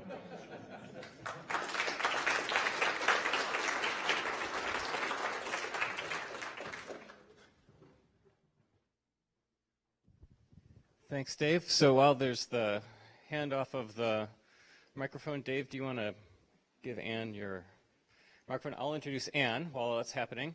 So, Dave mentioned in his presentation that in NOAA Fisheries, the science for ecosystem management was really strong, and Ann Hollowed, senior scientist at the Alaska Fisheries Science Center, is a big reason for that. She's one of those people that can talk fisheries management, she can talk oceanography, she can talk fish ecology, she can talk food web models. So she's been a real pivotal player in advancing ecosystem science for NOAA. So thanks, Ann, for presenting. Yeah, it's a real pleasure to be here. I've really enjoyed being able to be part of this, and I really want to thank Tanya Bevan. The fact that we all gather once a year for this annual Bevan Symposium is really a fun event, and as a former student and as watching what Don Bevan has done for all of us and is still doing for all of us, I just wanted to say thank you. So it's been fun looking at the effect of the Magnuson-Stevens Act and how it's progressed through time. I have the fun job of looking at, well, where do we go in the future, and in particular, how do we bring the Magnuson-Stevens Act's constructs into an ecosystem context. And much of what I'll talk about today is not only my research, it's the collective research of the Council as well as the Alaska Fishery Science Center. So if there's a mistake, it's mine, but otherwise everybody else really contributed to what I'm going to say. Oh, what do you do here to go forward? Keyboard. Oh, the keyboard. Oh, okay. Okay. Did that do it? Oh, sorry, I need my glasses. That's one thing that has changed since the last time I gave a Bevan talk. Okay, let's see. Yeah, this is it. So you heard from Dave that he was really a pivotal player in coming forward with this ecosystem-based fisheries management document, and a lot of the principles that the Alaska Fisheries Science Center is focused on, as well as the North Pacific Fishery Management Council, really happened because of that single document. I really give you credit for it, and thank you. But we've talked about this 7,000-page programmatic EIS. Well, all of us at the Alaska Fisheries Science Center were part of those 7,000 pages, and all of our work is documented in this paper that Dave Witherall, who is here, and Chris, of course, you've heard, and Clarence Ponsky were all part of. But what came out of that effort was really the product of the NEPA process, this programmatic EIS that you have to go through whenever you're looking at a federal action in our case, about every 5 to 8 years. And in doing that, with this document as a background, we were able to really think about how we want to construct the goals and policies of the North Pacific Fisheries Management Council, given that background of the ecosystem approach. And the great thing about it is you can see here these check marks that we have. A lot of the principles are really there up front and center. You can find our goal statement. And is there a pointer? To your left. Got it. Let's see. Yeah. You can really see that here. But the great thing about it is that just like the Magnuson Act, rule number 1 is we want to prevent overfishing, and that we're doing that through the annual catch limits that Rick talked about yesterday. The other piece of it, and that's why I reacted so much when Chris was talking yesterday, is that we do have, we promote sustainable fisheries and communities, of course, but we do have a construct of preserving the food web, and we do that, our primary tool to do that is through this weak stock management. So the idea is that we have a lot of multi-species catches. We have trawl fisheries in the North Pacific, but we look at and one thing that makes working in Alaska so great is the Observer Program. If any of you are involved in the Observer Program, thank you, thank you, thank you. But because of that, we can do in real-time, in-season management and look at the bycatch of the resource as it comes forward and the incidental take of target and non-target species. And we can stop the fishery or put a constraint on it and warn the fleet that they're getting close to the ABC so that they can take action to avoid additional catch of the weaker stocks. You've already heard from Joe Sullivan about the efforts that we're bringing in place to reduce bycatch. Our big players are prohibited species catches in the North Pacific. That's salmon, halibut, herring, and crab. But we also are looking at non-target avoidance as well. The provisions for considering other animals outside of the FMP are certainly front and center in what we do. We have this endangered short-tailed albatross as well as the stellar sea lion, and so a lot of the actions that were taking place as we formed these goal statements had those two species in mind, and so we have taken actions, either gear in the case of seabirds or area in the case of, and seasonal allocation of the quota in terms of marine mammals. And of course, the EFH was part of what we were looking at, so habitat is there. So I would say we get a pretty good score. These other pieces here, not that they're not important, it's just they're sort of socioeconomic, and that's not really outside of my field. I certainly like data quality. So where do we, my good job up here is to try and think about where we go from here. And Beth Fulton from Australia has just written a paper where she looked at the different, so say you wanted to change how you prosecute a fishery, how would you do that? What are sort of the strategies that you could evaluate? And the interesting thing when I read the paper was that so many of the things that were out there as possible changes that we might make are already incorporated into the management of the North Pacific Fishery Management Council.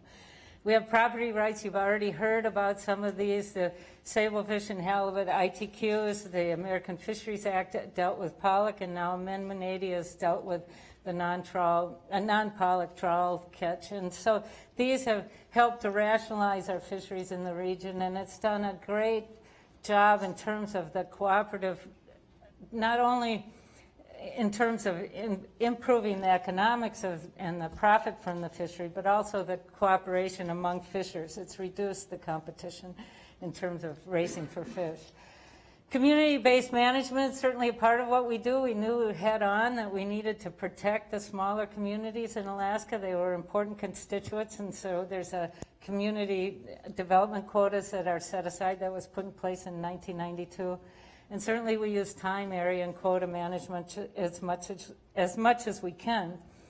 The incentive-based approaches are not very prevalent where we are, although you just heard from Joe that we are exploring that. The salmon bycatch was a really interesting experiment, and I think we'll do more of it as we move along. And so I think that's a real success story where you have an overall cap on the removals, but you allow the industry to begin to think of creative ways of achieving that, staying under that cap. And of course, spatial management is part of what we do. And I'm going to show this plot, and like the previous speaker, I don't want you to read every little piece of this. The take-home message is that even though the resources off of Alaska and the areas that we manage are gigantic, we also have a complex suite of time and area and gear restrictions in the area that overlay into essentially the landscape of where one can fish. And there are some permanent closures, like no trawling in southeast Alaska. These blue areas are stellar sea lion protection zones. These are to maintain the critical habitat designations.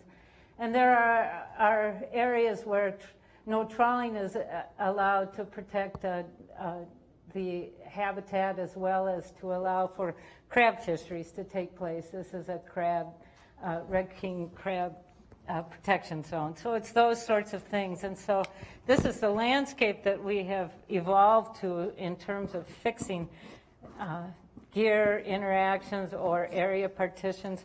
One thing to keep in mind is in response to the EFH, we froze the footprint in the Aleutians, so a lot of the areas offshore within our regulatory area and in the northern Bering Sea are now close to fishing until which time you can bring forward a proposal on how you will manage the impact of trawling or a new fishery in those areas. I mentioned this, and I'm not going to belabor it because Joe already went through it, but we do have a variety of measures to protect the species that lie outside of the jurisdiction of the North Pacific Fisheries Management Council. So while we do have the crab fisheries are certainly a federally managed resource. It's managed under a separate FMP than the groundfish, and so there are constraints there to make sure that the groundfish fishery doesn't take too much crab. In addition, the Pacific Halibut Commission has constraints on how much halibut we can take in our flatfish fisheries, and likewise, you've already heard about salmon and herring. And so we do pay a considerable amount of attention to make sure there's an open resource and availability for these other commercially important species. So where are we going to go from here? When the report was written on an ecosystem approach to management in 1999, that triggered a whole lot of papers, as Dave said, that came out of it. And one of them was really a paper by Phil Levin at the Northwest Fisheries Science Center that gets cited a lot because it really laid out how we would look at this integrated ecosystem assessment and what it would look like, how we'd put it together. At the time he wrote that paper, the principal pieces of it were these sort of 5 ideas that you would go through a scoping. So you'd look at how the ecosystem is structured, identify the indicators that you think are really representative of the status of that particular ecosystem. You then conduct a risk analysis based on the indicators that you've drawn out of that.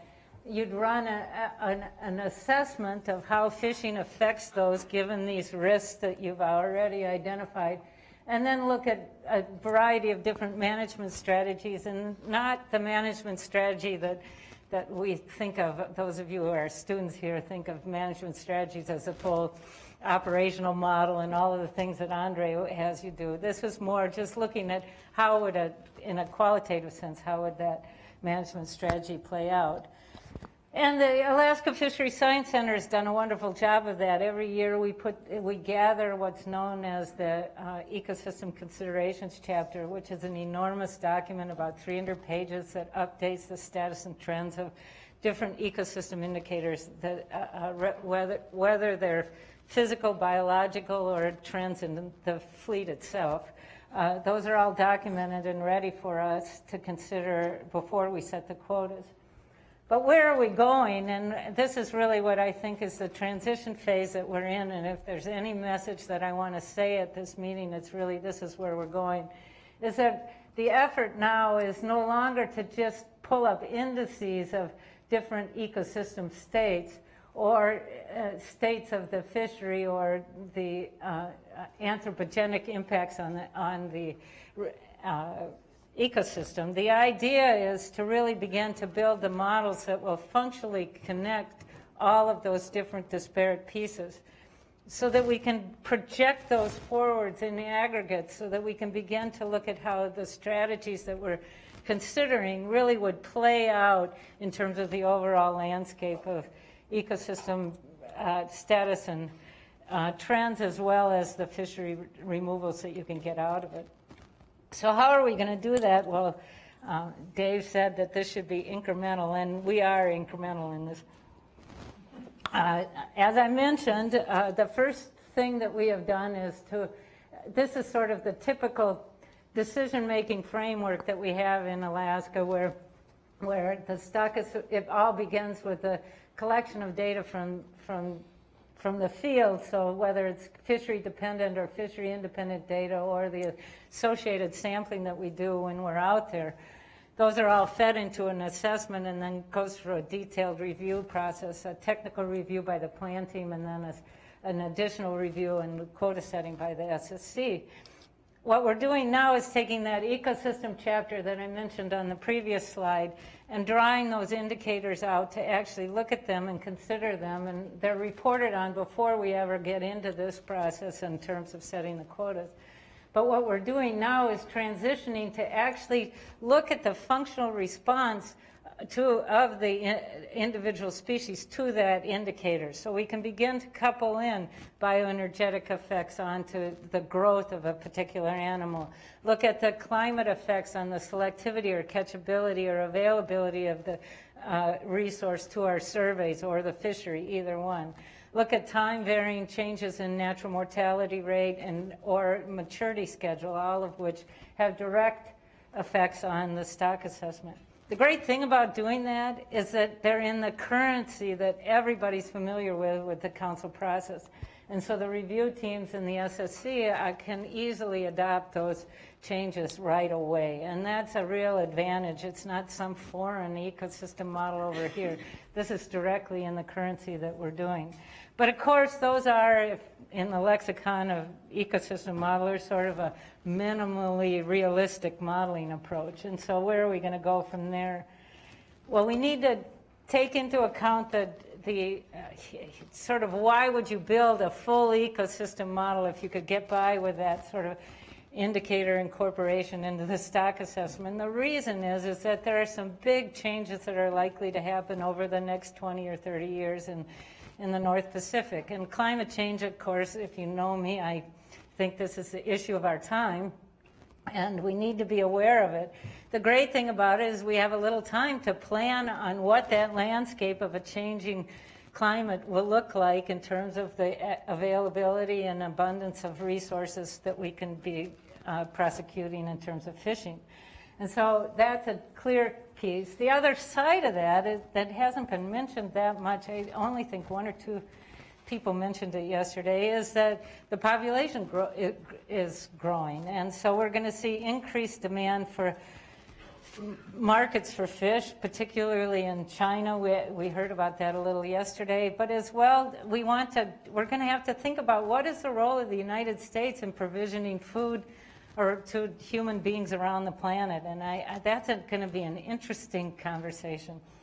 There's also, as we see lots of sea ice in the summer, particularly in the Arctic, there may be increased shipping through that area. You can imagine that going over the polar route may be an option in the future. And offshore energy development. And the other piece that I don't want us to lose sight of, and Dave's last slide really dealt with this, is the issue of what's going on internationally and where is all of that going. And there are three things that I think we need to pay attention to. One is FAO is revisiting their sustainable development goals, and I think those may be a piece that we want to take a look at once those are done. The Convention on Biodiversity is doing a global assessment of the status and trends of ecosystems around the world, and it'll be nice to take a look at that. And of course, every 7 years we'll see the product of the Intergovernmental Panel on Climate Change, and I think we'll receive guidance from all of those. So I'm going to spend a couple minutes. Who's my timekeeper? Okay, so you'll tell me when I'm 10 minutes away? Okay, perfect. Okay, so I mentioned climate change, and this is a paper that Scott Donnie and several of us worked on, but it's not a surprise. I mean, what we saw is these are sort of global indices, but you fill in the big ones: sea level rise, summer sea ice extent in the Arctic, overall heat content of the ocean, sea surface temperature, or ocean acidification. All of these time trends are being detectable now, which is something that we really didn't have 7 or 8 years ago. You can really see some of the trends in some of these newer pieces, and they're all changing, and so we need to be prepared for this.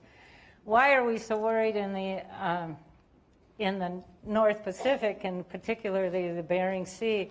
Is because in a zone that's affected by seasonal sea ice, like the Bering Sea, you can really, the effect of ocean conditions has a great role in ecosystem structuring and the development of ecoregions across the Bering Sea shelf.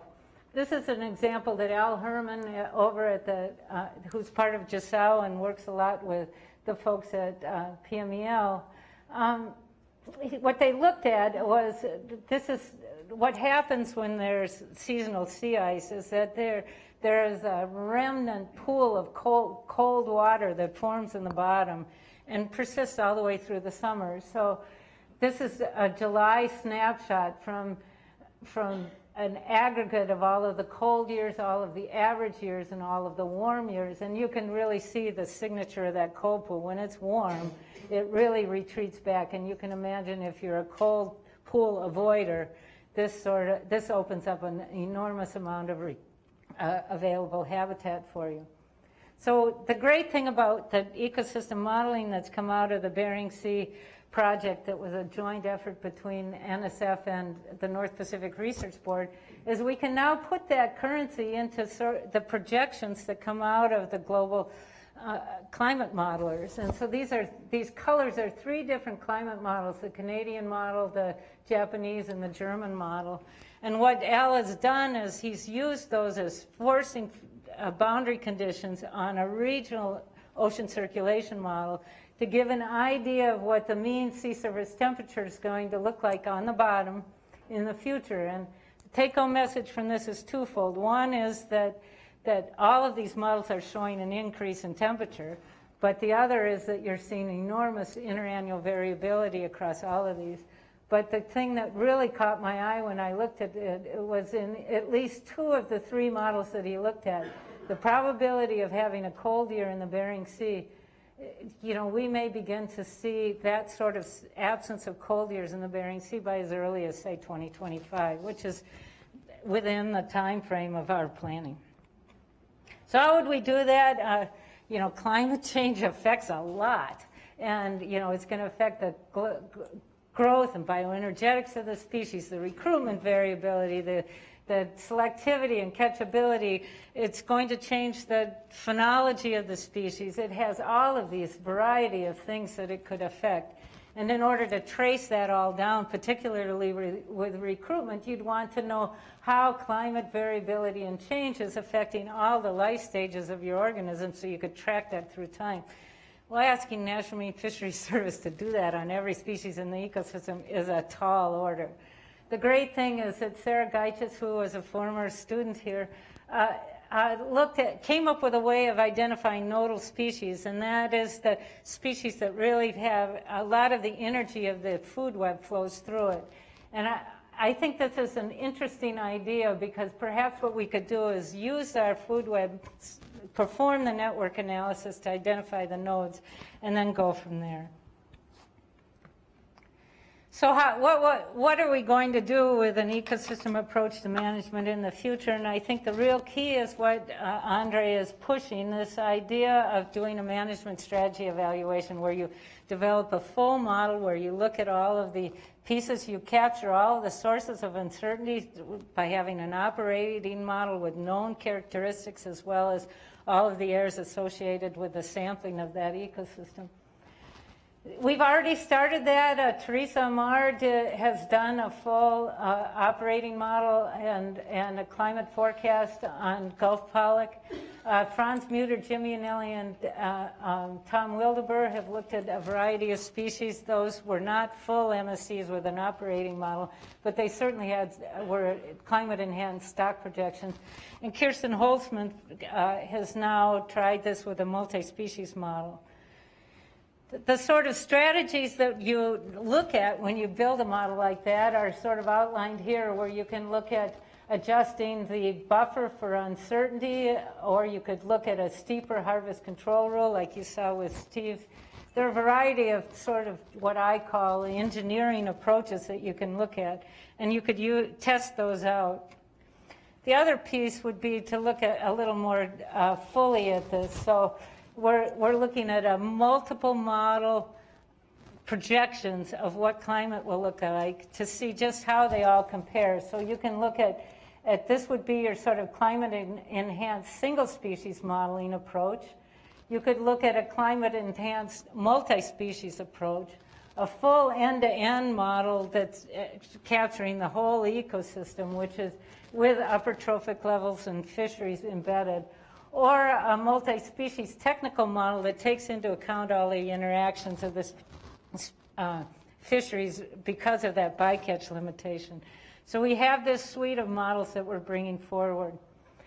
The enterprise that we're really looking towards is to try and figure out what is the ultimate goal. And I think within National Marine Fisheries Service, our thought is really a partnership with the Oceanic and Atmospheric Administration, which is right next door for us in terms of PMEL, looking at how we can gather the data we need to run these types of models, then look at the develop the type of multi-model ensembles that I just showed you.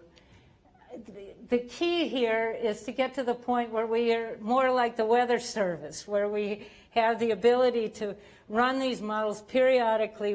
They've been ground truth. The public will have great trust in the forecasts, and we'd run those probably in tandem with the onset of the IPCCs. And so this is where we'd like to be. We're sort of in this mechanistic understanding, model selection, skill assessment part of this process.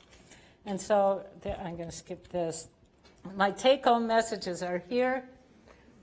The one piece of all of this is, as we begin to build an ecosystem approach to management, we've got to, at the first and foremost, make sure we maintain the monitoring that we need to do the stock assessments.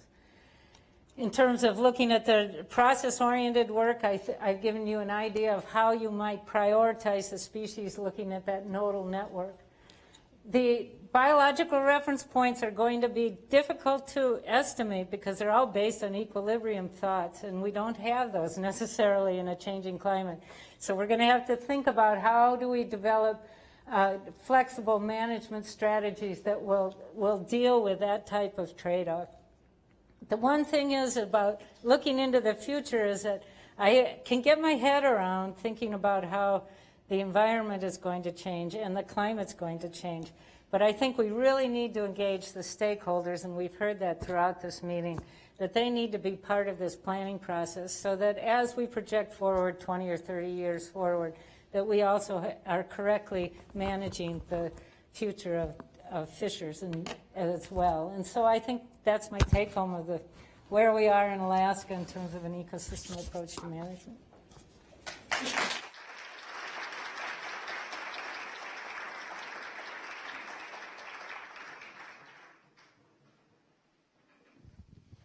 Thanks, Ann. Excuse me. A couple of things I wanted to say about our next presenter. First, I'm pretty certain he traveled the furthest to get here. Tony Smith, who made the journey from autumn in Hobart to come to spring in Seattle. So is there any difference in weather? Yes. No. And we're really delighted that Tony accepted our invitation. As you'll see, the Australians are taking a very different and very innovative approach to dealing with ecosystem-based fisheries management, and Tony has really been a key part of the vision that has built that. So very happy to have him here. So thanks, Tony. Thank you, and thanks to all the organisers and organising committee for the opportunity to be here. I spent about 5 months at SAFS over a decade ago now, and it's always nice to come back again. I'm not going to be presumptuous enough to offer you advice on what you should do with your Magnuson reauthorization, but what I will try and do is just give you a sort of a whirlwind tour of what our experience has been with EBFM in Australia, and perhaps at the end look at some comparisons between our different systems. So specifically what I'll try and do is I'll just give you a very quick précis about our oceans and fisheries to set a bit of context, very briefly talk about some of the policy drivers that have driven this approach in Australia, probably spend, because I'm a scientist and develop tools, spend a fair bit of time talking about the kind of tools that we've developed to support EBFM, talk a little bit about how the implementation has actually gone, and then some successes and failures and lessons. So Australia is bounded by three different oceans and spans from, like the US, from tropical to sort of subantarctic waters. So you know, it's quite diverse in terms of its ecosystems. The Australian fishing industry is fisheries and aquaculture is worth about a bit over $2 billion a year, so considerably smaller than in the US. That's actually one of the key points here. Where's the pointer? Is that the total tonnage removal of the wild catch fishery is in the order of 160 to 180,000 tonnes. Now, Australia has the third largest EEZ in the world, so that's a very small catch, and right from the outset, our sort of ecosystem footprint, if you like, of fishing is relatively small. So we're kind of in a good place there. The interesting thing is that the majority of the value of our fisheries are in invertebrate fisheries.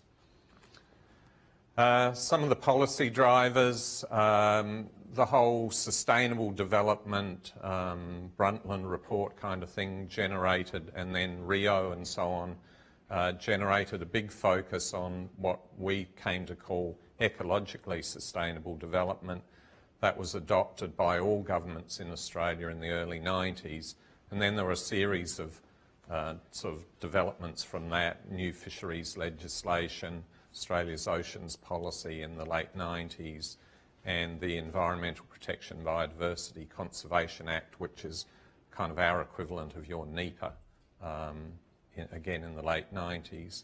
There was an explicit agreement to pursue an EBFM approach, again by both federally and in our state fisheries in the early 2000s, and then a number of other things since then, which you're probably not very interested in.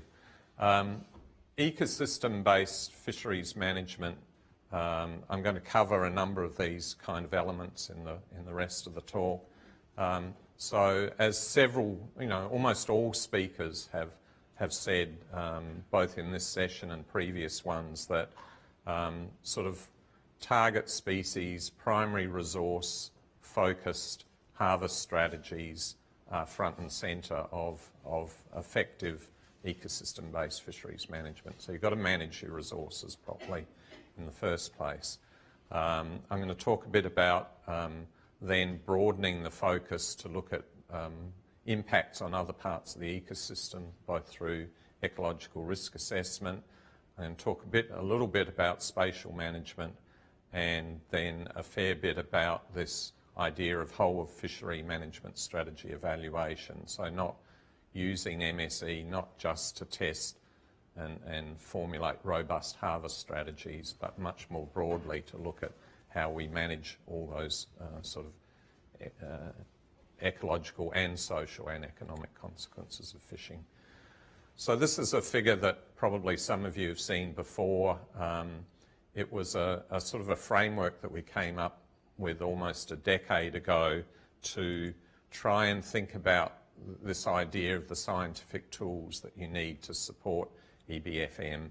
And the tools themselves are the familiar ones that we've just heard about in the last two talks. The importance of monitoring, assessment, decision-making, decision support. The scope is, from individual populations and stocks out through the ecosystem and right out to the sort of full socio-economic system. I guess the key thing about this figure, though, is the kind of types of tools from sort of qualitative expert base through empirical to model base.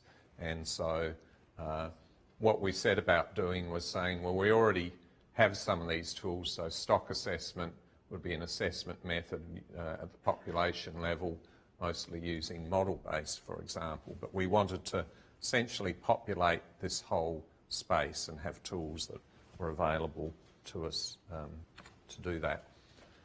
So I'm going to just start off talking a little bit about harvest strategies. We had a national sort of approach to that in the mid-2000s. The core elements were to maintain stocks at ecologically sustainable levels. Within that context, to maximise economic returns to the Australian community, and to adopt formal harvest strategies for key commercial species. And you'll have seen, so these are sort of some of the harvest control rule type formulations that you've seen lots of examples of from a number of the speakers. The key point being that our target fishing mortality rate is FMEY rather than something else. And some fairly conservative, we had something like a 40-20 rule rather than a 40-10 or 45 rule. And we had in the policy, explicit risk criteria saying that the risk of falling below these sort of thresholds had to be at a suitably low level, about 10%. Another element of the approach to harvest strategies was a tiered approach, which in part we borrowed from this part of the world. We've obviously sort of adopted those sort of approaches. But it does raise this issue that there are choices to be made in, so the tiers go from where you have robust stock assessments through to maybe only trends in catch rates, and we're actually currently exploring a lot of these data poor methods that there's also been a fair bit of discussion about. So there are sort of further tiers here. The point being that there are sort of management trade-offs to be made about acceptable levels of risk, which are defined for us, and then how hard you push the system and how costly the investment has to be in both research, assessment and management to kind of justify the risks that you're taking. Some of the outcomes of adopting the harvest strategy policy in the mid-2000s was a very rapid decline in the amount of overfishing and a slightly more gradual decline in the number of overfished stocks. Again, as we've seen elsewhere in examples that we've seen in this conference. So in terms of this is a slight sort of redrawing of that three-dimensional figure I showed before in our tools, but so we're now looking at assessments, and both empirical and model-based assessments. So we've got a number of tools that were developed to kind of support that part of the process.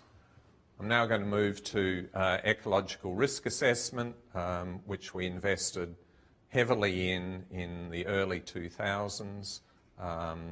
We ended up coming up or devising this sort of framework, which was actually a series of methods that are applied at a series of different levels, 1, 2 and 3. And the methods themselves move from qualitative through to much more quantitative. And it's essentially, I think Steve Cadron used the term triage, and that's exactly what this is.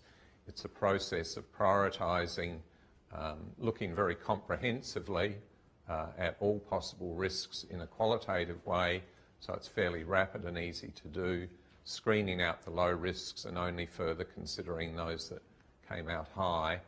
You can then either move immediately to some sort of management response or go to the next a sort of assessment level and so on down this sort of hierarchy. So it's an efficient way of using scarce resources, and you're moving from sort of less certain to more certain assessments of impact.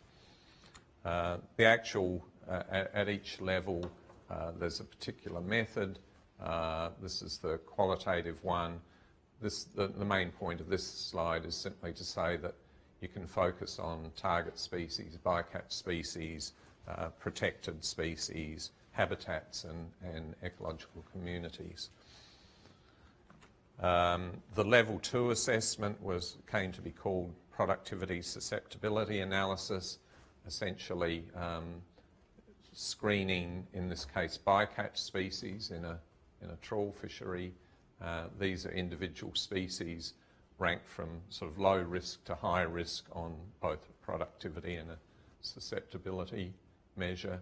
And again, it's a sort of a screening process to rapidly identify the species that you should be more concerned about. We develop methods to essentially use the same approach for habitats, different sorts of seabed types.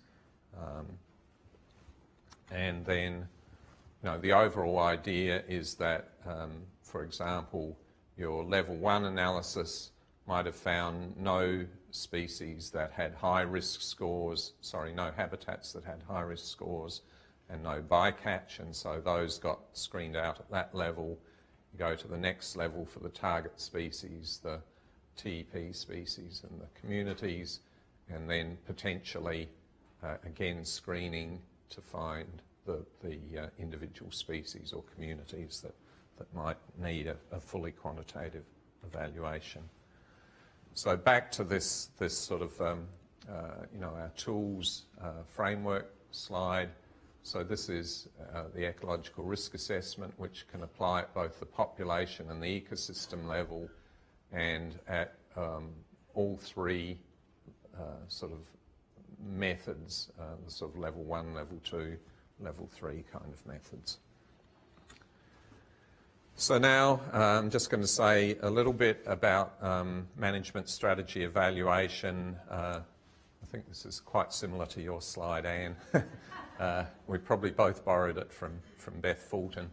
But basically the idea is that you're looking at alternative management strategies across a range of objectives, and the idea is to ultimately look at the trade-offs. But we start off with a model of the ecosystem here, and then this is the sort of observation, monitoring process, assessment, decision-making, implementation, and the actual prosecution of the fishery or other human activity.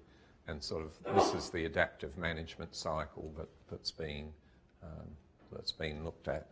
So just to flesh out one particular example, this was for our southeastern fisheries, where we developed this Atlantis model as the sort of tool to do the management strategy evaluation. So we start off with the underlying sort of physical environment, the currents and the water temperatures and so on. We build in the sort of trophic food web and the habitats and so on. We then add in the sort of industries, the fishing activities. In this particular case, there are sort of line fisheries and trawl fisheries and pot fisheries and so on, as well as some recreational fisheries. We then look at the sort of socio-economic factors, the costs of fishing, the markets, the quota trading networks. So we're starting to model kind of the human elements of the system there, and then finally to the sort of management process itself and the decision making. So in this particular case, we kind of looked at a number of different management strategies based around broad scenarios, and these were a sort of a status quo strategy, so the way the fishery was managed at the time. We did this back in the mid-2000s. We looked at increasing the number of quota species, at a more integrated management approach using various spatial management and gear controls and so on, a strongly conservation-driven strategy, and a sort of a fifth one, which is a little bit like this one. And then what you do is use the model to evaluate the trade-offs, essentially. So we had objectives that were based around economic objectives, ecological objectives, industry concerns, management processes, management costs, and so on. And this is a sort of a simple summary of the performance across a range of different objectives of each of those different strategies that we evaluated. And you can see that, well, one of the features is that no single strategy does best against all objectives, but a couple of them did rather better than average on a number of the performance measures. One of the interesting things here is that, I mean, this was essentially the strategy that was in place when we started the study, and by the time we'd finished the study, they'd have pretty much adopted this strategy here. So this was an example where it actually had, you know, it wasn't just a kind of a theoretical exercise and hand over a report. There was a huge amount of stakeholder engagement through the process and resulted in big changes in the fishery. Just a number of you know this, but Atlantis has sort of taken off in its own right. There's lots of Atlantis models now developed around Australia, one being developed for the Southern Ocean, and actually a number around this part of the world as well. So one thing I didn't mention, so we're now talking about the tool of management strategy evaluation. We're actually looking at strategies that span from individual populations out through ecosystems and even into sort of socioeconomics. And we did actually undertake a purely qualitative MSE, but then this quantitative one using the Atlantis model. Okay, just, you know, we've developed a number of other sorts of models in terms of the biological complexity, physical complexity, and human complexity. One of the key ones that's sort of new is MICE, which stands for Models of Intermediate Complexity for Ecosystems, to be contrasted with CATs, which are complex assessment tools. We sort of have fun with acronyms. This is I think Anne referred to minimum realistic models, so this is essentially the same thing. These are models that can be fitted to data. They're simple enough to fit to data, but they're actually starting to pick up some of the ecological interactions that can be important. So there's a big investment in those as well. So I guess the key concepts underlying the tools development, I mean, there are a number of them there. Probably the key ones I've highlighted are this idea of a sort of a hierarchical structuring to tools that allows a sort of a triage approach to sort of prioritise what you should be looking at and managing, a risk-based approach, and quite a lot of attention now on data poor and poor data methods, and having a diversity of tools in the toolbox. In terms of implementing EBFM in Australia, obviously the harvest strategy policy has led to a reduction in overfishing. I'll show you that in a minute. Implementing the policy has also reduced fleet sizes, fishing effort, and therefore ecological footprints. There have been a variety of measures to deal with species that have been identified as high risk, be they bycatch or protected species. And one of the other big changes has really been a large increase in the use of spatial management. There's just a couple of figures here. So this is in terms of trawl fisheries, at least in the year 2000. There were some closures already in place. By 2009, those were the trawl closures, essentially. So a lot of spatial management. Further even to that period, but not so. This is a combination of marine protected areas for biodiversity management, but all the red areas are essentially closures under fishery management regulations. Australia in 2012 implemented a system of offshore marine reserve networks, and that's basically what it looked like. Now, not all of those areas are necessarily closed to fishing. Some of them are multiple use, but essentially there's a fairly, there's been a big change in spatial management.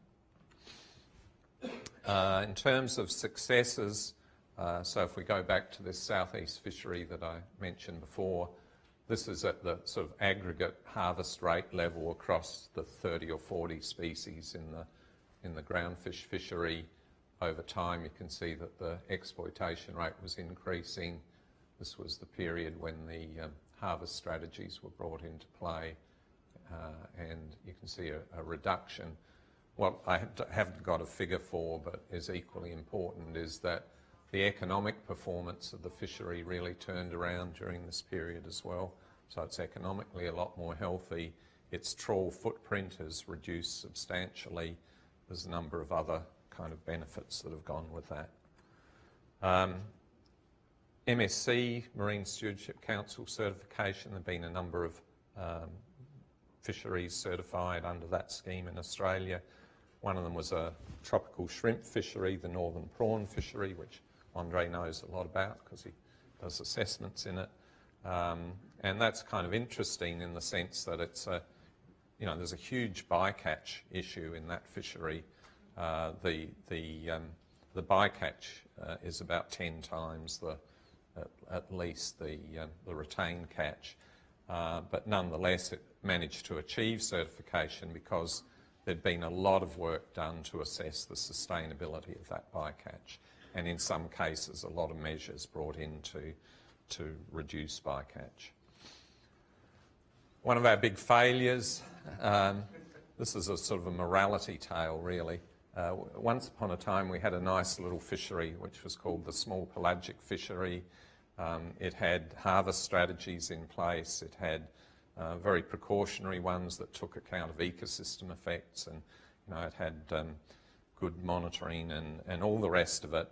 But it was economically, not performing very well, and so the quota owners pooled together and decided to bring in a boat that could actually process the catch and be economically more productive and efficient. And they chose this particular vessel, the Marguerite. They went through about a 3-year period of seeking and getting all the approvals to have the boat operate in the fishery. And it actually arrived in Australia, and then through an alliance, somewhat unusual alliance because they normally don't work very well together, but of ENGOs and the recreational fishing lobby, and an extremely effective social media campaign that was just really had to be seen to be believed. The fishery and this particular vessel were all over the front page of all of our national papers for about a week and a half. It's the only time in my entire experience that fisheries has achieved that sort of prominence. These were some of the sort of cartoons that came out through the process. The amount of misinformation was also pretty startling. But the net result was that the particular vessel was banned from fishing. The federal government initially sort of supported the process they'd already been through to say it was fine for it to fish. They actually had to change their own legislation to ban the fishing, ban the boat. So I guess the point of this is that you can do all the right things and still, if you lose the social licence to operate, a term that's often used, you can be in big trouble. As I said, I'm not really going to try and be presumptuous enough to talk about lessons for your reauthorisation, but just to reflect on, out of what I've heard from the talks to date, some of the similarities and differences. Clearly there are a lot of similarities in particularly the approach to tools and management, especially I think to the US West Coast. That part, there's good reasons for that. There's a lot of, I've called it cultural interchange, but I come here a fair bit. Andre comes to Australia. We've got a lot of student exchange. There's a lot of meetings that Anne and a lot of the people here, Jimmy and Ellie and others, Anna Palmer, those approaches are sort of common currency.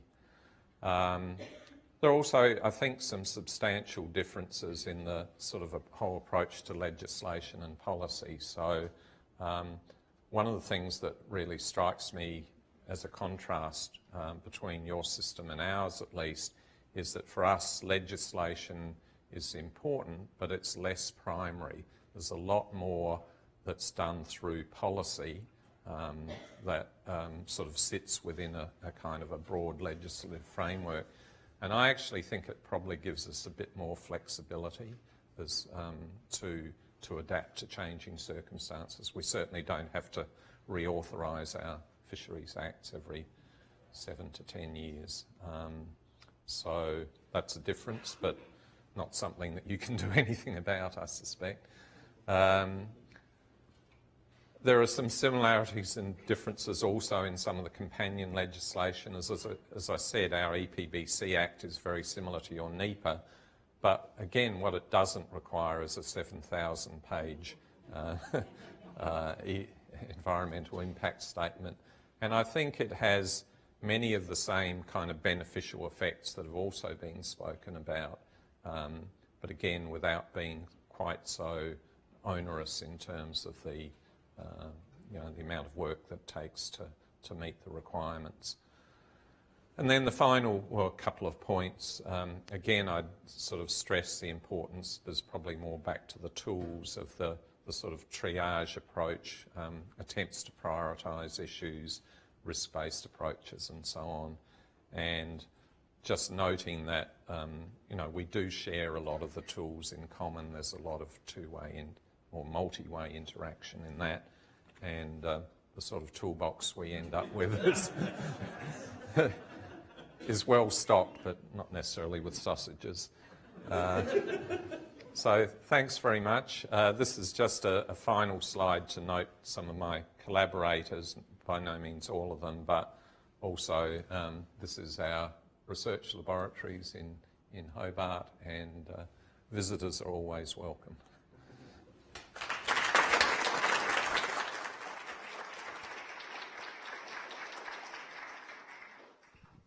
Thanks, Tony. We're going to do a bit of AV work here. That worked. So while we're doing the microphone, I'm going to pass you, Stephanie. So when we put together this session, we really wanted to get sort of diversity of perspectives on ecosystem approaches, and especially wanted to hear from people really actively engaged in the fishing industry. And we weren't quite sure, I wasn't quite sure who the best person was, so I sent a bunch of emails out, went to lunch, came back, sort of flood of emails that all said, Stephanie Matson's who you need to have. And in retrospect, it was an obvious choice. She's very, very involved in council. She's the executive director of the At-Sea Processor Association.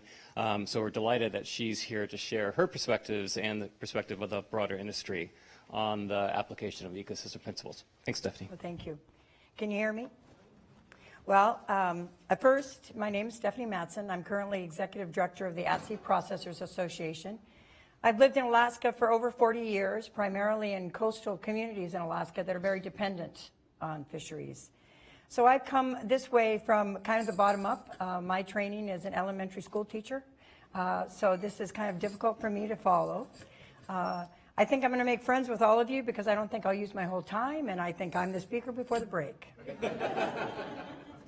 But I did serve on the North Pacific Fisheries Advisory Panel for 9 years.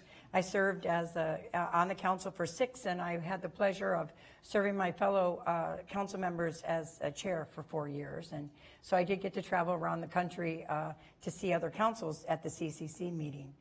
But today I'm here to speak a little bit about the stakeholder perspective about EBFM. I get confused sometimes. It's EBM, it's EBFM. I'm beginning to understand the difference. I have to tell you, though, that I think generally, first the disclaimer. I am up here speaking on behalf of the stakeholders, but as you can imagine, we have a diverse industry in Alaska and the Pacific Northwest. So I apologize to all my colleagues if I have misrepresented your views. It's tough, but I think generally, I think most of us feel like we've been doing ecosystem-based fisheries management for a long time.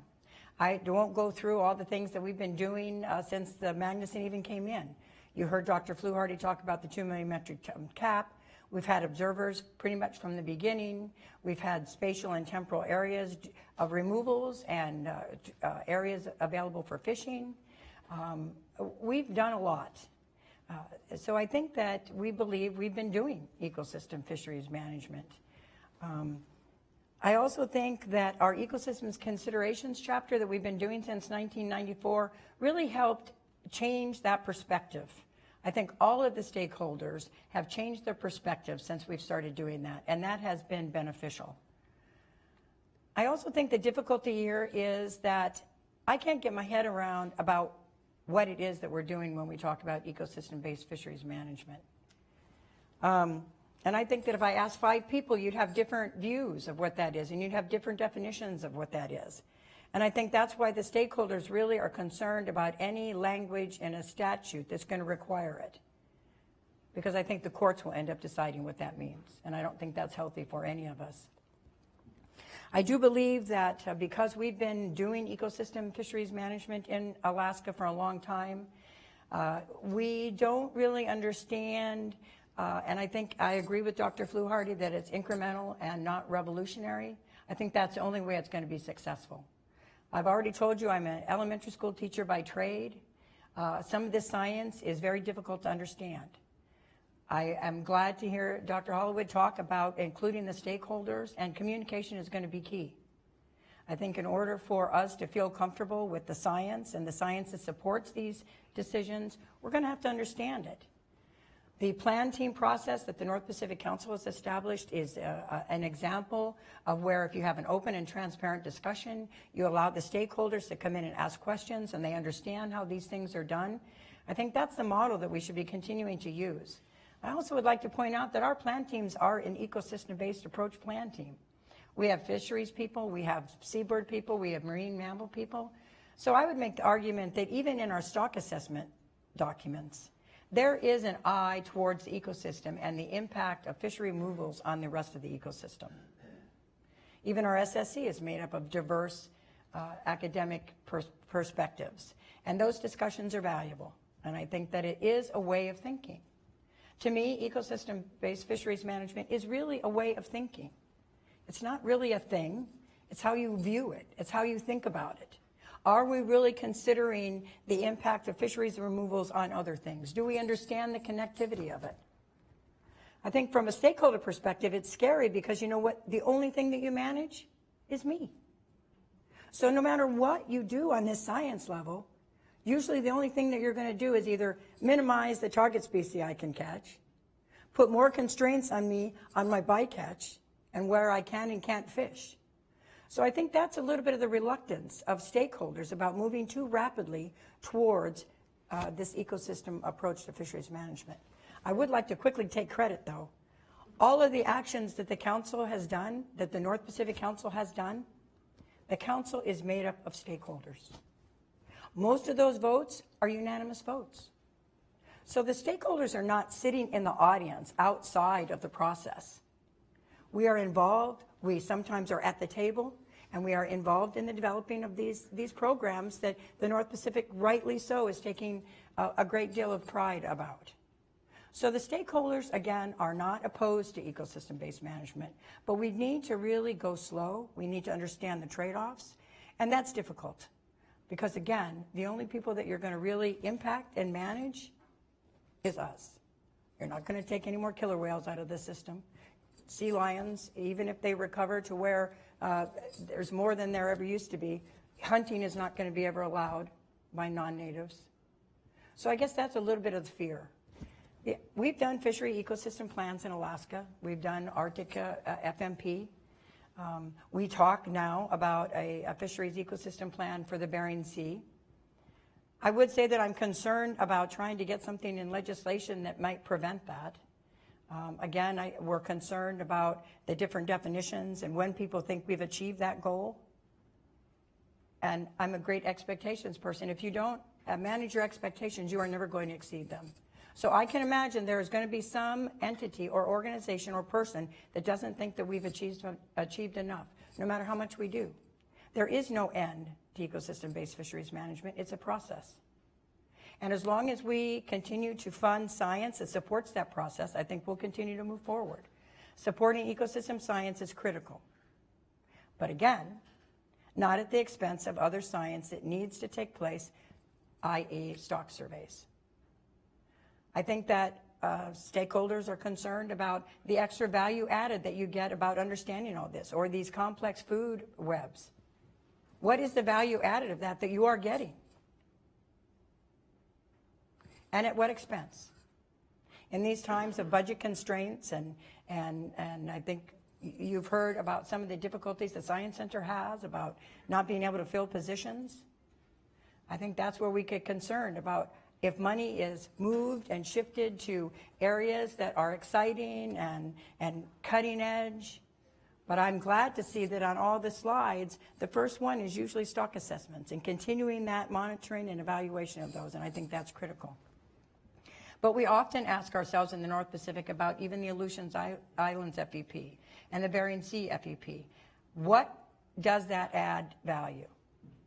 What more can we understand? What more does it bring to us besides an exercise? I have learned an awful lot about the ecosystem and the great work that the Science Center has done. And I think that I'm going to go back again, and you're going to hear me say this a few times. You've got to include the stakeholders. You've got to be able to be a 101 when it comes to talking to us about it. We need to understand it in the sense, in a way that I can go back to my membership and talk about it, so that you can alleviate the fear. There's a lot of fear. We have a lot of great trust with our Science Center and the people there, and they do a lot of great work.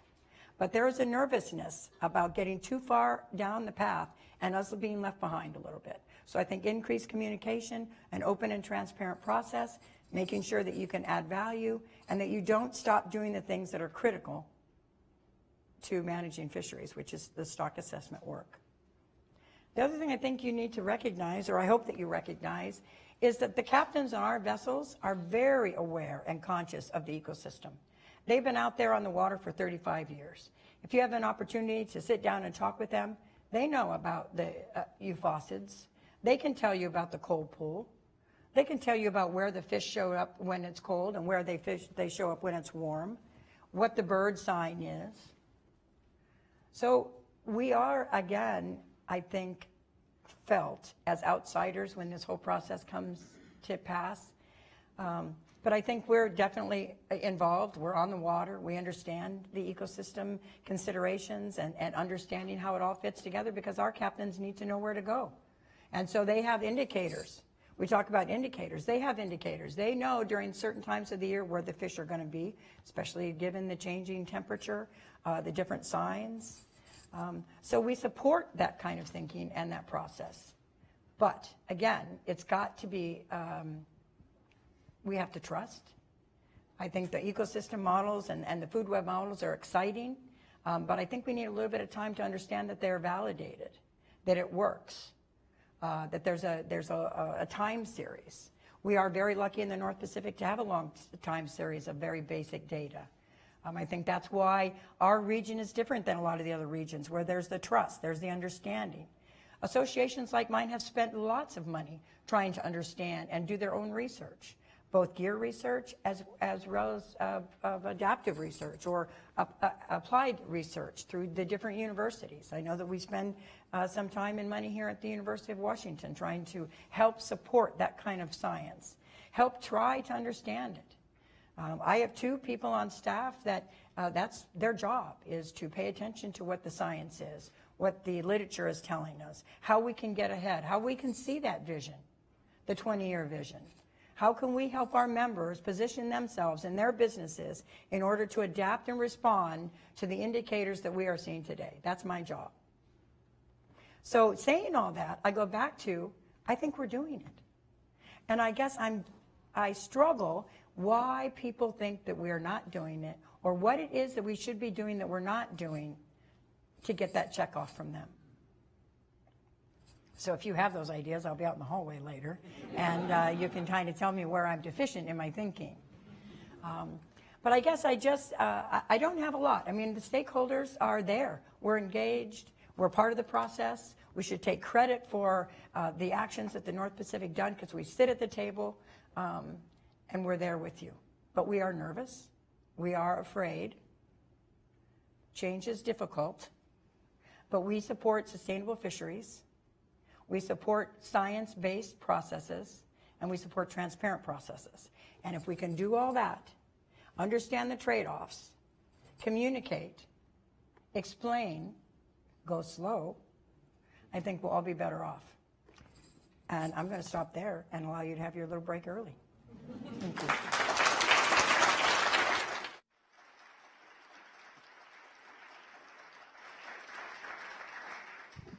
Thanks, Stephanie, not only for our early break, but a fantastic presentation. So we have plenty of time to answer Stephanie's questions over coffee, and we'll reconvene at 3:15 sharp. And this. Sure, we'll start at 3:10 sharp, just like I said. Do whatever Andre says.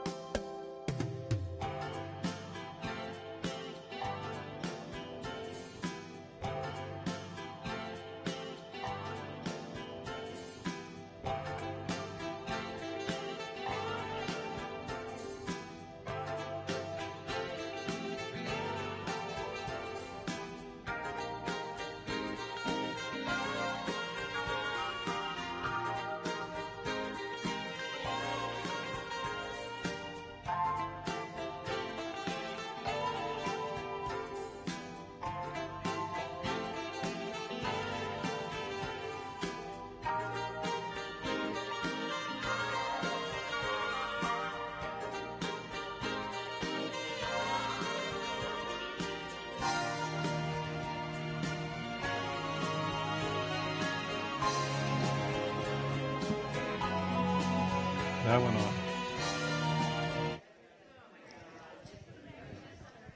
Okay, come on in, folks.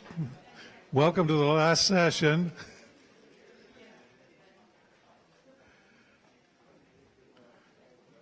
There are more and more seats available up front. Okay. Well, for this last session, we're continuing on with information about ecosystem-based management, and we have our next speaker is Selena Hempel from the Department of Fisheries and Wildlife, Oregon State University. She's had I haven't had a chance to meet her very often, but her reputation has certainly preceded her in my world, and I know that she's been very active on the SSC for the Pacific Council, and of course in this dimension she's been part of the working group that has led the development of the Fisheries Ecosystem Plan for the Pacific Council. So Selena, the floor is yours. Great. Can you hear me okay? All right. I'll try not to. Usually I project too much, so if it gets loud, let me know. And people are still, I think Andre's still gathering people in. It's great to be here. I am a Seattle native, and in fact, my mom is here to hear my talk today. Now I'm on, that's right. More nervous than usual. Yeah, I grew up in Seattle. I went to Garfield High School, became a marine biologist there, got my bachelor's degree here in zoology. Oh. And now I'm associate department head in the Department of Fisheries and Wildlife at OSU. We are the #2 fishery science program in the country. It's true. So it's great to be here with my colleagues at #1. And what I'm going to talk about today is my perspectives on the Magnuson-Stevens Act and how well or not it is protecting vulnerable species and habitats. And to start off, I thought I'd just tell you a little bit about how I got here. I started off in high school here in Seattle wanting to talk to killer whales. And I actually did talk to killer whales and found I had no idea what they were saying. And moved from there to UC Santa Cruz and worked on elephant seals and population dynamics in the elephant seal recovery going on down in California. And moved from there into theoretical ecology, came back here to UW in the zoology department, took ecology from Bob Payne and Peter Kariva, and became excited about math, which I had, which I had avoided at almost all costs prior to that. Became a quantitative conservation biologist in graduate school back in North Carolina, and started working on sea turtles. And so that was kind of my first link to fisheries, and discovered that actually I, for whatever reasons, appreciated being behind computers more than in the field, and ended up doing a lot of population modeling for sea turtle recovery plans.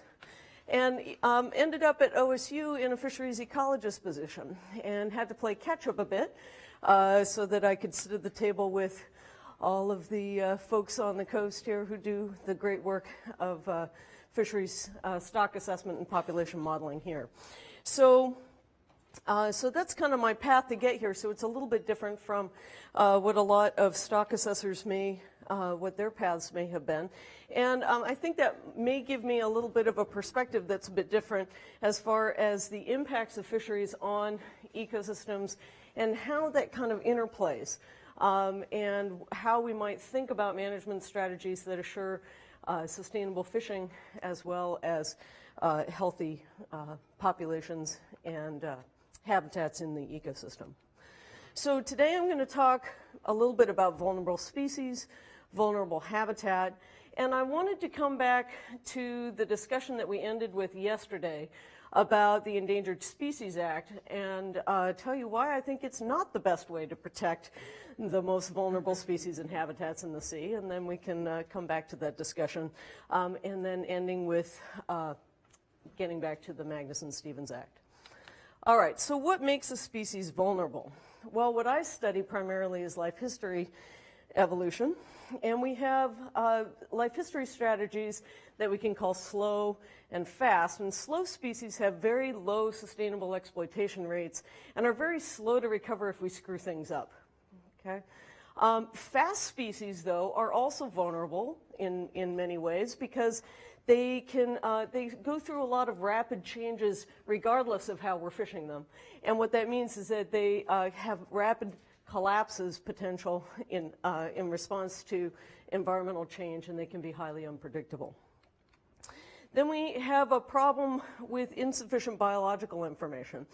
And one of the problems that comes up is that many species don't conform to the rules of deterministic population growth and the simple constructs that we have that were originally developed prior to the advent of computers to try to figure out how many fish there are in the sea and how rapidly we can deplete them and where we should keep them in terms of biomass.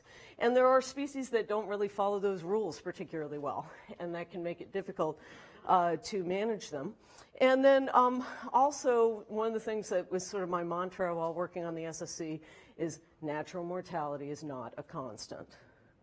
Okay, and in fact, vital rates do change over time, particularly for species like forage species that are components of the ecosystem that have a lot of predation, and that predation changes over time. And so sometimes we don't have sufficient biological information to plug into the models, and that can potentially lead to a more vulnerable situation for a species because we don't really know how it's going to respond to fishing. Aggregation behaviors, clearly a species that aggregates predictably in space and time is potentially more vulnerable to overfishing. Extremely high or extremely low value, when a bluefin tuna can sell for $250,000, it might be profitable to fish the last one. But at the same time, very low value species may not be monitored particularly well, and so there may be some very low value species that could become vulnerable for that reason. And then finally, I think we do have an issue where species that occur largely outside of our exclusive economic zone and are potentially subject to fisheries management, or shall we say lack of fisheries management, could also potentially make them more vulnerable. Now, we talked a fair bit yesterday about mixed stock fisheries, and one of the issues with bycatch species generally is that it's very difficult to monitor them because the effort is generally not related to the catch, because the catch is for the target is a different species. So bycatch data, by its very nature, can be quite problematic to use to evaluate the status of one of these species. And we're probably unlikely to overfish a species that we're not targeting, but less attention to such species may lead to less data collection, and then who knows what happens after that. The barn-door skate is an interesting example of this. We were talking about this species last night. The catch data, this is largely a bycatch species in the North Atlantic, and the catch data suggested that the biomass had gone through the floor, that it had basically collapsed. And it was petitioned for listing under the Endangered Species Act. But then ultimately a little bit more work was done, more research, survey data was brought into play, and it was determined that that species was more productive than we thought and more widely distributed than we thought. So it's just an example of a situation where poor data can lead to a potentially an incorrect evaluation of the status of the stock. Now, a lot of the work I do is with bycatch of what we like to call the charismatic megafauna of the sea, the turtle, birds, and mammals. And lots of gear types interact with these species: trawls, gillnets, longlines, fixed gear, and so on.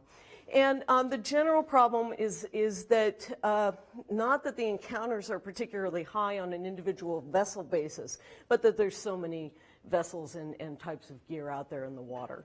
And so the cumulative impact of these gears can be quite high and has led to the endangerment of some species of sea turtles in particular.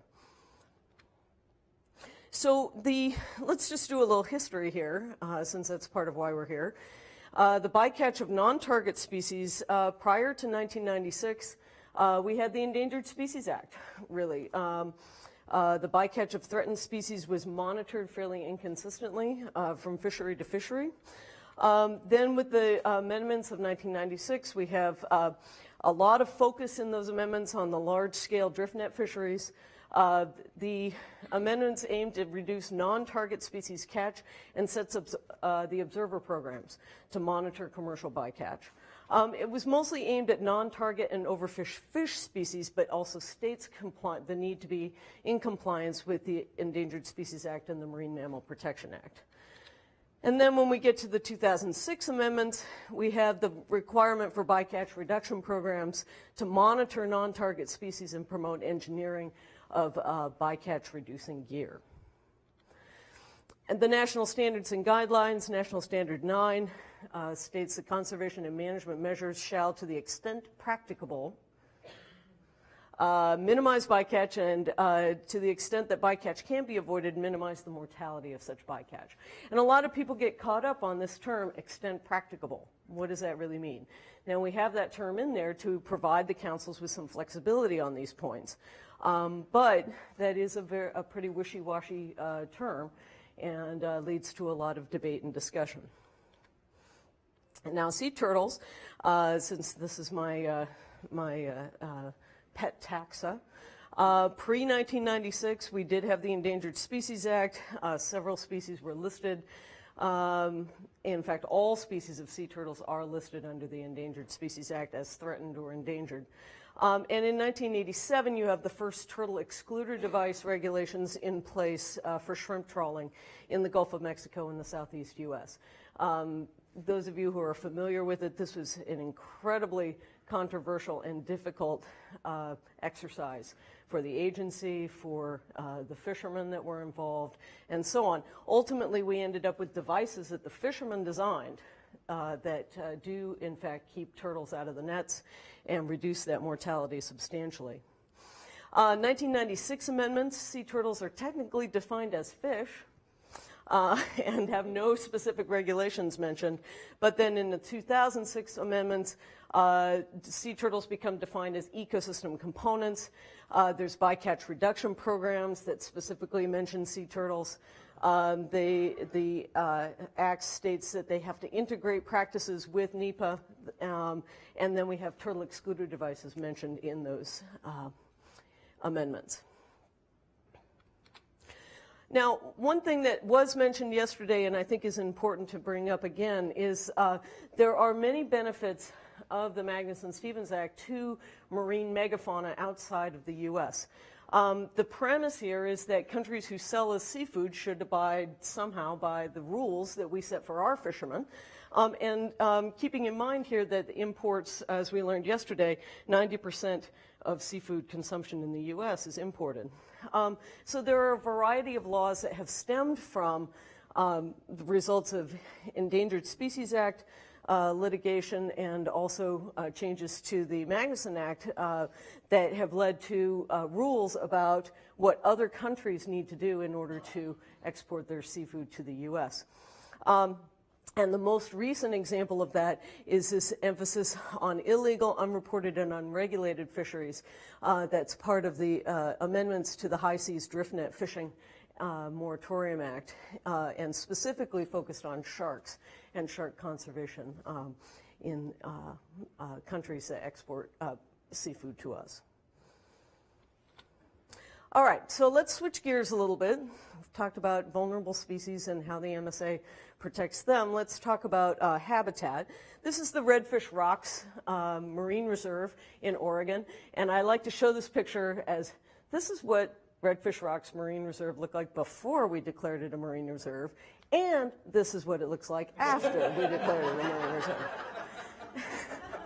And I think that's important to point out, especially when I'm talking to folks in Portland or other places where, you know, people who, I mean, it's not like walking through a reserve on land where you see big trees and lots of other amazing things in the habitat. I mean, you don't really get to see much.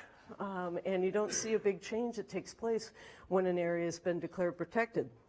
But there are we are monitoring changes in these reserves and protected areas along the U.S. West Coast underwater, so we can actually see what's going on down there. And then habitats, of course, vary a lot when you actually get below the surface. We have habitats near shore, like kelp forests. We have deep water habitats. And then the subject of a lot of attention lately has been on biogenic habitat, the deep sea corals in particular, and where those are located and what kinds of impact bottom contact gear has on those ecosystems. So habitat, pre-1996, there was possibly some associated protections from MMA or Marine Minerals Act and the Endangered Species Act, but not really much going on with habitat prior to 1996. Then with those amendments in 96, we have promotion and identification and protection of essential fish habitat for managed species. And the important point about EFH is that it was defined as the habitat that's needed for all life stages of the fish, not just the adult fish that we typically capture.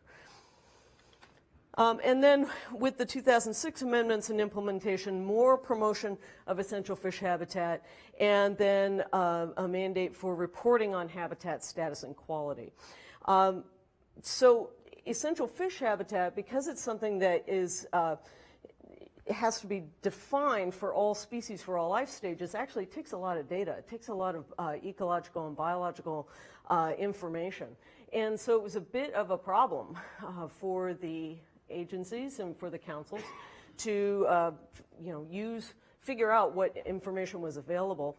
And it's been kind of a slow process getting all of those pieces of information together to really figure out where essential fish habitat is and where the most critical places are. Now, what makes habitat vulnerable? Well, areas with slow natural turnover. So when we say vulnerable, remember we're specifically talking about vulnerability to fishing and fishing activities.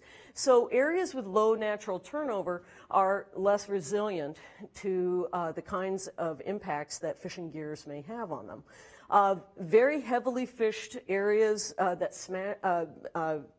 are subject to gears that smash stuff up do in fact become vulnerable habitats. Areas with very delicate biogenic habitat, things like deep sea corals and so on, are potentially vulnerable habitats. And then habitats are vulnerable when they have high impact from things like climate change or other stressors. And those other stressors may be man-made or not.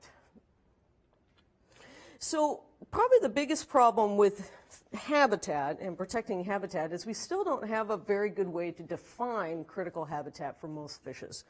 So by the time you figure out where fish occur in all life stages, the entire ocean is pretty much essential fish habitat. Okay? The designation of what we call HAPSES, habitat areas of particular concern, are a good move forward from that. Because declaring the entire ocean essential fish habitat isn't really very useful from a management standpoint.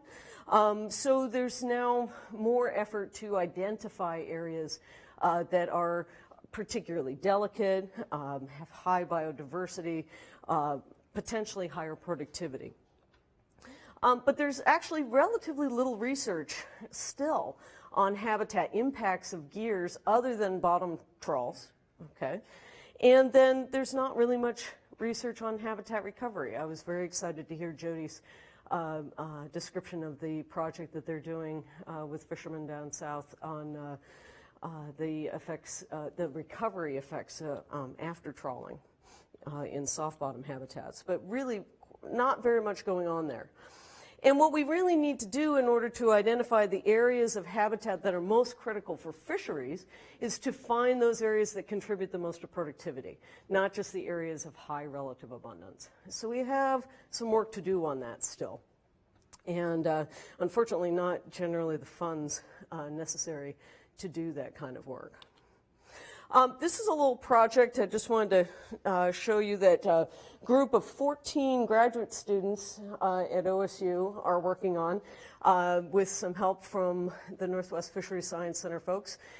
This is a heat map of fish richness on the left side there and invertebrate richness on the right side. And this is based on the Troll survey data from 2003 to 2010. And it's just a way to kind of get a broad picture of where are the areas where we have consistently higher biodiversity in space, and then also what is the variability of that biodiversity through time. So we can potentially use exercises like these that utilize the data that are being collected really for single species stock assessment and utilize them for asking other questions about that are more ecosystem based, like biodiversity, species richness, and so on in space and time. And that brings us to food webs.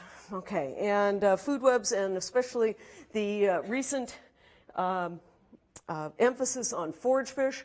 I was involved with the Lenfest Forage Fish Management Task Force, and a lot of talk about management of forage fish, more conservative management of forage fish, and so on. So really the forage species come in under National Standard 1 in the definition of optimum yield. And if we look at the list of things that are under the optimum yield standard, you see these long lists of things that could be considered, okay? And I don't need to read them to you, there's a bunch. Species interactions, including food web trophic interactions. Considering managing the forage stocks with a higher biomass, and then considering other impacts such as ecological or environmental conditions that stress marine organisms. Well, this is kind of a long laundry list, really. A lot of things that you could potentially consider in the process of determining optimum yield. And I think we need a little reality check here. The Act and the national standards are very broad and inclusive, but they don't provide guidance on how to incorporate ecosystem considerations into management. And so that's a lot of what we talked about today that David and others have been discussing in various working groups. How do we actually operationalize this and make it work? Is it simply going to lead to this mantra of fish less? In that case, well, I'm not sure that we need to do a lot of elaborate models. But at the same time, we're trying to base these decisions on science and come up with defensible levels. And probably the biggest problem, I think, with this is that it's kind of an unfunded mandate. There's not a lot of dollars going into the research that would be needed in order to determine the trophic interactions and so on. If the food webs out there can be simplified to something like this is an Antarctic food web, not that really focused, you see, on the marine mammals. And food webs and the construction of food webs always depend on the taxon of interest of the biologists who are putting them together, of how they group things. And the reality, though, is that food webs aren't this simple. They're more like this, right? And it's really difficult to think about how to take something that's this complex and turn it into a model that can actually give you quantitative and reliable and robust results. Okay? So we're getting there gradually, but it's going to take some time. And then probably the biggest problem is maybe you figure all this out, but then the system changes. Okay, so it's not even a constant system.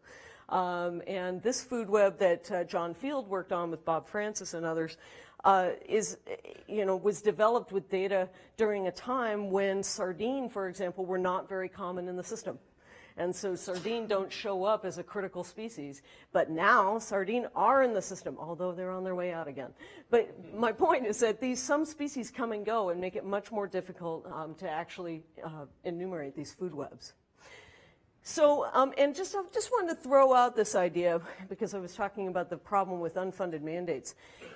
the need for precise control rules for single species management really forces the agency to pour resources into single species assessments and leaves little time and funds for research on mechanisms of change and resilience and bycatch and habitat impacts. So, we've heard a couple people say, well, you need to pay for this if you want it, and don't take money away from the things we already need to do.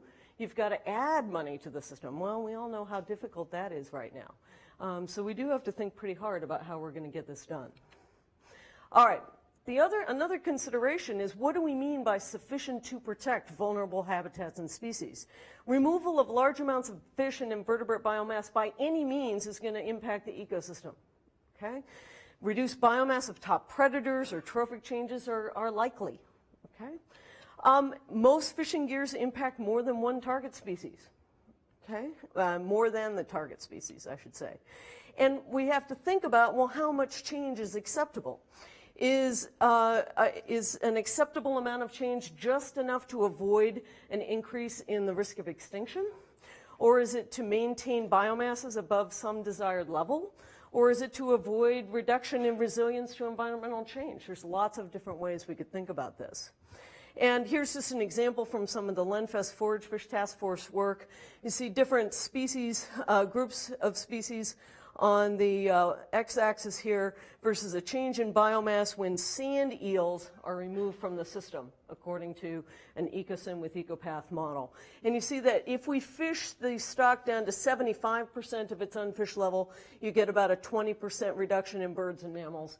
If you fish it down to a 40% of B0 unfished level, then you get about a 50% reduction in birds and mammals.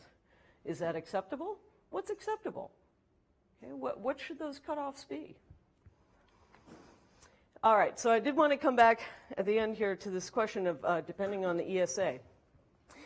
I think the Endangered Species Act should be a law of last resort when extinction is likely, because I think some of you will agree with me, once the ESA is invoked, all hell breaks loose in litigation and otherwise.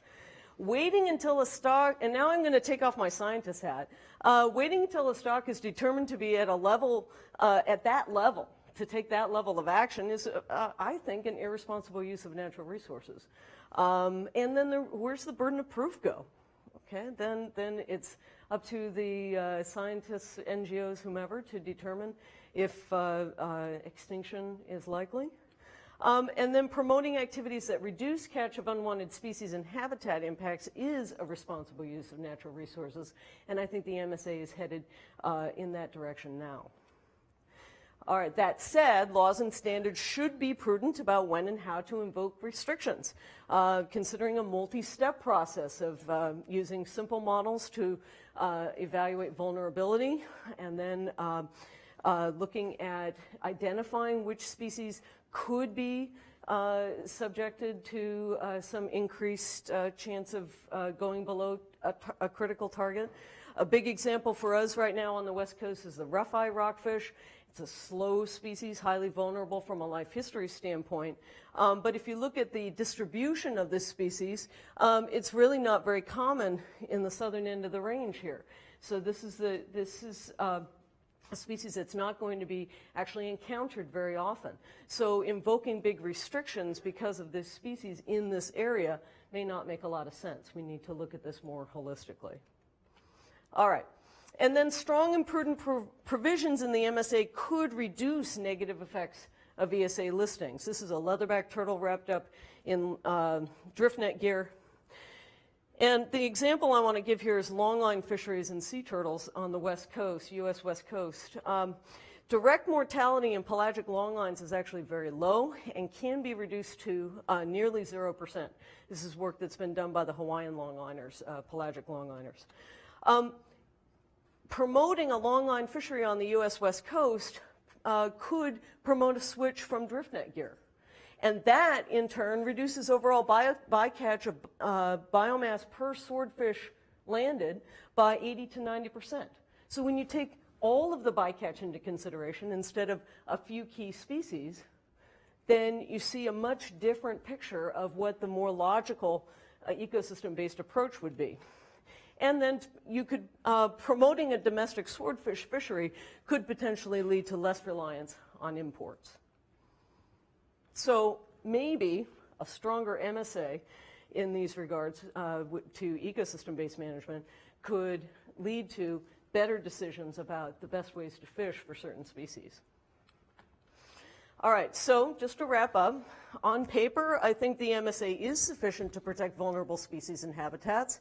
It has a broad provision for protection and considerations of habitat and bycatch and forage species.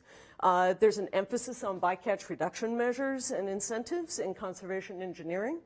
The NEPA EIS requirements may duplicate some efforts, but do provide some valuable accounting of impacts, and there is integration with other laws required.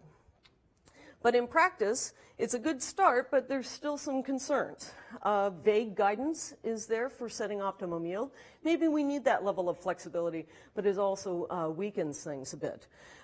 Insufficient resources for research, development, and implementation of tools for impact assessment, and the councils in NOAA will continue to be pushed by special interest litigation, which may not always be focused on the most pressing needs or ecosystem-based approaches.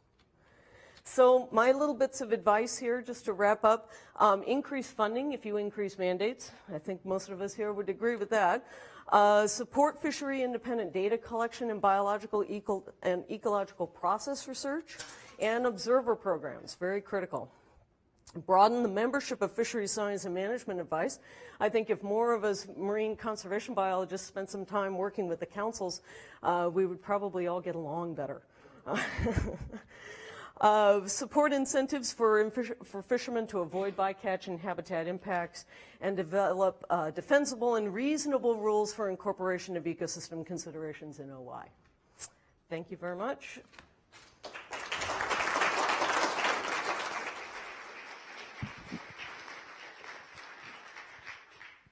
Thank you very much, Selena. I think that really responded to some it's hard to believe this after 2 days that some holes in the topics that we've been discussing. Tim Essington, the co-chair for this session, is a faculty member here at SAFS and has worked a lot. I think he's going to talk. He's been on a number of different committees. I can't keep reading fast enough to read as fast as he's writing papers, and so I'm constantly being surprised by work that I haven't seen, and this will be no exception. I think it'll be new to some of you, and Tim is going to talk to us about barriers between principle and practice. Thank you. Thanks, Dave. Hope this is working okay. So I thought I was going to start with some crack about thanking the session chairs for inviting me, but that seemed a little too easy, so I won't. Thanks everyone for the presentation this session. I've learned a lot. It's been great to hear all the different perspectives. And selfishly, it's actually set up a lot of the stuff that I wanted to say really nicely. So it's going to be hopefully some nice overlap. So I'm going to want to get over this idea that there's a lot of scientific principles for ecosystem-based management. We see there are some areas where we could perhaps do better, and I want to sort of take my take on how do we deal with the issue of the complexity that's involved in natural systems and translate that into sort of meaningful, simple, tangible advice, sort of getting to Stephanie's issue of making it clear what it is we're trying to do and why we're trying to do it. So I'm going to start off with the premise that I think most of us will agree with, is this idea that ecosystems are complex. You know, there's a jumbled mess of connections. Oops. Either this died or I'm pointing at myself. Here we go. So we know they're complex, and we know they're changing, and we know that we'll never perfectly be able to map all of those different connections within systems. But maybe a question to follow, does that mean that an ecosystem-based management approach also needs to be complex? And gosh, I can't remember the year, but there was a Moat Fishery Symposium that was all on the application of ecosystem-based fisheries management. Of course, Ray was there, being a rabble-rouser, and he said, well, if we did single species management well, would we have to do any sort of ecosystem-based fisheries management? And we thought, I don't know. But I thought it's actually worthwhile to actually turn the question around, and what if we sort of approach the question in a totally different way?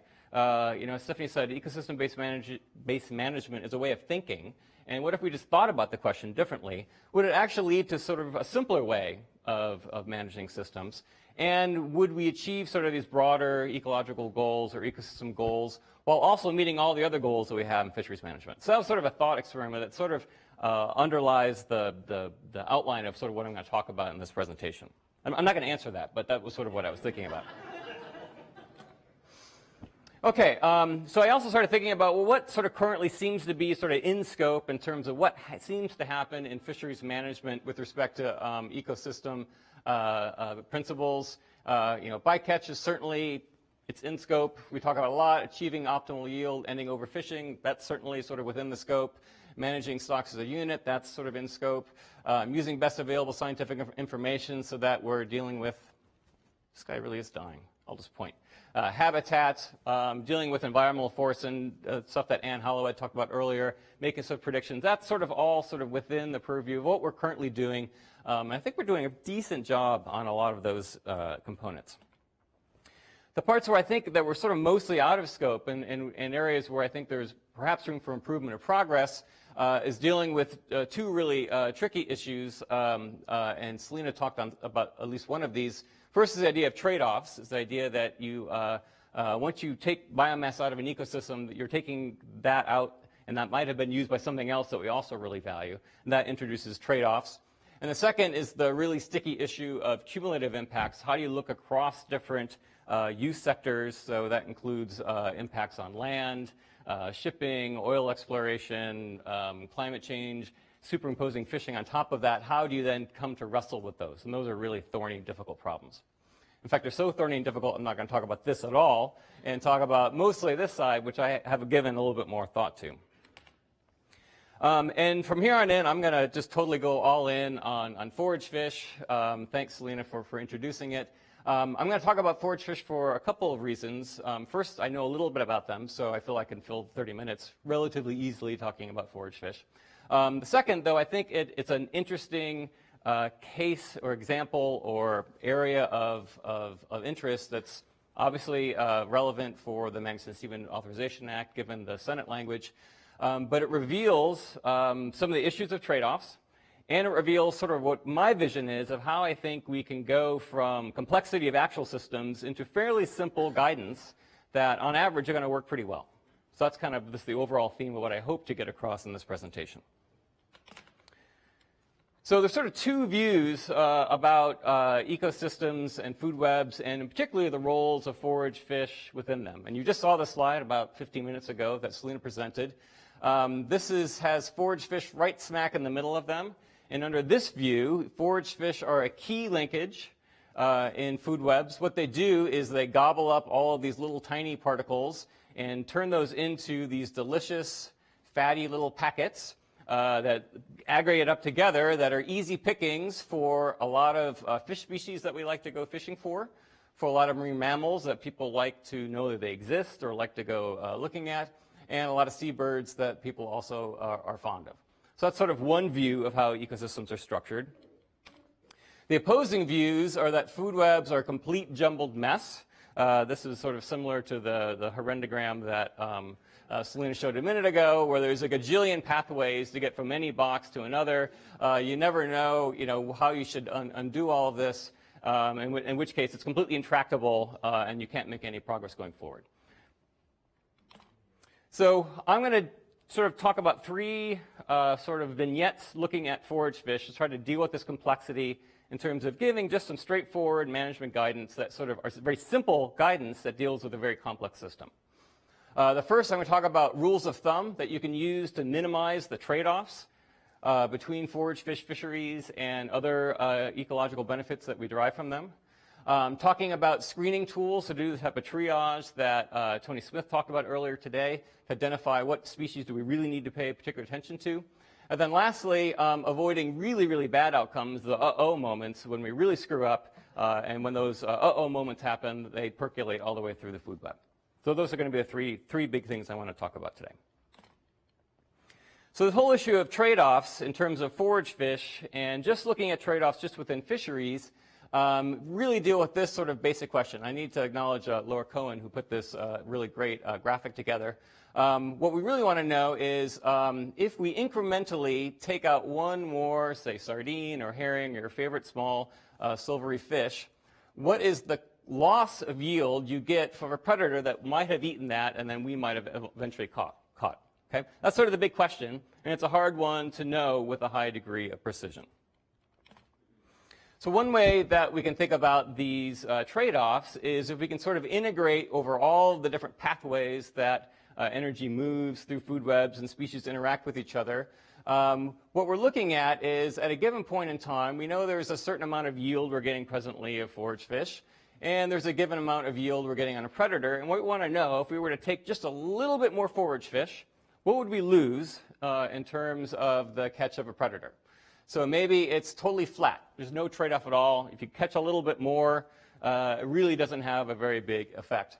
We might see a striking negative relationship. That would be a very strong trade-off. So you catch a little bit more forage fish, and the loss you get is the yield of a strong loss of yield of predators. Or because of the complicated nature of pathways through food webs, you could actually get an increase because energy is sort of moving around in sort of unexpected ways. So what we wanted to do was sort of develop sort of quick, robust ways to try to get some sense. I can't describe the exact outcome, but it would be really great if I at least knew the slope of this relationship at some point in time. That would be really helpful guidelines. And it would be even better if I could predict what dictates the strength of that slope. And if I can, then I can start developing guidelines of how do I stay away from the zone where I get these really, really strong negative relationships. Because that's where I get into a nasty realm of having really strong trade-offs and conflicts among different users. Oh, there's my first Mac to PC goof. That's not bad, though. Been working with Steve Munch, who's down at the Santa Cruz NOAA lab, to develop just a simple way of trying to get this that doesn't involve doing a lot of complex food web simulations, where we take data on food webs, so how much do different things eat, what do they eat, how much are there out there. We put that into this very generalized model. The nice thing about it's a very easy model. You can have very transparent assumptions about what is the nature of species interactions. And then math happens, and then that produces these estimates of what that slope is that tell us what is the incremental loss of yield of a predator that happens from changing your forage fish yield by just a little bit. And the nice thing about this, because it doesn't involve a gajillion simulations, I can look over a bunch of different ecosystems around the world and basically pillaging other people's food web models. And I can look, each of those models might have as many as 5 or 6 different forage species, and each of those might have 5 or 6, 7 predators on them. So I can start looking at attributes of both the food web structure and attributes of the individual predator-prey linkage and say, well, what's a good predictor of the strength of that trade-off? And this is kind of the bottom line of all of that process in math, is there were 2 things that really seemed to dictate what was the strength of the trade-off. The first is sort of intuitive. As the intensity of the linkage between a particular predator and a prey got stronger and stronger, the trade-off that you get from plucking out that sardine in terms of predator fish yield strengthens. And that made total sense. The thing that I didn't expect is that that relationship itself depends on how heavily you're fishing the forage fish in the first place. So if you're fishing the forage fish relatively lightly, it doesn't really matter. Even if you have a relatively strong predator-prey linkage, you never really get in a zone with a really, really strong trade-off. And one little just sort of orientation point I put on here, I put a line of a trade-off slope of minus 10%.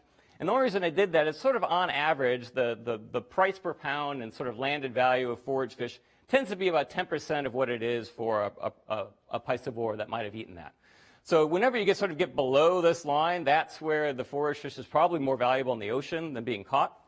So this orange line sort of shows the line you would get with Rick Mathott's sort of happy place when you're fishing sort of at a 75 or maybe slightly less than 75% of what the normal exploitation rate would be on a stock. And that actually gets you in a pretty happy place in terms of these trade-off issues as well. It's only when you're fishing really, really strong at full MSY do you get really strong trade-offs for lots of different predators. So this was sort of a cartoon. The reality, though, there's still a lot of variation around those slopes. That particular relationship explains something like 35% of all the trade-offs. So we're never going to be able to nail all of those. And you do still get a lot of these interesting positive trade-offs, which actually aren't trade-offs at all. It means if you fish Forage fish, you actually get a little bit more of some particular predators, and that has to do with the complicated jumbledness of all of the ecological interactions. But that said, you can do a lot without knowing every single pathway of how energy moves up into the things we catch. Simply having slightly lower target rates avoids the very worst trade-offs, even for the strongest predator-prey linkage. Doing that would also prevent against the accidental overfishing that we heard about. That happens when you think you're setting the right quotas, but it turns out in retrospect the stock biomass is not as abundant as you thought it was. And this is particularly an issue for forage fish because you can catch forage fish at really high rates even when they're not very abundant because they have this nice convenient habit of schooling together. And as long as you can find that school and put the net in, you're going to catch a lot of fish sort of regardless of what the overall population abundance is. And then the loss of yield, as we saw, if we're sort of dealing in the pretty good yield realm, it turns out the pretty good yield actually avoids a lot of these trade-offs between forage fish and other things. And just rough calculations, you could lose maybe 25% compared to FMSY and avoid all these sticky issues of, whose energy in the food web is it? Does it belong to the tunas? Does it belong to the forage fish? And I'm going to show you later on in the talk, if you have a sort of a fancier set of rules that adjust the exploitation intensity based on how productive the stock is, you actually get almost no losses at all. So this is just one example of translating all the complexity into food webs into some simple rules of thumb that on average are going to get you out of the zone where you really don't want to be. Okay, the next thing I want to talk about is this idea that some forage fish species are more key than others, and how can we better flag those? How can we better identify those? So this is building off of work that actually Tony published a couple of years ago. It's a really great paper that compiled a bunch of models, different types of models from a bunch of different systems, where they could do different simulations to look at the effect of fishing forage species. So these are the small pelagic fish, also some of the mesopelagic fish, also krill and things like that, on predators. But one of the things that really stuck out with me was this recognition that some forage fish are more important than others. In other words, if you diminish their abundance by fishing, you had much stronger effects throughout the ecosystem than other forage species. And they made some efforts to try to identify some metrics that might be used to sort of flag, well, these are the stocks. If you diminish those, there are a lot of these percolating effects within the food web. It turns out, though, those were not hugely precise. And because I work with Australian, we came up with a cool new acronym called SURF, which is a new metric that we've proposed that can better flag what species are most likely to have really profound implications of depletion. So Eva Plagani came up with this. The name of our paper, it's still in review, is When the Surf is Up, the Fish is Key. So we came up with a classic, you come up with the name and you figure out what it means afterwards. So we started with surf because it sounded cool. Then we figured out that means supportive role to fisheries, which was a simple index that could be used using data that are available that might be able to robustly identify those species that we think if we fish those hard will have a lot of effects within the ecosystems. It basically scales food web linkages by the strength of those interactions, so the diet fraction, so how much of a particular predator's diet is composed of that particular species. And importantly, it's not a linear relationship, so it weights high diet fractions very strongly. So a very few number of high linkages get scored much higher than lots of weak linkages. So we took these same simulations that Tony and his colleagues had used in his simulation, and we saw how well our SURF index could discriminate between stocks that had a really high impact on the food web versus those that did not.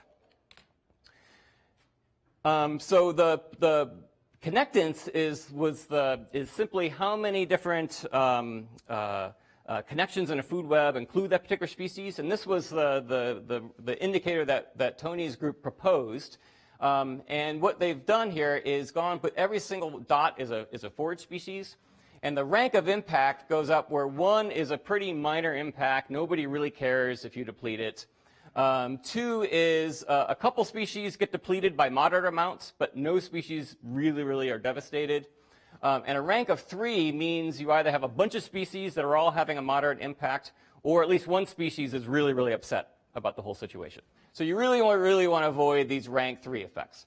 And if you use connectants, so what fraction of all the connections go through a particular species, and you sort of look at 0.4, it seems to do a reasonable job of flagging some of these rank 3s. It misses this guy right there. But one problem with connectants is it's also lumping all of these guys as saying these are really, really key, when in fact, like this one in particular, really, that was not a particularly important species. Surf, on the other hand, does a marvelous job of distinguishing the rank 1 and rank 2 species. So these are the ones, if you deplete them, either no one cares or maybe just someone cares a little bit, from those where there's a lot of widespread impacts. So what we're proposing is, many places around the world we have these types of diet data. We don't need to build an entire food web model. Just need to know what the predators are and how much they eat. And you can calculate this surf, just use a spreadsheet. You could probably do it with pencil and paper if you really wanted to. And you can quickly figure out, are you up here? Are you one of these rank 3 really key species? Or are you one of these where maybe you don't need to put any extra restrictions on fishing, because that species isn't likely to have a lot of far-reaching ecological effects. Okay, so sort of gone through 2 examples of how we can translate the complexity of actual systems into simplicity. First with these rules of thumbs to minimize trade-offs, and then this quick rapid screening tools that allow you to quickly sort of do the triage to figure out whether or not you really need to have perhaps a lower harvest rate. The last thing I want to talk about is the idea of putting in some policies that would avoid these really, really bad or tragic outcomes. So Philippe Curie and Ian Boyd were part of the Lenfish Forage Fish Task Force, and one of the first things they did on sort of a side project is convene a bunch of experts that had data on seabird reproductive success from around the world. And they were really interested in sort of parameterizing, well, what's the relationship between the availability of forage fish for these seabirds and some measure of their reproductive output. And the key take-home message for from their paper was this graph right here, which basically showed that if you have a lot of forage fish present, I can just point, I'm right next to it. Basically, if you're above average, right here, most fish, or most seabirds really don't care if there are fluctuations left or right, okay? But they really start care once you drop below here. So when resources get scarce, that's when you really start to see the effects. And we've all seen, I think we've all had parts in our lives where resources were scarce and a little bit extra resource really meant a lot.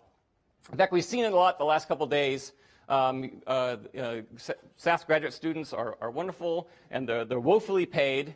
So as a result, additional box lunch that's available is a really big deal to them, right? It's a very happy day when they get a box lunch. So we had box lunches, but the dean of the college, Lisa Gromlich, didn't go running out of her office to get her free box lunch because she's up here. She's doing fine. She doesn't need the box lunch. This is being recorded. I know. Yeah. But I think it's good that our dean is paid slightly more than a graduate student. I think that seems appropriate to me.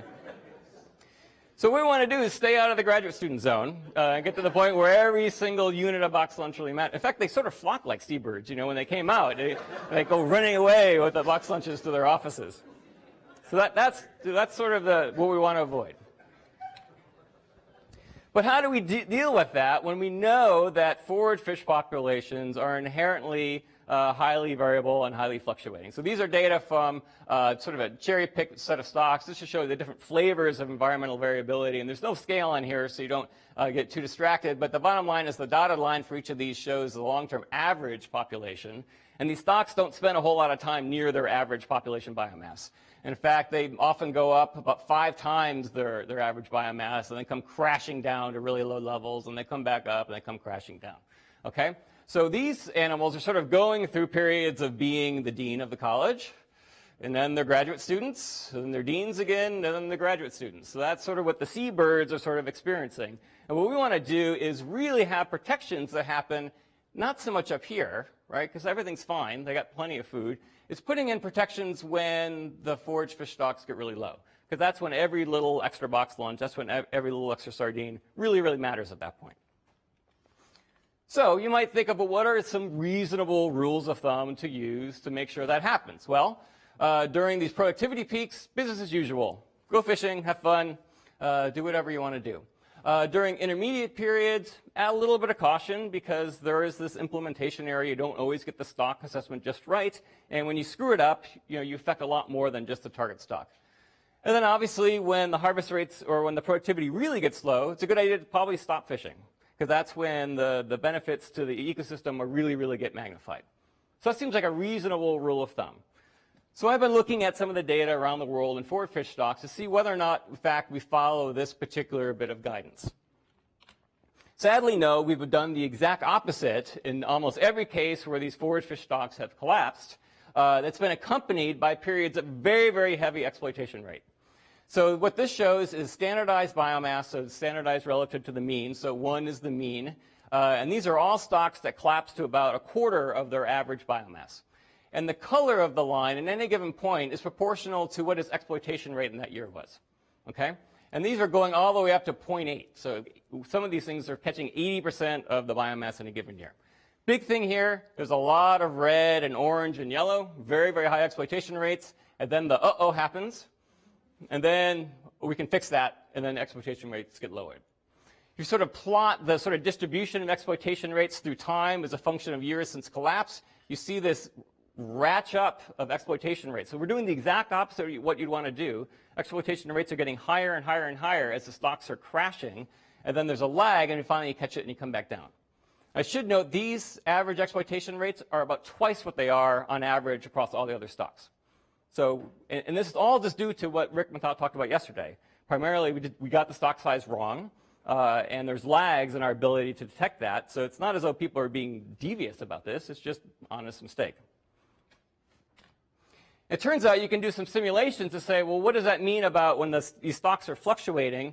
Where is the bottom of that trough, right? Because we want to make sure that we make the bottom of the trough as high as possible because that's where things are really sensitive. This is the distribution of the minimum observed biomass expressed as the biomass relative to the mean. There's this big peak here, which is associated with less than 5%. Or between 0 and 5% of the average biomass. And you can even ask, well, would you expect to see this particular distribution of minimum stock biomasses if there was no fishing going on? So what I've done here, the blue line is translating this histogram into a cumulative probability distribution. So this tells you what fraction of the observed stocks had a cumulative biomass less than or equal to that. That gives you the blue line. The orange line is where stocks would be if it wasn't for fishing.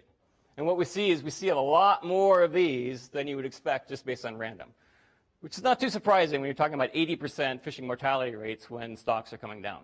So I think I'm calling this the trophic boot print of fisheries, right? So they're coming down, they're going down anyways, and we just kind of stomp on them by mistake. That pushes them down to these really low levels. And we know that's where all the really bad ecological outcomes really happen. So just as a thought experiment, I said, well, what if there was perfect management in all these cases, perfect stock guidance, and it followed a really simple harvest control rule that you fish according to a normal until you reach half your average biomass. What would have been the minimum biomass of those populations, and what would have been the lost yield? Well, it turns out if you do that, the minimum biomass doubles for these stocks that all collapsed. So if they collapsed at 25%, they would bump all the way up to 0.5. If they collapsed at 10%, they would go all the way up to 20%. The lost yield, there wasn't any. In fact, there was this marginal increase in yield you get because the stocks rebound so much faster. So just being able to have some warning signs that these stocks are coming down so you can implement one of these things would lead to really improved ecological conditions with actually a small benefit to fisheries. So just to sum up sort of my take on this barrier between principle and practice, I think if we were successful in reaching all of the goals of the ecosystem approaches to fisheries management, we would generally get all of the other goals of management would probably be encompassed within there. There are many cases where adopting ecological goals and objectives have very little effective yield, and those are the low-hanging fruits. There's no reason for us not to go for those. But I think the key is this translation is going from the complexity of the real system to a simple operational set of decisions and guidelines that make sense to everybody. And I'm going to end with an announcement. The ink just dried on this agreement this week is a new LENFEST task force that's going to start this summer. It's the Fishery Ecosystem Planning Task Force. And what our charge is to provide a blueprint for fisheries management councils in the United States to develop and implement ecosystem-based fisheries management. Phil Levin is the co-chair. He's very excited about it, as you can tell, and there's going to be some formal announcement. It turns out about 1/4 of the task force is in this room and talked in this session. But one thing that's really going to be innovative about this task force is we're going to work very closely with an advisory body that consists of council members and NOAA staffers and also members of other agencies from international bodies to make sure we don't go off in academic la-la land, but we're really well grounded, that we're really providing really useful tools that basically guide this process of going from what the science think needs to happen and what the policymakers can actually do. Thank you.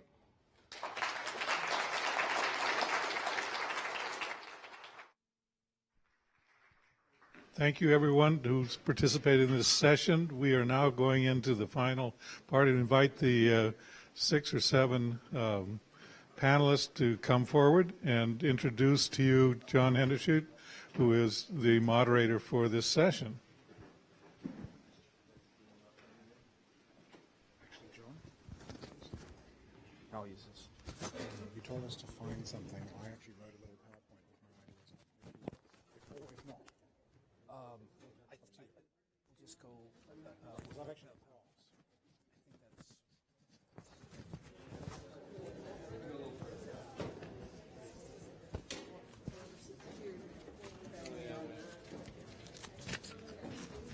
So I think we need 6, right?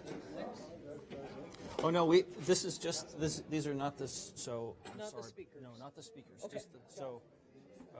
We need to be right in the middle, actually. Yeah, that's great. It's just the final panel. So you're in the right place, Rod.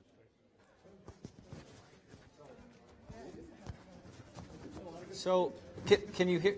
I think you can hear me now. So this is the closing panel. We've tried to get a diverse panel of experts to give their response really to the whole symposium, not just the last presentations, but really the last 2 days. And we're going to be looking at policy, regulatory, and legislative change going forward. I'll start right in with some brief introductions of our panelists.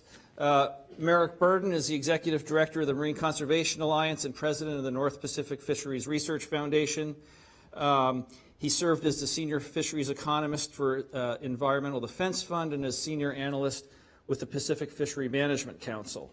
And some of Merrick's recent work has focused on the consideration of risk and scientific uncertainty in the context of National Standard 1 implementation guidelines and deep-sea coral conservation and management in the Bering Sea. Rod Fujita is a senior scientist at the Environmental Defense Fund.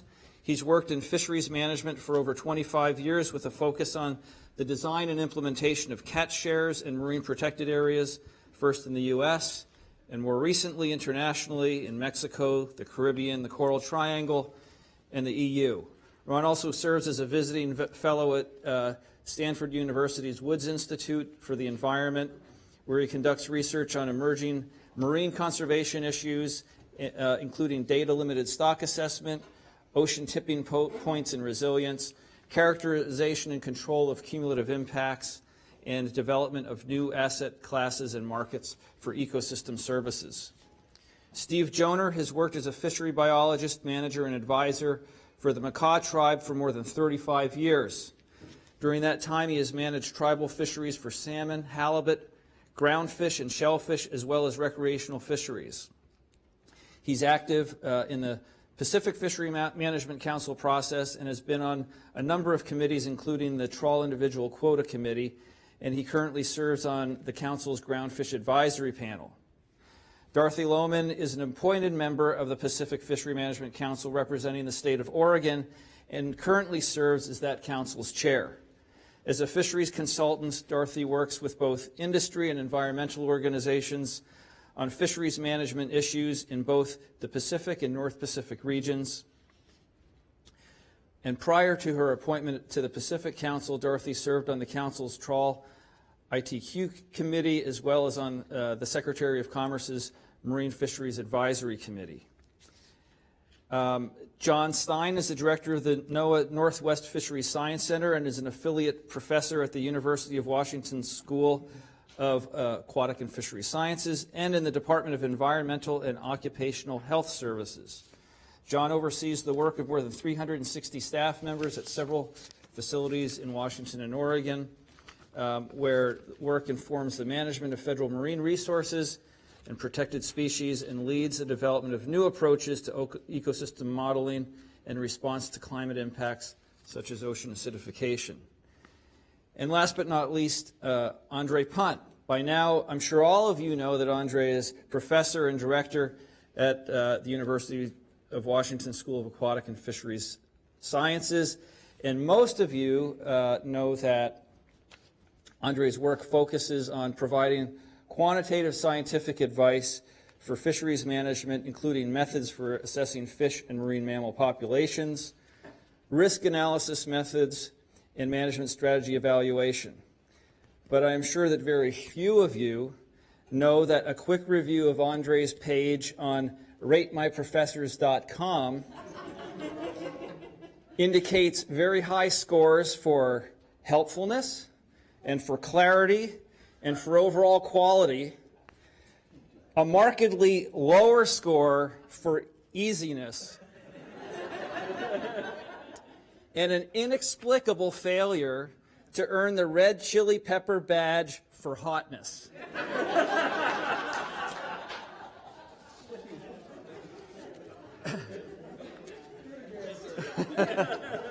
So, we have a lot to process following 2 days of incredibly thought-provoking presentations and discussions. And personally, I'm really struck by the level of our thinking and the sophistication of our discussions about how to make a very effective piece of legislation even better. When just 40 years ago, Bud Walsh, as he described, was arguing to his boss the need to have some sort of management measures in this legislation that would establish U.S. fisheries. But that really describes one of the attributes of the land of Magnuson-Stevens: adaptation, change, improvement, and progress.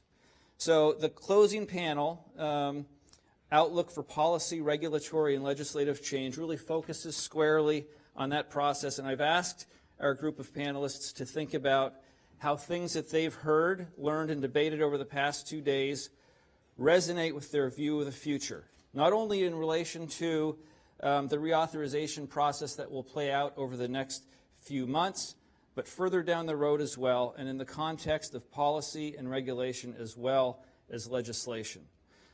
So with that said, let's start at the top of the order, and I'll go to Merrick for your comments first. I knew you were going to do that. Yeah, somebody has to go first. My head is completely spinning after those last few talks, spinning in a good way. They're very excellent. But it means that what I had planned out last night is just out the window. But let me start with reactions on ecosystem-based fishery management. I guess my sense is the science is in. There's really no question about ecosystem-based fishery management. I think we rely, as seafood industry users, we rely on a productive system. We need to support that system. We need to think about what we're doing to the system and how it affects us. I don't think there's any debate about that. I think in terms of policy, the question that comes to mind right away for me is, does ecosystem-based fishery management imply a different set of goals than what we're doing right now? And I was listening to these last few talks very intently and trying to figure out if, in the biggest sense of the word, ecosystem-based management means that we need to start changing our goals of domestic yield for the U.S. fishing industry and things like that. My takeaway is that it doesn't really. What I think it does is that it lets us, well, one of the things that I guess I took away is that there's a consistent set of principles or components that make up ecosystem-based fishery management. For instance, there's no question that we need to prevent overfishing. There's no question we need to protect habitat. We need to consider trophic interactions. We need to think about the trade-offs of all of those things. All of those things and thinking about them should help support us attaining our goals better than we're doing now. It doesn't necessarily change our goals. That's maybe my view of the world. So in terms of Magnuson reauthorization and thinking about what that means for new language or whatnot, I guess I'm at a point where it seems like we're not ready to say that there's something new in the Act that needs to be done to specify EBFM. I think what we're hearing is that there's a lot of scientific evolution that's happening, but at the same time the Act incorporates a lot of these things that we can think of as components of EBFM, like habitat, like preventing overfishing, like thinking about the role of species in the ecosystem. So that's where I'm at. My head is still spinning, so I caveat all of that, but how about I just stop there for now? Thanks. Let's go to Rod. Thanks, John. Well, obviously we've had a very thoughtful examination of the successes and failures of the Magnuson Act and how it's been implemented. And one thing that really struck me was that there's a very strong positive correlation between the failure part and my engagement in the Pacific Council process. After I left, there was a string of successes ranging from EFH implementation, the end of overfishing, and really a remarkable degree of discard bycatch reduction with the IFQ program.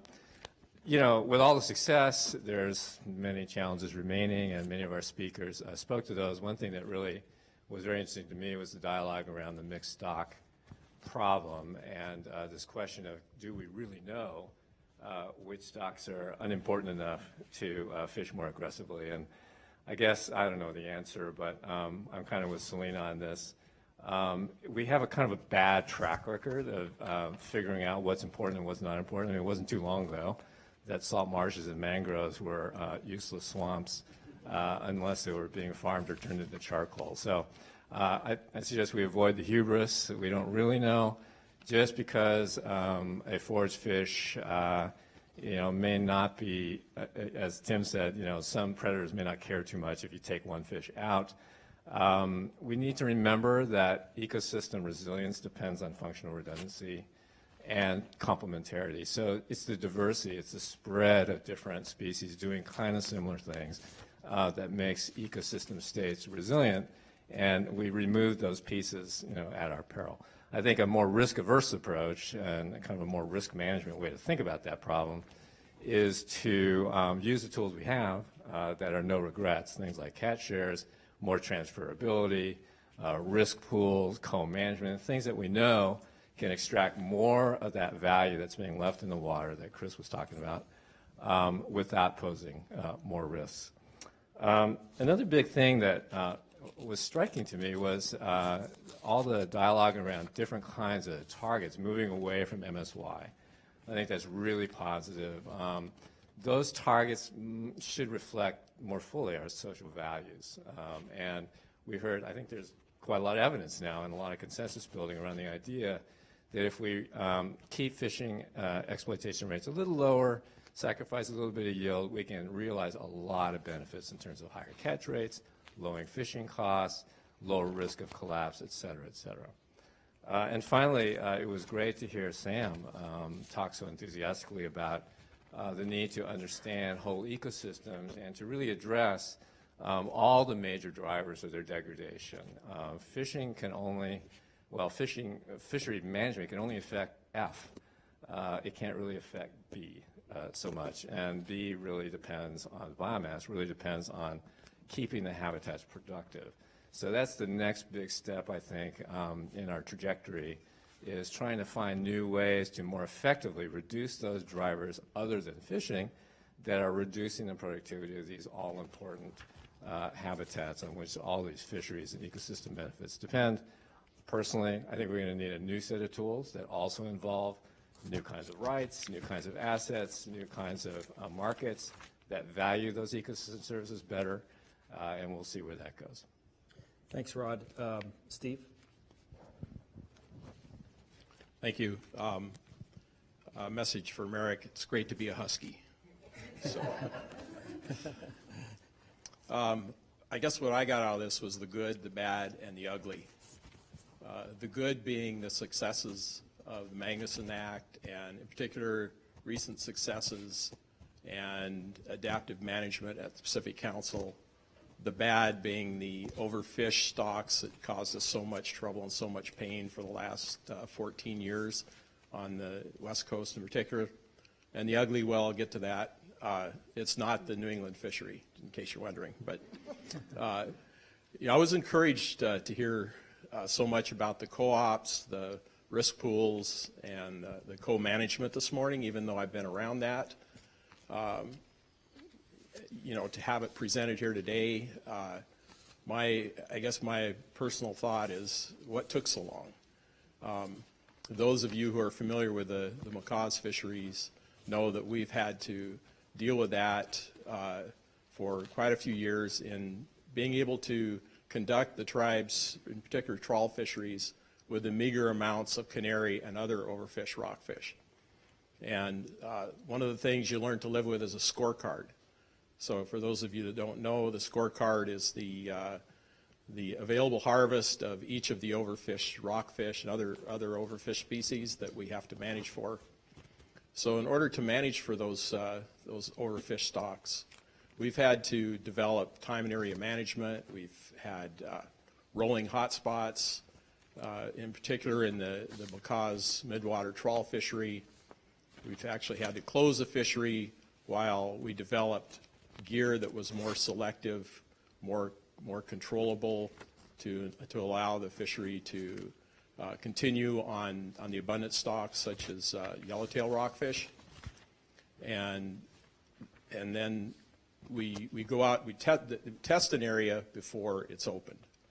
And there's minimum bycatch numbers and minimum catch of the overfished stocks before the fishery can be opened. There is a program of, I guess, kind of the carrot and the stick. Fishermen that are able to fish more cleanly with lower bycatch get larger quantities of the target species, and those that can't quite do it are kind of put in a penalty for that period. We've done things such as full retention in our fisheries so that we could be able to count all these rockfish and other fish. Salmon excluders in the whiting fishery. So these things are all very effective.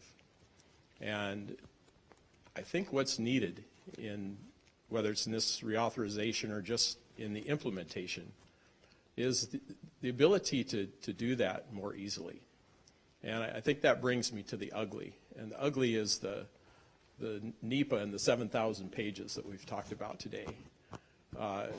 The burden that's put on the councils, the agency, the industry, to be able to achieve what they're after is just unnecessary.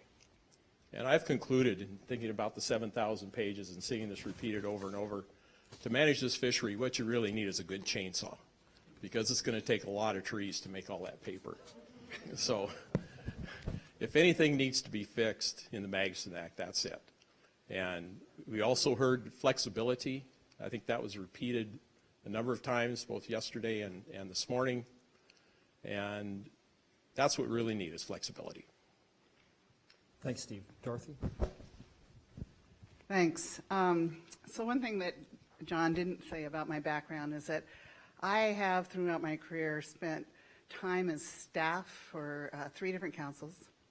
I've been on the side of the table of testifying on behalf of stakeholders at 2 councils, and now I sit as a decision maker on a council, as a council member. And so I think that gives me a really interesting perspective about the diversity between councils and the different roles and the importance of it. And I would say I'm a very strong proponent of the Magnuson Act, the uniqueness and the strength of it, and the way, and in particular the regional councils. So I think I say this to preface my comments as I'm looking at ways that we can make it better. And John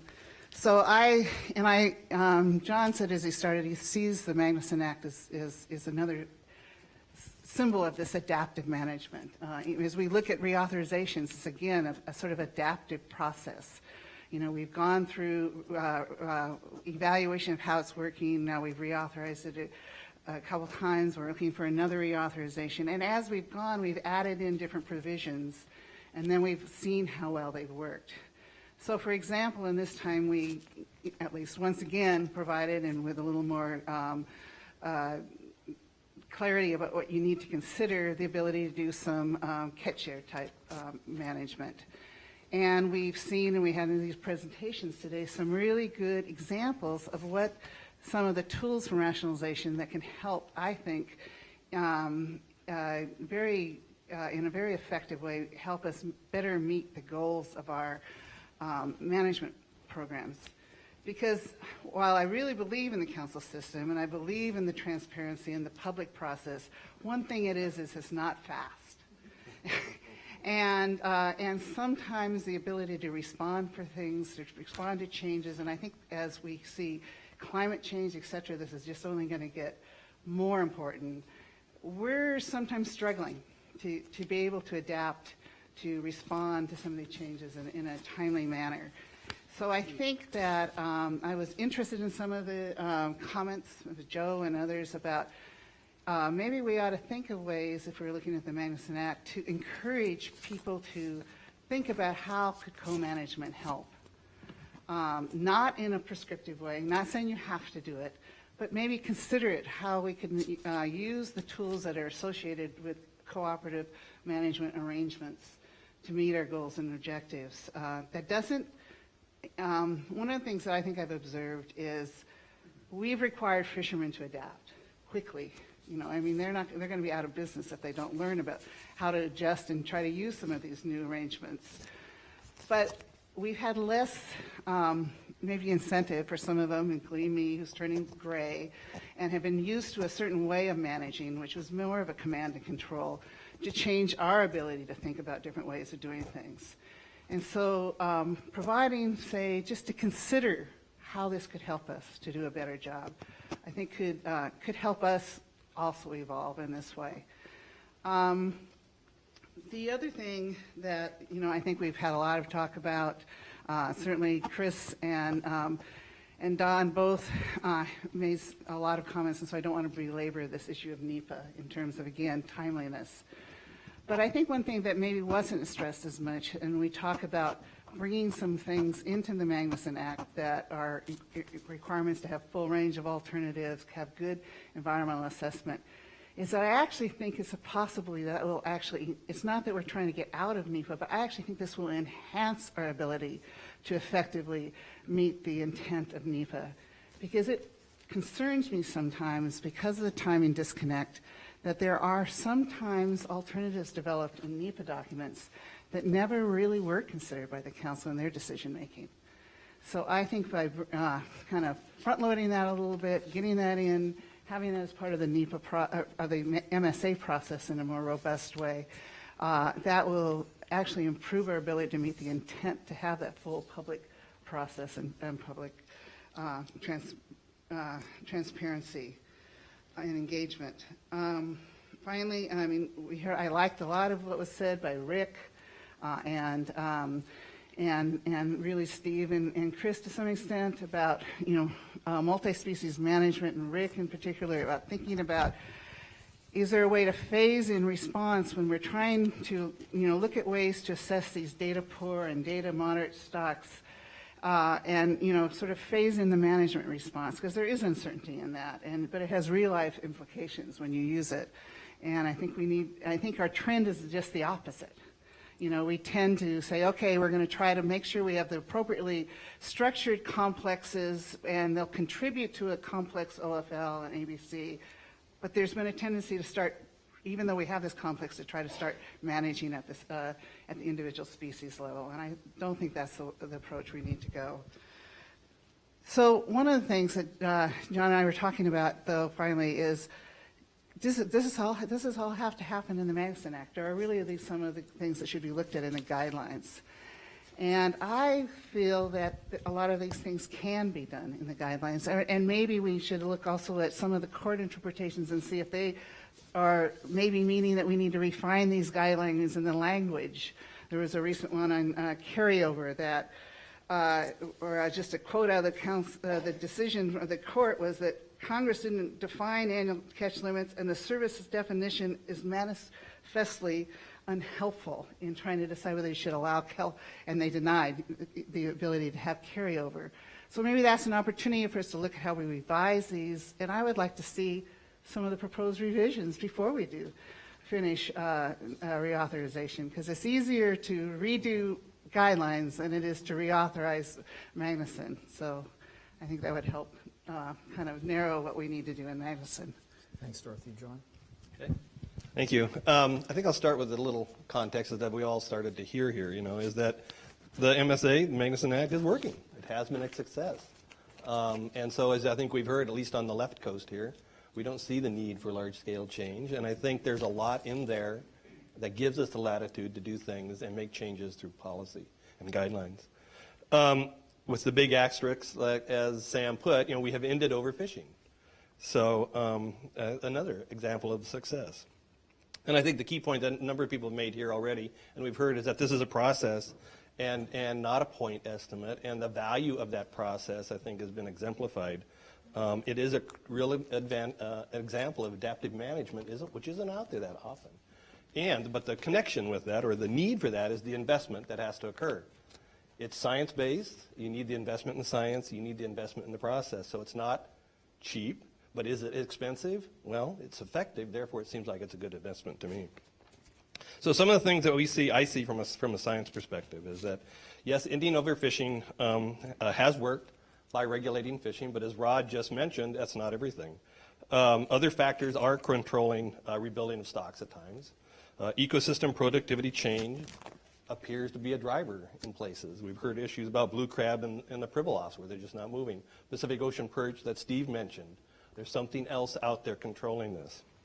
So we need more understanding of that. And I think Ann made a great case of how we need to look at climate to better understand how that forces our key stocks. And Selena made a good point about what we need to do and improve our knowledge of habitat, both on the quality side and the quantity side, and how it affects productivity. And also, you've heard me say yesterday, and I think this is really important, is that we don't have enough information or knowledge about the genetic stock structure of all our stocks that we care about. And that's going to be really important. If anything we've learned from salmon, life history is really important to build in resilience.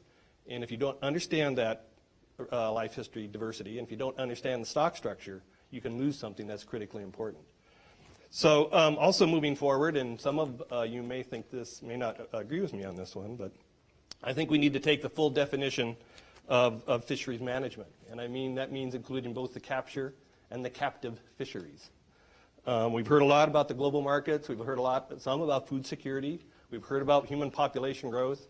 And I would contend that the science of culturing fish has made remarkable advances recently. So I think we need to embrace the captive fisheries as part of fisheries management as well. And the final thing, and maybe it's because Tim and Ann and others were all together at a Pisces meeting thinking about the future, which is the name of our science program, and the value of that international cooperation and coordination when it comes to the science side, and as we heard with IUU issues, on the management side is critically important. We've learned a great deal on the science side about how climate affects fisheries by comparing notes across the Pacific Rim. And I think those interactions have, which were well summarized at one level by Tim's talk, has come about from that international cooperation. And I think the investment in that international side of things is not adequate if we're going to make more progress. The world's getting smaller. Our fisheries and our markets are even more connected. And I think we just, that international cooperation and science and management side can be of value to the future. Thanks, John. And Andre? Yeah, I feel weird to be the science geek at this point, and not being hot, which is, I'm going to really struggle with that. I think to put a little bit of the conference in the symposium in context, the Bevan series is the Bevan series for Sustainable Fisheries. That's, at least I think that's what the title is.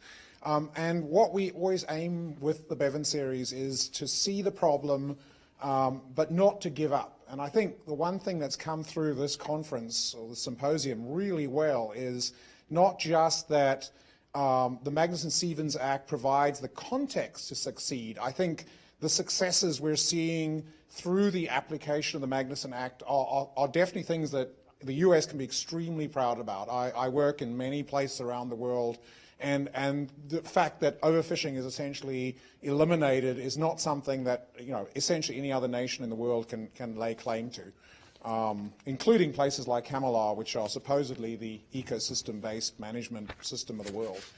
So I think we should look as well where we are as where we're going. The second thing that I've taken from this conference, and when I joined the Pacific Council, I think it was just off the wheel was invented.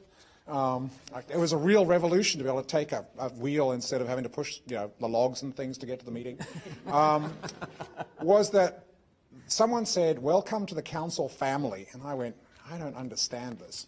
And someone explained to me that what it meant was that yeah, we fight, but we're a part of one family. And I think what's come through and what I've seen in the conference is that that spirit is very much in this room. There are a lot of people with very diverse backgrounds, very diverse aims and objectives.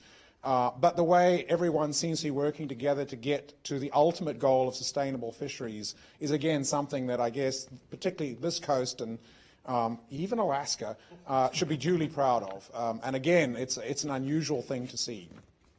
In terms of what I've seen and what I think where we need to go to, I think like everybody else, I think the Act is working. If it ain't broke, don't fix it is a really good strategy. But at the same time, I think the guidelines of how we can implement some of these provisions can be improved. And I think some of the things we saw from Rick yesterday in terms of interpreting don't overfish in a slightly more pragmatic and, dare I say, scientifically appropriate manner. So in many of the things that we write down when we define policy, we write it down as if the science is perfect. And Steve had probably my favorite slide, which, if you remember, was a slide that had a whole bunch of lines on it, which were the biomass trajectories for the most data-rich stock on the West Coast. The range of biomass estimates was something like, I think, 400,000 to 4 million tons. That is the range of scientific uncertainty. And so when we say, well, maybe we can overfish by 1%, we need to put it in the context of that. That's not to say that you should not continue to overfish, but we need to look at the implications in a more holistic manner. And I think we can do that and achieve the same goals without going crazy. I do think an emphasis on F rather than B. I think B, biomass, has been really important in terms of defining whether a stock is overfished, and I think that's got to continue, and in terms of setting initial targets. But by following exact trajectories, dare I say, those of us who do stock assessments probably believe our results less than the lawyers who seem to read the output from those reports. And I think, again, you can achieve the goals, and I think a lot of what Rick showed us yesterday goes in that direction. The same applies with the mixed stock exemption. There are ways to achieve the goals, the aims, the spirit of the Act without following nuances in science that are essentially quirks of a modeler at 2 o'clock in the morning who hasn't had too much coffee. Finally, EBFM. I once called myself an eco-skeptic. This was probably when Eurosceptics in the UK were relevant. That doesn't mean much to this audience. And what I was really trying to say again is we need to be really careful not to overinvest, given a fixed budget, in EBFM technology. Going back to the origins of, in fisheries assessment, we've got the Pope, the Shepherd, and the Prophet Daniel. 3 stock assessment guys, one of which is Daniel Pauly. If you've got nothing else to do, you can find out who the Pope and the Shepherd are. And the Shepherd once said that fisheries is like forestry, except the fish are invisible and they move. Okay? And there's a lot of truth to that. And so when you look at that, you say, what are the things we really need to understand? The first thing you need to understand before you understand the implications of climate change is how many fish do we have? And so we should not lose sight of the fact that if we can't count the fish, it sort of doesn't matter if we know what its diet is and what its maturity schedule is. So to focus on, what are the things we really need to make the system operational? The final comment I'd like to make, and that goes back to Tim's presentation, showing a simplicity of control rule, even for a complicated system like a forage fish. A constant F strategy can get you very far. Let's not overcomplicate our world.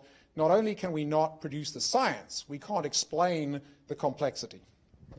Thank you, Andre. So I have some questions, but I would first like to give all of you the opportunity to briefly respond, either to amplify or challenge things that you've heard from your panel colleagues. So I shouldn't do this. I shouldn't. Maybe he's the prophet, so I shouldn't challenge the prophet, right?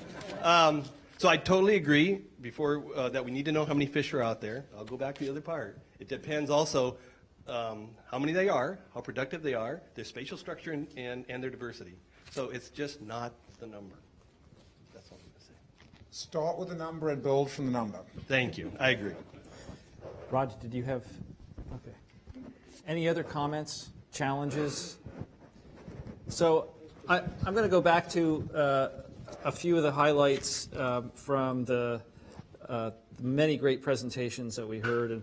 And yesterday, Margaret Spring talked about the marketplace of ideas and creating that marketplace through basically the use of science and policy reports mandated under the Act as a way to move the discussion of new issues and new challenges forward, and in some cases sort of preparing for the discussion and even the next reauthorization. So my question to you is, if you were writing the next discussion draft, what studies, what reports do you think would be really valuable to move forward a discussion without necessarily implementing new regulations? Any takers? I could give you an NRC report. I've been after something for the last 20, 30 years, particularly in the context of EBFM. To my mind, one of the greatest successes of what we've done is implemented control rules. So if it's as simple as when we're providing advice as an SSC, we are told what the biomass is, we review the assessment, and we can read off a way to provide advice to the council. How do we read off the graph when we're doing EBFM? That's what I want to see. So how do we put all that ecosystem science in a way that I can, or the council can look at the results and say, if temperature is 16 degrees rather than 15 degrees, this is what it means. We've made progress with Pacific sardine, where in fact our control rule for Pacific sardine is directly related to environmental data. What I'm not seeing is that step across the broad spectrum of EBFM issues. Yeah, that's great. I guess a similar comment. I was really impressed by what Tim had to present. Similarly, posing the question, just because the ecosystems are complex, does that mean that management has to be complex? It's a really interesting way to think about it. And I look forward, I think this report that kind of explores these ideas that you presented here and actually succeeds in coming up with simple control rules that work, at least in a management strategy evaluation sort of a way, would be extremely useful. It would be a way to head off unnecessarily cumbersome and highly data-intensive programs that may not be necessary. Other ideas? So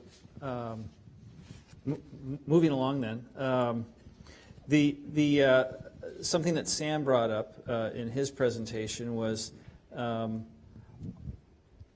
there feasible strategies to export not only our nation's seafood, but our ability to manage fisheries successfully and sustainably internationally? And what tools might be available, not necessarily through the Magnuson Act, but through either through other legislation, other efforts to promote those management strategies? Yeah, I am devoting much of my time now to trying to do that and to export some of the lessons that we learned in the United States to other countries, particularly, well, the EU can stand to learn a lot from the U.S. experience about limiting flexibility around fishing mortality and rebuilding schedules, that sort of thing. In the developing country context, though, where I spend much of my effort, it's hard to imagine transplanting a very complicated regulatory scheme that requires a huge amount of institutional capacity, scientific capacity, and resources. I mean, we're always complaining about lack of capacity here, but when you land in Belize and you find out that there's no catch data of any kind and no length composition data of any kind and one patrol boat for the entire country, that's a whole different place to be. And so I think what occurred to me when Sam said that is that there's very high-level principles and lessons that we've learned about getting fisheries management done here, about the degree of flexibility to apply, the importance of hard catch limits, the importance of secure fishing privileges to create incentives for stewardship. Those kinds of things can be exported and then tailored to be culturally appropriate and institutionally relevant. Dorothy? So I had the opportunity last year to help facilitate an exchange between some Mexican hake fishermen and managers, and U.S. fishermen and managers. And one of the things that they said they took away was, you know, they have a system that's pretty much just national, pretty much top down. But they were beginning to have these sort of more regional management bodies, organizations. And they really responded to this concept of bringing in this sort of council family approach, bringing in stakeholders, bringing in that knowledge that stakeholders have, as well as bringing their scientists to interact with the stakeholders and have that, and also have the states have a bigger role, so that there was that regional component in a way that they could also then have a different relationship with the federal government in that. And so I think they weren't going to try to do a whole kind of the level that we do, but they were able to take some of these concepts that I think are really important. So I'm trying to keep in touch with them and see how that, you know. So I'll go back to my last comment. I mean, I think been involved with Pisces, North Pacific Marine Science Organization, for a long time. When I first got involved, I didn't know if I was going to make it. The level of understanding of what is science on the other side of the Pacific was very different way back in the day. And just the value of seeing a whole next generation of students from Asian countries that had gone to either Australia or the U.S. or Canada and been trained, and then starting to assume leadership positions, you start to see the influence of that science on their management. So I think you need to start by, at one level, training the next generation in the science of fisheries, oceanography, of stock assessment, and that will, I've seen it happen, become part of their system. So I want to follow up on what Dorothy said. Certainly they need the science. One thing I don't think we would want to export is NEPA. But again, I want to go back to what I was talking about, the co-ops and so on, and what we did at the Makah tribe. We did it out of necessity, but we didn't have to go through any 2-3 council meeting process to do this. So, you know, we need to make it easier for us to do that here. And I think fishermen could really relate to that, to the idea of rather than a top-down approach, more of a local, getting the forming co-ops and letting the fishermen answer these questions. You know, the industry really knows a lot more than the managers do about where the fish are, how to catch them, when to catch them. I heard an interesting thing on the radio about UPS. Their truck drivers, when they plan their routes, they plan not to make left-hand turns. And that way, they don't have to sit waiting and burning fuel and wasting time. So EPA didn't tell them to do that. The truck drivers and the company, they came up with that on their own. A very simple solution that saves them time and money. So you carry that example into the fishing industry, into not only the U.S. but these other countries. A very simple concept of being able to utilize the co-op idea, the things that we've learned here, that fishermen can avoid some of these problems by incentives, by implementing their own knowledge rather than being told to do it.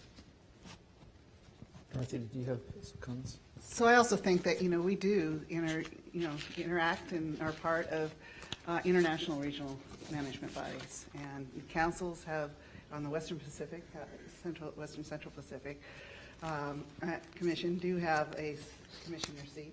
Actually, I recently was appointed as the alternate for that council-related commissioner seat. And we've been talking a lot, and how do we bring some of our concepts of precautionary management frameworks into that effectively, and use our experiences here to help promote that type of thing. I'm obviously not done it yet. It's a difficult arena, and I'm not naive about that, but I do think there's some opportunities there too. So co-management has come up a little bit in this panel discussion, and I was struck this morning by the fact that we heard quite a range of recommendations about the need to address co-management in legislation or in regulation.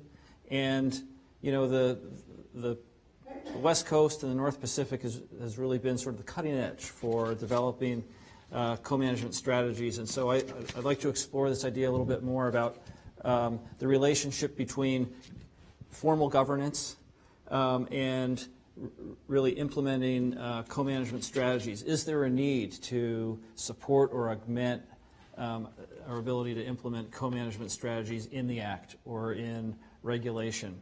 Are there currently impediments to co-management strategies in our regulations or in the Magnuson Act?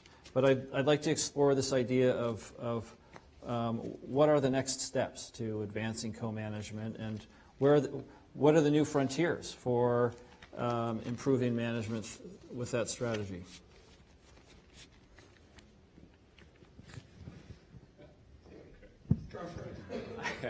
John, I don't really know whether they're, I'm a big fan of co-management. I think the Morro Bay example is illustrative of the powerful benefits that can come with that, and Joe gave a terrific talk about other cooperative types of management. We see it happening in developing countries too, where there's kind of a lack of central governance capacity, so it gets devolved kind of almost by default to local stakeholders, and if there's enough social capital and leadership, it can really work very well. But I just don't know what to say in response to that question. Are there impediments? I don't know. It seems like if people want to do cooperative management, they do it. I would say that, when I was trying to get that EFP with Eric Feller and TNC through to create this mini catch share for the Morro Bay folks, it was a very involved and quite difficult process. I'm not sure that it's necessary anymore. Can anybody tell me the answer to that? Are there impediments to that sort of thing? Yeah, I think there are impediments, but it's not something you can legislate to correct. And I think an impediment is just lack of trust. And Dave Soanes made that clear this morning, that we were thrown into co-management following the Bolt ruling in 1974. The tribes were. Trust me, there was not a lot of trust between the state of Washington and the tribes. It took many, many years to develop that, and it's an ongoing thing. We're still working on that, and then it took even longer to develop that level of trust between the tribes and the National Marine Fisheries Service and NOAA. And when you have a turnover of people leave, you have to be able to continue that. So, what I see developing in the Pacific Council is this level of trust Being on the Groundfish Advisory Panel now, I'm impressed with the knowledge and the commitment to good management from the industry representatives on there. And so to me, that's the impediment, is you have to develop that trust, and it's a two-way thing. Both the managers and the industry have to be willing to put that trust in the other, and then you learn as you go. Eric and then Dorothy. So I think I'm about to say pretty similar comments to what Steve just indicated. And I think, if you look at the legal framework, I don't know if there's really a legal impediment to co-management, at least to the degree that I'm envisioning in my head. I guess my instincts tell me there's probably something we can noodle on, but I'm not an attorney. But what I do see is just a need for a cultural shift in our thinking. And as a former agency person and council staffer, I'm used to this thinking of top-down, and we tell the industry what to do and what stakeholders to do and make decisions.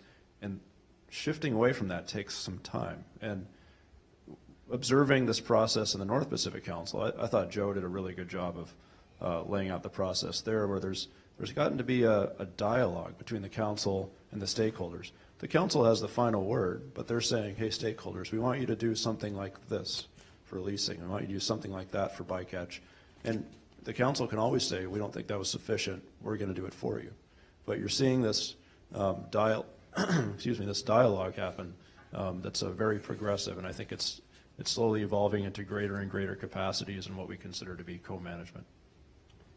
Yeah, I do think, and that's sort of what I was trying to get to, is I do think it's a cultural shift. And I think that that we change the rules on the fishermen, and they have to react pretty quickly to start to adapt to some of these new ways. But I do think that we aren't quite as clear now that I think the North Pacific is furthest along on this. And, we benefited in some of our fishermen who went to the catch share that they had also participated in co-ops and other things in the North Pacific, so they brought that knowledge in their ability to share, et cetera. And also and then other fishermen have done it, but we have less experience in our managers and our councils with it. So it does take a little bit of time and a little bit to know, and maybe to start to do some cross-council communications of how do you do this, figuring out what performance standards are, and what kind of hammer, and how do you do these creative things, and kind of looking at these, because it's new. I mean, you see it also as we start to think about electronic monitoring. I mean, I've heard Sam talk a lot about maybe we should be in the role of creating some good performance standards, but let other people deliver it. But that's not been our model. And so we don't have a lot of experience in doing that. And so, I think maybe going back to what kind of report would you like to see? Maybe some analysis of how those have been used around the world, and as well as here, might be helpful as we move forward. Thank you. So I have one more question, and then I'm going to give folks a chance for a sort of parting word or closing comments. And in reference to those closing comments, I'd really encourage you to think about the fact that one of the first things we heard yesterday was the legacy that the University of Washington has in the history of federal fisheries management and Magnuson, and thinking about how does that legacy move forward, what's important for this institution to continue that legacy both on a scientific and on a policy basis. Before we go to those final comments, I want to refer to something that Don McIsaac said this morning. He referred to the wall of science, in the sense that there was not feedback to the SSC. Once they had sort of delivered their recommendation, there was no feedback to the SSC. And I found myself wondering whether that's a good thing or whether it's a bad thing. And I'm just going to ask whether there are times when that wall has to come down in order to solve certain challenges. Are there times when policy and science can't be separated, and what might some of those scenarios be? So I will see if I'm interpreting Don's comment correctly. But So, yes, the wall of science. In the National Marine Fisheries Service, we have the wall of science between the management side of the house and the science side of the house. But we have really strong communication between that wall. And I think that's the value, is that the managers are not questioning the science that we give.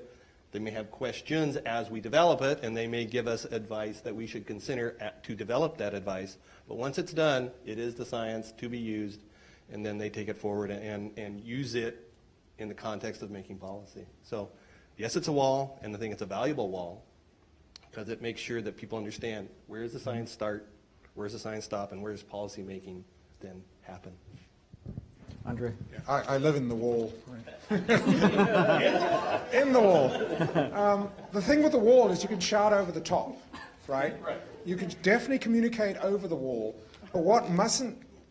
There's two problems that can arise, and the wall is meant to defend you against both. One is, and it's one of my favorite stories, I don't know how many years ago, we were doing a Hake assessment, and there were 3 states of nature about future recruitment, good, medium, or bad. And the council was presented with a decision table, if you do this, this will happen. And they decided, instead of choosing one of the management actions, they said, we want high recruitment. Right? Which I don't disagree with. I mean, it's just that really wasn't one of the options that the council, the council is important. I don't want to, you guys are good, but yeah. So in that sense, the wall tells you that you can't choose the state of nature. That's not available. So there is the desire of the council for the SSC, for example, to change the science to achieve some goal. And I don't think we've seen that on the West Coast, certainly since I've been there. The other one, which in some sense from the science side is almost more important, is when scientists start to behave like policy people. So I'll tell you a story. I come from Africa back in the day. And our decision makers, they had control rules, which was whatever you get given from the scientists, take the highest number. Okay? And so if we gave them 3 quota options, they'd give you the highest one. So how do we do that? How do we solve that problem? Instead of giving high, medium, and low, we'd used to give them very low, low, and medium. Because then we knew that they'd take medium. Right? Which is what we wanted to take in the first. So what we were doing was we were being the policy makers, and we were deciding how precautionary the decision makers need to be. So the wall of science is protecting the decision makers against scientists who might think they should be decision makers and know more. So I think the wall is it's a wall that's protecting both sides against each other, or against themselves, actually. Merrick. Yeah, I appreciate these prior 2 comments, and I guess my response is a little bit different. I think the wall of science is good in that I don't think policymakers should be questioning the science. And we have, National Standard 2, best available science. That's not the job of the council. I think a feedback loop should exist for certain instances, though. And I think as we look forward to things like EBFM, as we learn more and we think about these trade-offs that Tim was expressing in his presentation, I think he asked the question, if you remove this many sardines or this many forage fish and has this effect on seabirds, that's science, that's a trade-off. But it doesn't tell you what to do about it. So you can imagine that going to the council and the council saying, we think we want this, but we also want this, this, and this. We have all these trade-offs. Tell us what it means at the end of the day. There's a feedback loop. And I think that type of a process is going to be necessary if we want to engage in these types of activities where the benchmarks are not clear, the goals are not clear, and instead it's more of an iterative thing. But it's not about questioning the science, it's about a discussion with the scientists.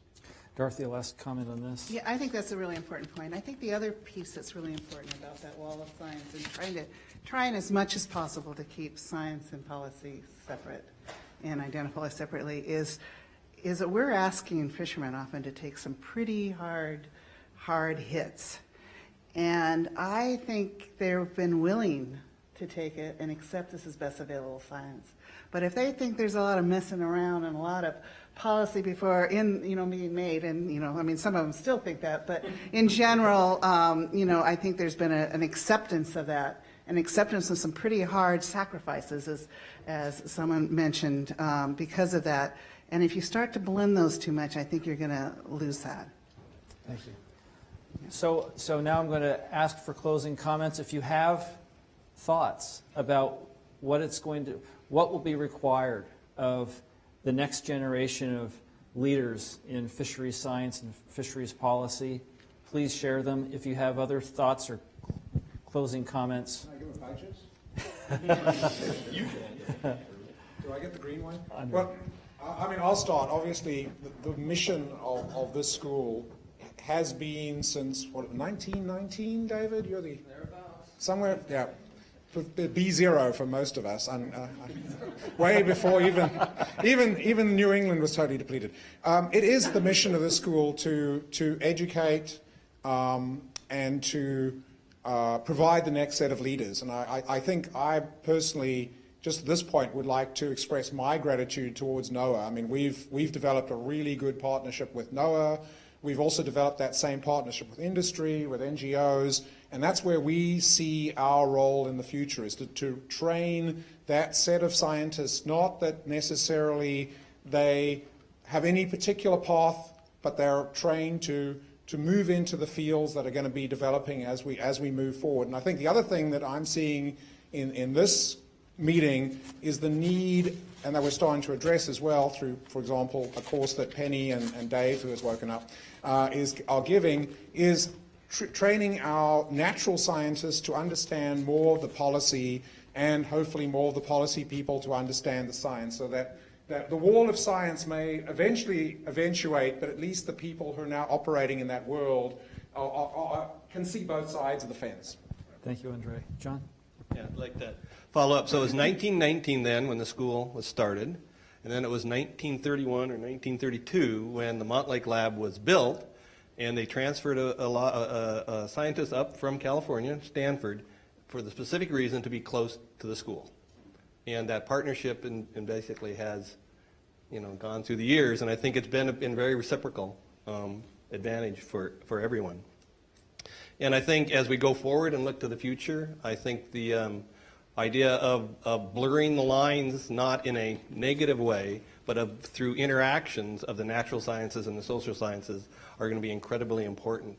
As I say at times, one more piece of data usually isn't going to sway an argument or help make a decision, but getting people to listen and talk and understand each other, the anthropologists and the social scientists, sociologists, can give us a lot to move decision-making perhaps forward when it's contentious. And I think what Dorothy, brought up is that building that trust. If you don't have the trust, you're not going to get very far.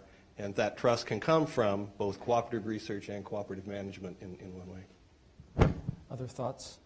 Dorothy? I'll speak to the legacy of the University of Washington relative to the Magnuson Act.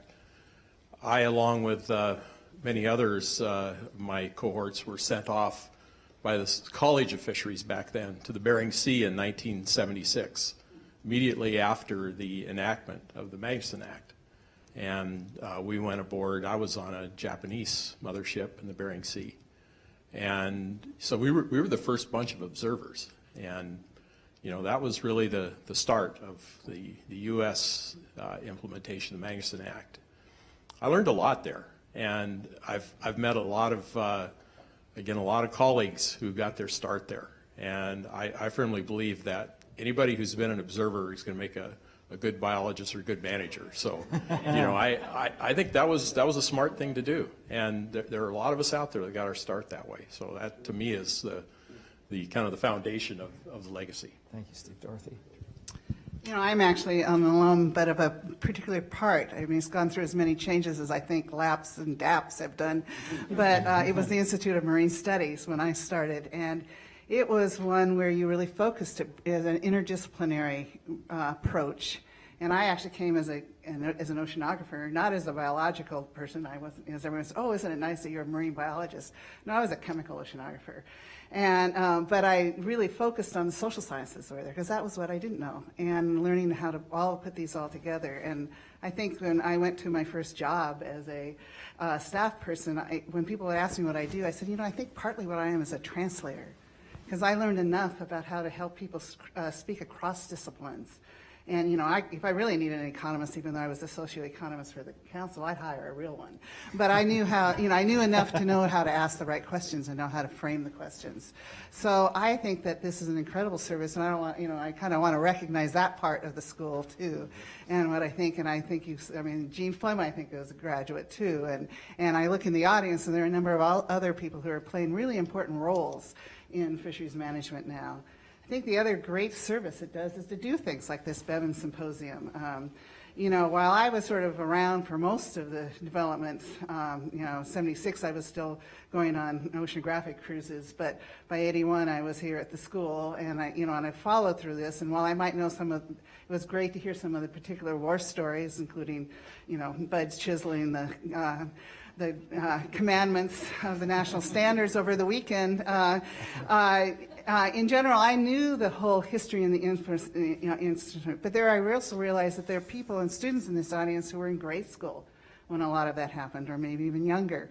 And I think that it's really important to have these opportunities to bring that history together. And it was helpful for me to remember, because I would quit.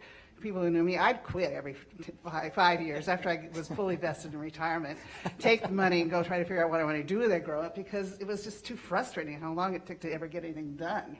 But when you look back now over all these years, we really have accomplished a lot, and I think it's an incredibly exciting time to be involved with management under the Magnuson Act. And so I really encourage, and I think that this school plays an incredible role in that. Thanks, Dorothy. Merrick? So, I'm a beaver. I'm not even a husky. At least he's not a duck. And I'm not the only one, I know that. But she got a degree at UW as well. Yes. This is a phenomenal institution, and just the having the science centers around and the industry and the commission and creates a synergy that I think you just can't duplicate anywhere else. And it's really a wonderful thing, and what's going on here is just great. I'm also an economist, so I'm going to assume that you asked me a different question.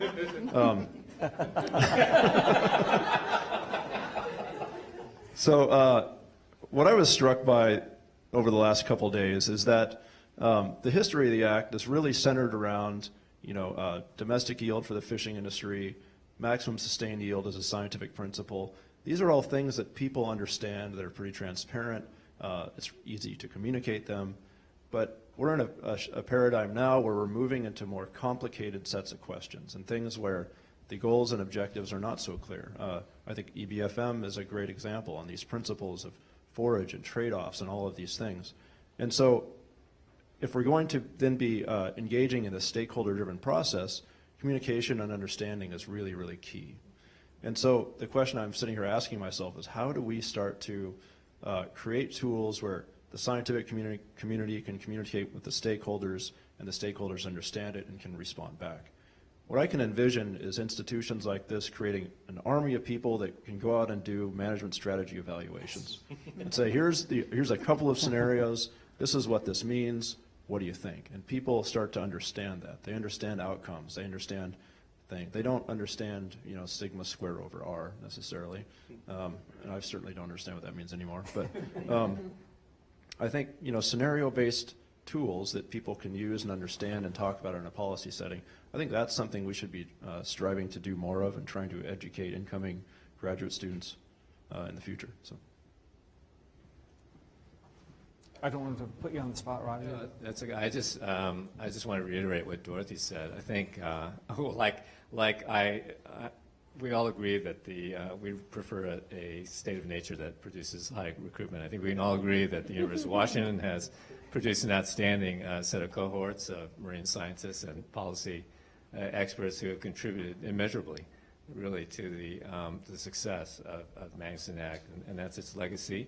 Also, I really appreciate the fact that the university and the Bevan series creates this forum for this really high-level, very impressive, very constructive dialogue that I'm sure will produce a lot of insights that will help the legislation continue to adapt to current realities. Thank you. Well, please join me in thanking the panel for their comments and enduring our questions.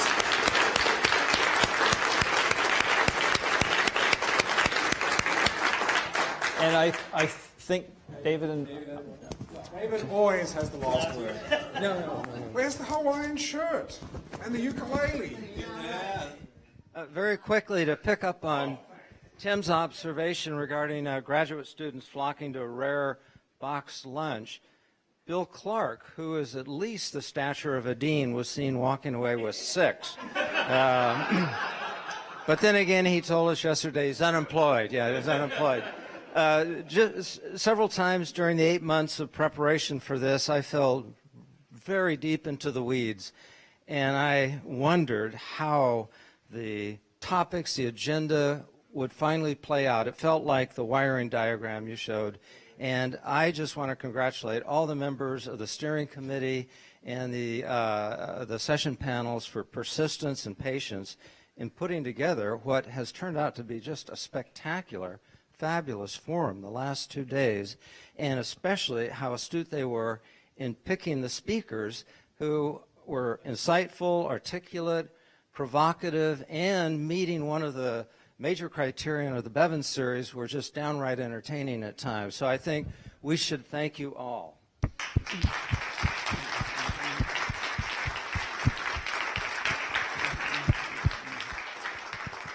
And travel safe and keep doing good work.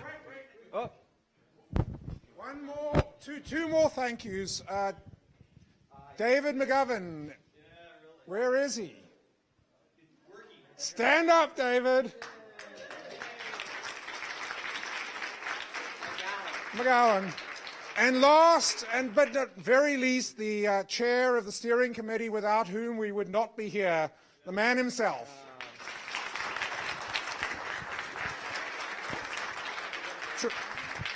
Travel safe, and thanks for attending.